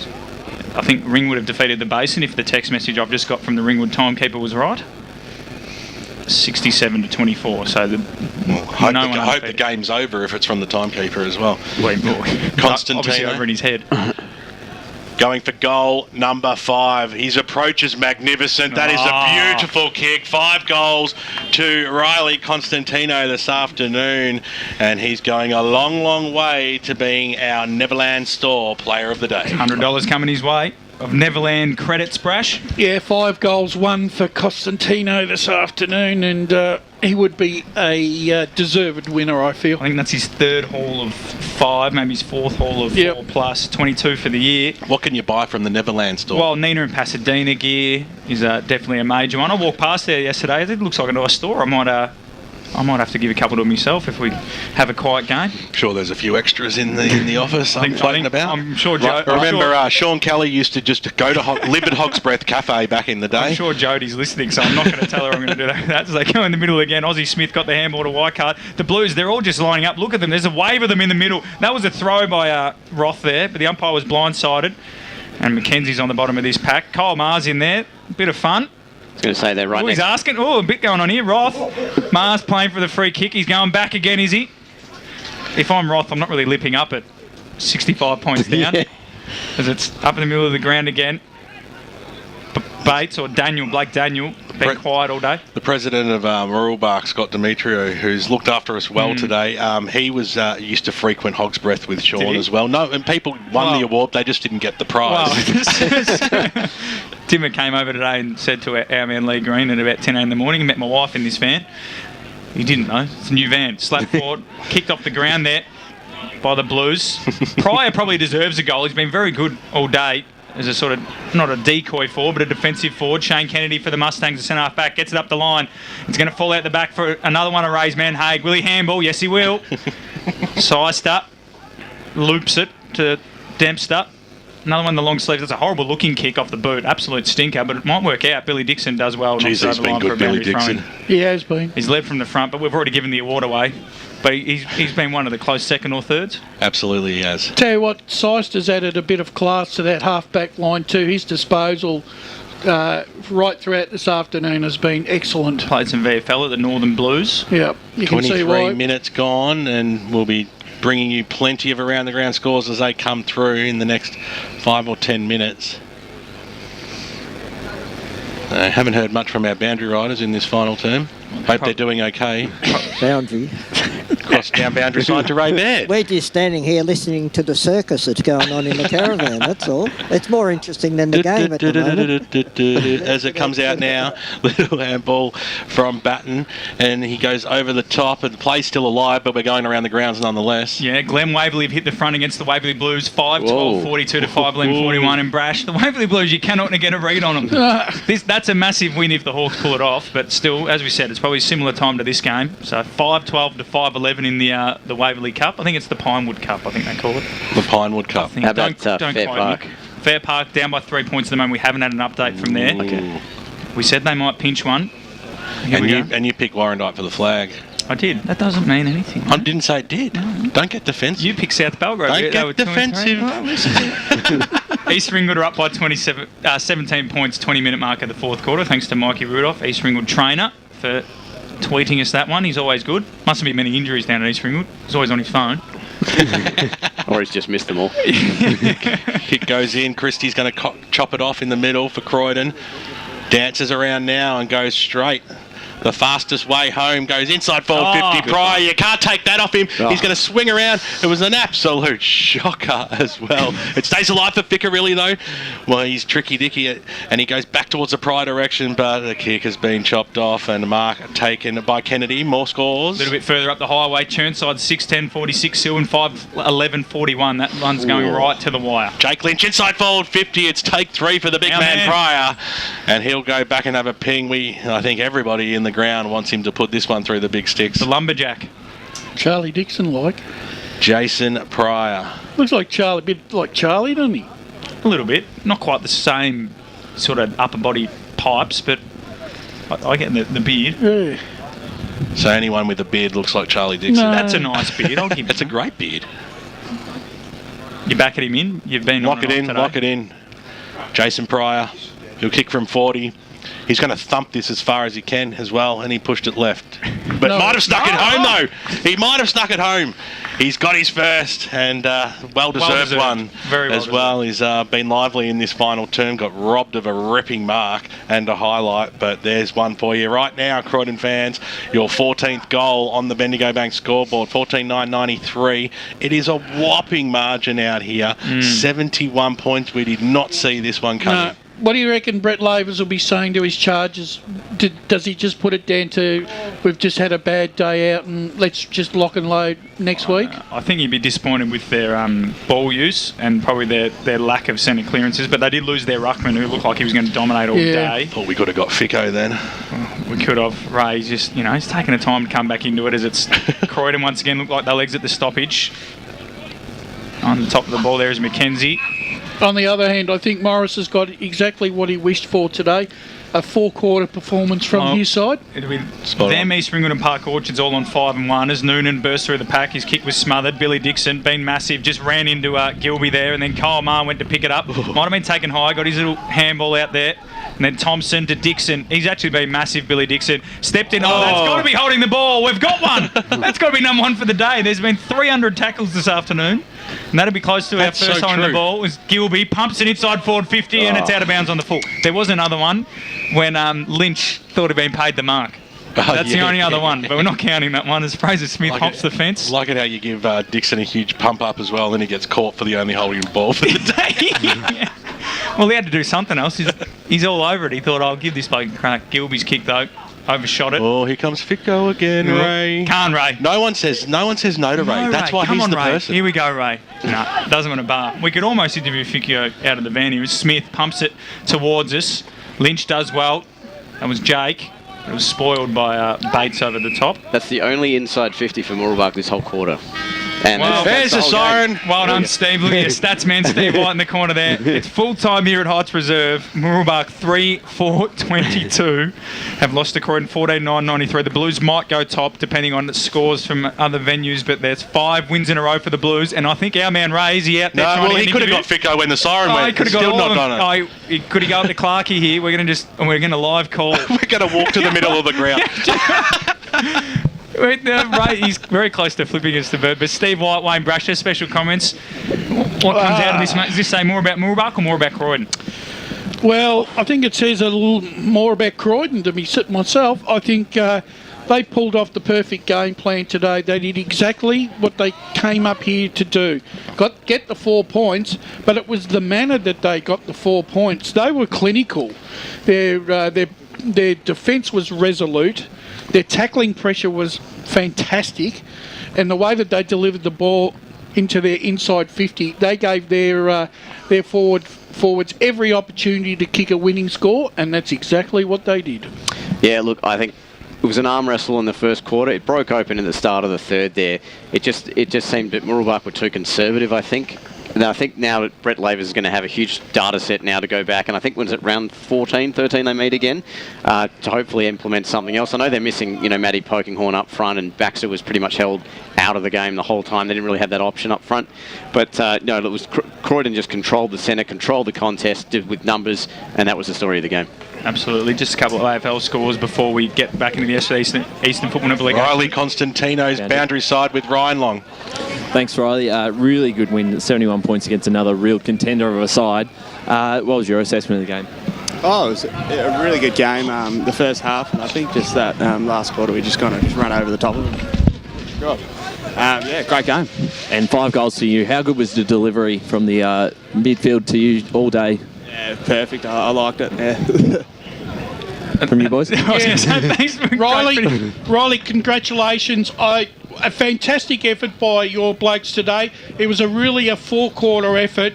I've got to say your tackling pressure, which has always been one of your hallmarks in this side, really came to the fore this afternoon. Yeah, the whole forward line just pushed and pushed all day, and we said that at half time, and we just kept going and going. Yeah. A good friend of mine, Bailey Hodker, how's he going, mate? Do we look like seeing him back in the side soon? Yes, very hopeful. Very hopeful. Oh, it's good because he'll just add another key ingredient to that already potent Croydon side. Absolutely. Yeah, good on the mids for the entries as well for all the forwards. Yeah. Yep. Good on everyone.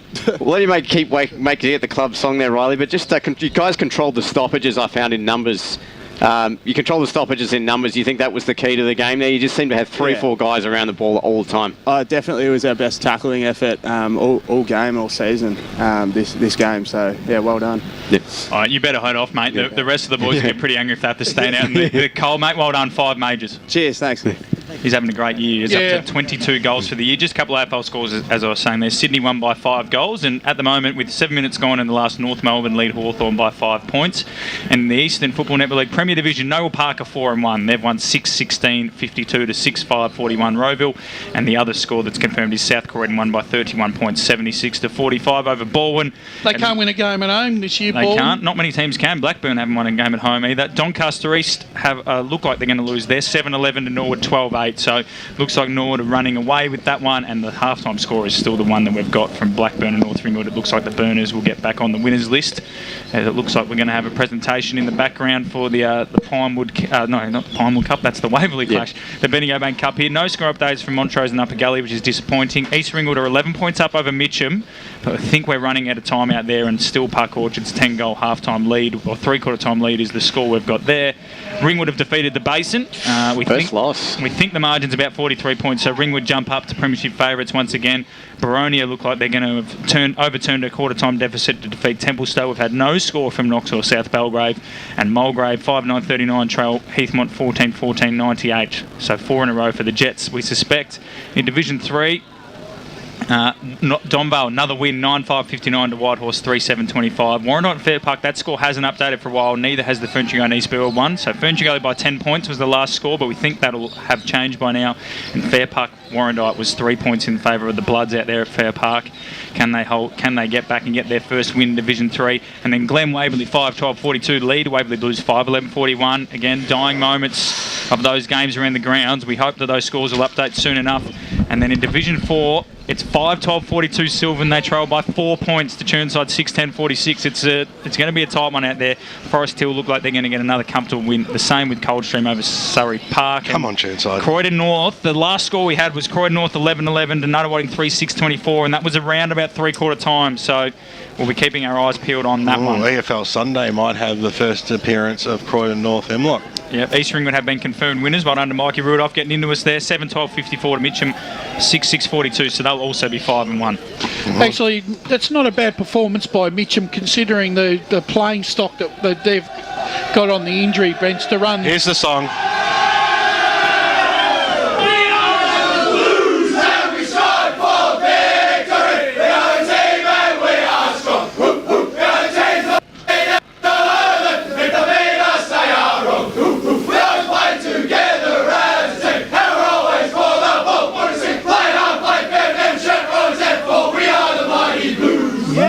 Well done to Ryan Long to get right in amongst it there. He loves it, doesn't he?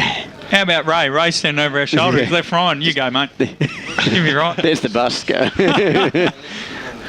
Absolutely. Yeah, look, it's like I said, when we came up here this afternoon thinking we were going to get a close contest, and this has turned out to be a blowout, really, for Mooroolbark, Steve. Well, it was until half time, and then that first 5 minutes of three quarter with 3 goals in a row, and Croydon just put the foot on the gas and didn't turn back, and then twisted the knife in, as I said, in that fourth quarter. But as we said, it just didn't go into that forward 50 for Mooroolbark since I think the 10-minute mark of the third term. So it was really all just about the centre clearances and time and space around the ball.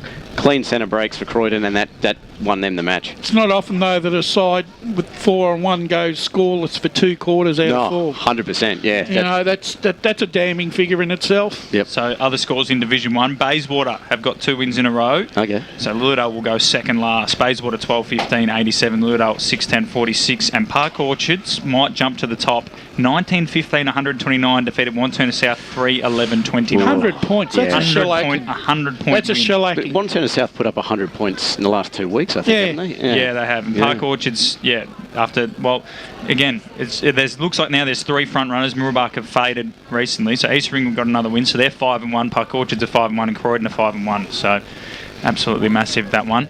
As we wait for some other scores around the grounds, like we said, it looks like South Croydon and Noble Park are the winners in Premier.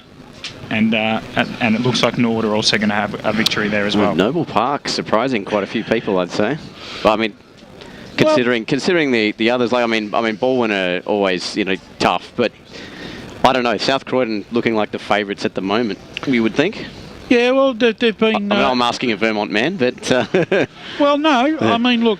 We were just, when we were talking on air about pre-match, I mean, I said to, when Vermont was 3-1 sitting on top, it didn't feel like that it wasn't really a true reflection of how Premier has really gone this year. Yeah. Because it's just been a season in all the divisions, Steve, where week upon week, surprise results are cropping up, and we like it.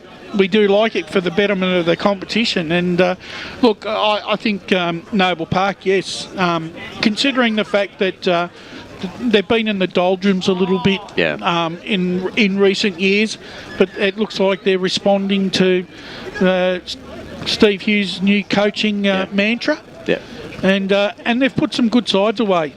Yeah, and look, this is just we're a third of the way. You can start to see the trends develop across the league. Usually first 3-4 weeks are sort of throw away, but now you're starting to see a bit more consistencies amongst sides. I mean, we don't have a full round of Premier Division this week, but no, I just Noble Park, and South Croydon the surprise packers. Baldwin, we don't have a. Do we have a final score? Yeah, South Croydon won by 31 points. 31 points. Okay, so that's. What did the Baldwin won last week by, what, 2 goals? 6 goals? 6 goals. Blackburn. Yeah. But they can't win at home, Baldwin. Yeah, that's the interesting thing. They can't win at home this year. And neither can Blackburn. Some other scores are coming in. In Division 2, Templestowe lost by 60 points to Boronia, 93-33. Heathmont a similar margin over Mulgrave, 98-39. And Ringwood over the Basin, 67-24. Knox and South Belgrave, no update since, ever. I see Andrew Carter just out near Ryan Long, who had a sensational game. Ryan, you might. No, I think Ryan's headed. He's going to wait and try and ask the coaches who they think is the best bet for a chat. As we've got Don Vale look like they've got a victory over Whitehorse, 59-25. Well, I've had a chat to Pete Muscat, so just saying. You've had a chat to Pete, and we didn't get him on the mic. No, because I don't have the mic. I've just sent Ray back out there so we can actually have another headset for the player to actually have a chat to us. What do you mean? Ray wanted to stay in here in the warm. Yeah, well... Here he is on screen right now. They're handing out take advantage of the players that are around you at the time. Eastfield and Frenchigali, no update again. So no updates from those Division 3 scores we read out before. So I'll speak to anyone they put in front of us. Will you? Yeah. Here we go. Here we go. I think we've got someone Justin Ficker, really. Yeah, there we go. See? Wait. And they will deliver. I'm going to tell Ficker that face. You're not going to be happy when you heard you just... I'm saying he should be the second one. There should have already been one. Churnside Park 4 points leaders over Sylvan. That'll be a boil over if that's the final score. And Kilsyth Forest Hill by 115 points. So 4-1 the Zebras. BWS's tip for the Div 4 flag, so congratulations to them on winning it. Boundary side with Ryan Long and Justin Fickerelli. Justin, really good win again today. I thought that probably the third quarter you really started to get away after a pretty even side on the scoreboard in the first half. What was the message at half-time to you guys? Well, it was, we've done it last week and this week our third quarters have been massive. It's pretty much just bringing that pressure, similar to probably St Kilda last night, how they brought that pressure and brings everyone into the game. And I thought the whole team played a pretty good game. I don't think there was any players sort of down, so it was really good to see. Just coming to Mooroolbark, another top side on the road, how important are these sort of away wins against really big competitors and big wins like that? Yeah, massive, because we've played a few of the top teams away. We've got Montrose and then Lewerdale coming up, so it's sort of this today sets up the rest of our year, and then we've got a few home games after that. So no, really good win, but obviously it's a pretty even competition, so every week's a challenge. Any team can beat you. Fico, BWS here, mate. Great to watch you play football again, and in the winning side today. And I tell you what, mate, you missed a couple of easy ones. Not good enough. No, mate. It's a bit of goal kicking practice this week. I tell you, if I kicked straight, I probably would have kicked a hell of a lot more goals over my career. But yeah, over 30 now, so every goal is just a bonus. You guys are playing some really good football. Koga's on fire, as is Billy Dixon. Yeah. But you haven't had Hokhtar and now Dool's out for the season. So, but you've got the depth there, it seems. Yeah, we've got brilliant depth. I mean, every player's sort of stepping up, and yeah, we've still got Hokhtar's probably a couple of weeks away. He's probably our best midfielder to come back, and then apart from that, I mean, everyone's doing their job. But Koga went forward today and clunked a few and brought a few to ground, which is what you want. So at the start of the year, we didn't, our ruckman from a couple of years ago sort of went, and we picked up Koga, and he's been huge for us. Justin, I think the good sign with Croydon is the fact that you seem to have maintained the nucleus of that side that played off in a grand final in 2019, and when the club has been building. Also, with the additions to the side that have come in, it's made Croydon a really hard place to get a game of footy now. Yeah. Oh, absolutely. I mean, there's probably 12 players or 8 players in the twos missing out. There's a lot of players pushing up for selection, which is great. Well, I mean, it was unknown with a lot of clubs after the year off coming back and how we were going to come back to playing footy. But I mean, we were slow at the start of the year, but now we've sort of started to get our mojo back, and now we're starting to roll along. And as you can see today, it's probably the best game we've played, apart from Parch Orchard's game. They're the two games we've turned it on, which are the two top teams, so it's good. Justin, Steve White here, mate. Just one quick one. You guys just seem to have 3-4 guys around the contest and around the stoppage the whole game. Was the pressure just the key to knifing Mooroolbark was today? Yeah, I mean, that's our game plan sort of every week. If we bring that heat, we know that we're in the game. So obviously that tackle pressure is huge. It brings everyone into the game. Everyone sort of lifts, and that's our game plan. Sort of pressure around the footy, and then everything sort of falls into place. Our forward line, I think, is one of the best in the comp. Pretty hard to match up against. So if we win it around the source, get it forward, then the forwards do their job. And your brother had a big game too, but will he admit it? No, well, he didn't hit me on the tit before, so I gave it to him. Great stuff. Well, Fico, it's Fod here, mate. Hey, mate. You just said there your forward line's pretty hard to match up on. Who would you match yourself up with, mate? If you were the opposition coach, who are you sending to you? The number one defender? No. I'm a third stringer now. Costy gets the number one. So yeah. I'll go under the radar. I'm happy with that from now on. I was about to say just how you like it, mate. That's right. And then a few passes, mate, in the forward pocket. I thought you might hook one over the left shoulder there when it was party time. Yeah, I used to do it, but now it's about a team thing now. So I'll just sort of give it off a bit. But it's good to see the whole team contribute. Nice work, mate. Thank you. A great afternoon for you blokes. Yes, thanks, boys. Enjoy. Thank you. Thank you very much to Justin Picarelli, enjoying the old vicious bastard down there, BB. Yeah, exactly. Just slamming it down. Now we've got an even bigger name. This is a massive name. The man I said was duck-footed, but he's pigeon-toed. Billy Dixon. Bill, how are you, mate? Yeah, good, Feeders. How you going, mate? Oh, good. Now nice work. I'm going to have to cop that. Feeders? Yeah. Oh, good. Plenty of work. Thanks, Billy. We got a nickname now. Beautiful. Bill's mate, you had about 50 touches today, mate. You're in good form running the midfield. You enjoying your time? Yeah, loving the midfield. I started the year playing backline for the first couple of weeks, and then, got into the midfield. I've been, really enjoying it. Absolutely, mate. And you're starting those attacks, getting your hands on the footy, contested stuff, mate. But, today's performance was a big tackle one. What is your goal as a team to get how many tackle numbers up? Yeah, I don't know if it's a number, but we just always want to win or halve the stoppage. So we're, full tackle. That's all we're about. Billy, you've taken over the captaincy. You must be. Can you? You're only not far out of your junior years. It must be a real feather in your own cap, and to know that you're a captain of a really good side in this competition. Yeah, no, it's a good feeling. We're a pretty young group, so Wilco and Bolts last year handed over the reins, so we got me and Lynchy co-captains, but Lynchy's a bit younger than me, so I'm not that young. I'm 27 now, so Doesn't I'm matter. getting on. How's Morris? Morris has, since he's come back to the club and taken over the reins as coach, he seems to have shown a lot of belief in the younger brigade. And he must be really proud as punch to see you repaying the faith.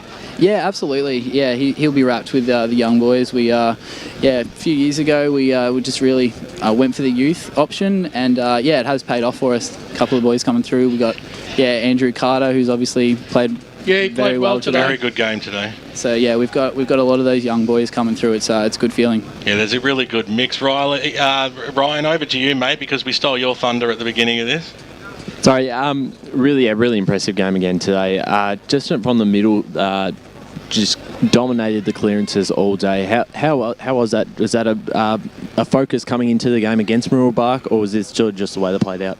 I think it's a focus every week. That's where we want to win the ball. If you get it playing in our forward half, that's go a long way to winning the game. So that's our motto: win or half every stoppage, and we'll go from there. So.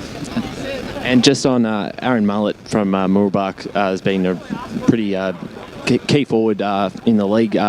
Was there any plan to stop him, his influence early on? Was he a talking point during the week? Definitely. Mullet's obviously a really good player, so we're definitely mindful of him. I wouldn't say we had someone running with him, but it was just that every stoppage, if he was up there, we'd be running with him, make sure someone's on him, and then same goes in the back half. Mitch Chappell changed his jumper at half-time from long sleeve to short sleeve. And it got colder. Is there any reason behind that? And he tucks it in too. It's very rare to see the tuck in. I don't mind the tuck in, boys. I don't mind the tuck in, but I'll have to ask him. I don't know where. Maybe he got a bit too sweaty. Hard to say. I'm not sure. What about the double? He kicked a backheel goal though. He kicked the backheel goal, and he had the double-handed ball drop. He's got it all. Yeah, he actually does. He does. I hope you boys got that on camera. That backheel kick. So goal of the day. That was. I don't know if he meant it, but he wins a prize. I think he'll claim it. Especially later on tonight, I think he'll claim it more and more. Absolutely. Well, Billy, thanks for joining us, mate. You look freezing cold there. You're rocking side to side, so we'll let you go inside and enjoy a nice green can. No worries. Thanks, boys. Billy Dixon there, co-captain of the Blues. And got the old high school nickname rocked out again. It was good.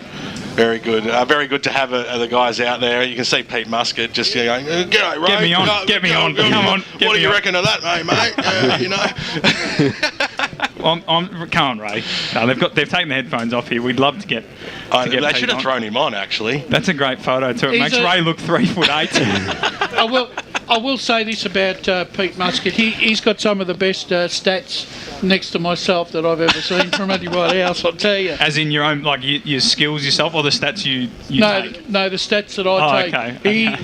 The stats I've seen of his are absolutely meticulous. They're better than mine. They are very, very impressive. Absolutely. So some scores around the grounds. Baldwin, as we mentioned, lost by 31 points to South Croydon, and they go 4-1, as do Noble Park, 52, 6-16, 52 defeated Roeville 6-5-41. In Division 1, East Ringwood 5-1. They won by 12 points over Mitcham, 54-42. Park Orchards won. They also go 5-1, and they won by 100 points over the Devils. Wanturna South 129-29. Bayswater, they got their second win in a row. They defeated Lewerdale 12-15, 87 to 6-10, 46. No update from Montrose and Upper Gully since half-time, where it was 30-28 in the favour of the Devils. In Division 2, Boronia won by 10 goals over Templestowe, 93-33. Heathmont the similar margin over Mulgrave, 98-39. Ringwood defeated the Basins, 67-24, and by reports it was a good game. Just the Redbacks forward line stood up. In Division 3, I've taken the Donvale Whitehorse score as gospel, 59-25. Thank you, Brash. 34 points. And then the other score that we've taken there, Matt Spiderlee has texted in Furniture Gully won by 10 points over Eastfield. They're 78-68. Get ready for another Spider feisty summary tomorrow. All about the gully. And then, are they your boys? They are, for the flag. Just have I got my notes here? What you've got here? It'll be somewhere. They were your boys. And the other scores still waiting for confirmation. They're too close for me to call. And then in Division 4, the two I have called are Coldstream winners 90-33 and Forest Hill winners over Kilsyth 155-40, and they'll go second on the ladder, the Zebras. Very convincing win by My pick for the flag. Forest Hill, actually, Dave. Every time they win, you're going to say this. Actually, I think You're the one that made a big deal of it. I'm running with it. No, you're now. the one who came in and said, I got all 5 last year. I mentioned it, and you said, well, you got to give it to us again and all the rest of it. Don't shy away from it. We might just turn up on that last day in September then, now that we know who's going to make it. Sorry, Brash, we've interrupted. I was just going to say that Surrey Park Coldstream game, when we're on pre-match, we were talking about we thought that it was going to be more about Coldstream and where we thought they were as a team. Looks like they've made the form look pretty good for themselves. Absolutely there. Because Surrey Park have had a good start to the season. Good start, but 2 losses in a row. So now Forest Hill remain the only challenger you would suggest on form there, and we'll be seeing that game in a couple of weeks. So very interesting. If you have got any other scores, please send them in. We'd love to. You got a score between Vermont and Bye? Oh dear. I don't know what to say. Boys have made their way back into the caravan. Ray's resting his neck after looking up to Peter Muscat on the ramp down there. I think it looks like Churnside have got. We were hoping to have a chat to him, but neither of you had your headset Churnside on. have won.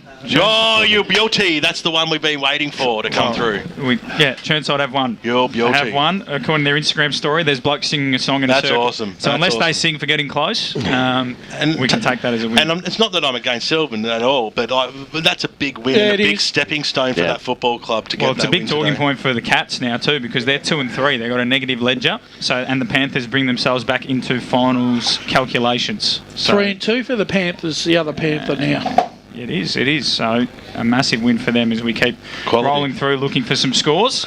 I think Donny East. Blackburn have won 106-46 over North Ringwood. You're the man at Donny East. I've been good today. I haven't touched my phone. So all the bets I probably would have put on, I haven't won. Yeah, well, North Melbourne beat Hawthorn. So did they really? They did. Oh, that just screwed 2 of my multis. Steve, you're still staring out into the distance, thinking about whether Brash is going to cost you your livelihood. Brash goes for North Melbourne. Did you have a bet with him today? No, I did not. Because as a Hawthorn fan, I didn't mention anything. I'm looking forward to Monday morning. That's all. No, I'm just kidding. No, look, I'm interested to see. Well, obviously tomorrow morning we're going to have Croydon North on EFL Sunday. Again, such is the scepticism, and it probably says more about me than them that I just can't. I'm going to wait for absolute confirmation of that score. But yeah, at the moment, the last score we heard there was a 5-goal lead for the Kangaroos. 8-goal lead for the Kangaroos. So that'd be a massive. And what was that last score? Is that the 77-24? Yeah, Lord Nelson. So that would suggest none kicked the first 3 goals after half time. What does Lord Nelson mean at 77? No, 11. Brash. Like all the ones, isn't it? Yeah. It's actually triple 11. There was 2 11s. What is that? What's Lord Nelson got to do with it? I don't get it. 1-1-1-1. Nelson. I don't know. I just know. I still don't get it. I don't get it either. I'm just telling you what it is. I don't know what it means. This is all great padding. As we're waiting for some scores to come in. Well, Brash says it a fair bit. I thought we might be able to understand what it meant. Well, Brash was telling me pre-game that his nephew came up to him during the week and said, I need to know who Dorothy is. You remember Dorothy from 2 weeks ago? Yeah, Sheldon. You remember Sheldon? Of course. But we're wrapping things up here, and we love coming out to Heights, and we came out to watch 2 sides who look like they'll go deep into September. Well, one of them is the standout today, and that's the Croydon Football Club. Congratulations to the Blues on a massive win. It was a 71-point drubbing to our boundary riders. Ryan Long, you braved the conditions once again, mate. Thank you. Well done, Ryan. It's great, isn't it? How good is it to have old mate back? Ray Baird was an absolute superstar. Steve White joining the team. Wayne Brasher, Matt Fodier, of course, Leroy Green doing all his best work for LKLM Media, and Bruce Press Giggles, my man who rides shotgun every Saturday from the Loft Productions. We've had a great afternoon here. We'll be back tomorrow morning with EFL Sunday. Can't wait.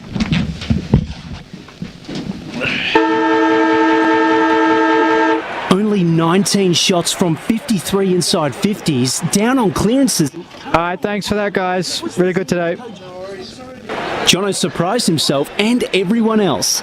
The spray he gave the boys at halftime worked. Well, he did finish it by saying he'd shout them a post-game feed and frothies at Eastland if they won. For all of life and footy's little moments, there's Eastland. proud sponsors of the EFL. Eastland, live real. Sprained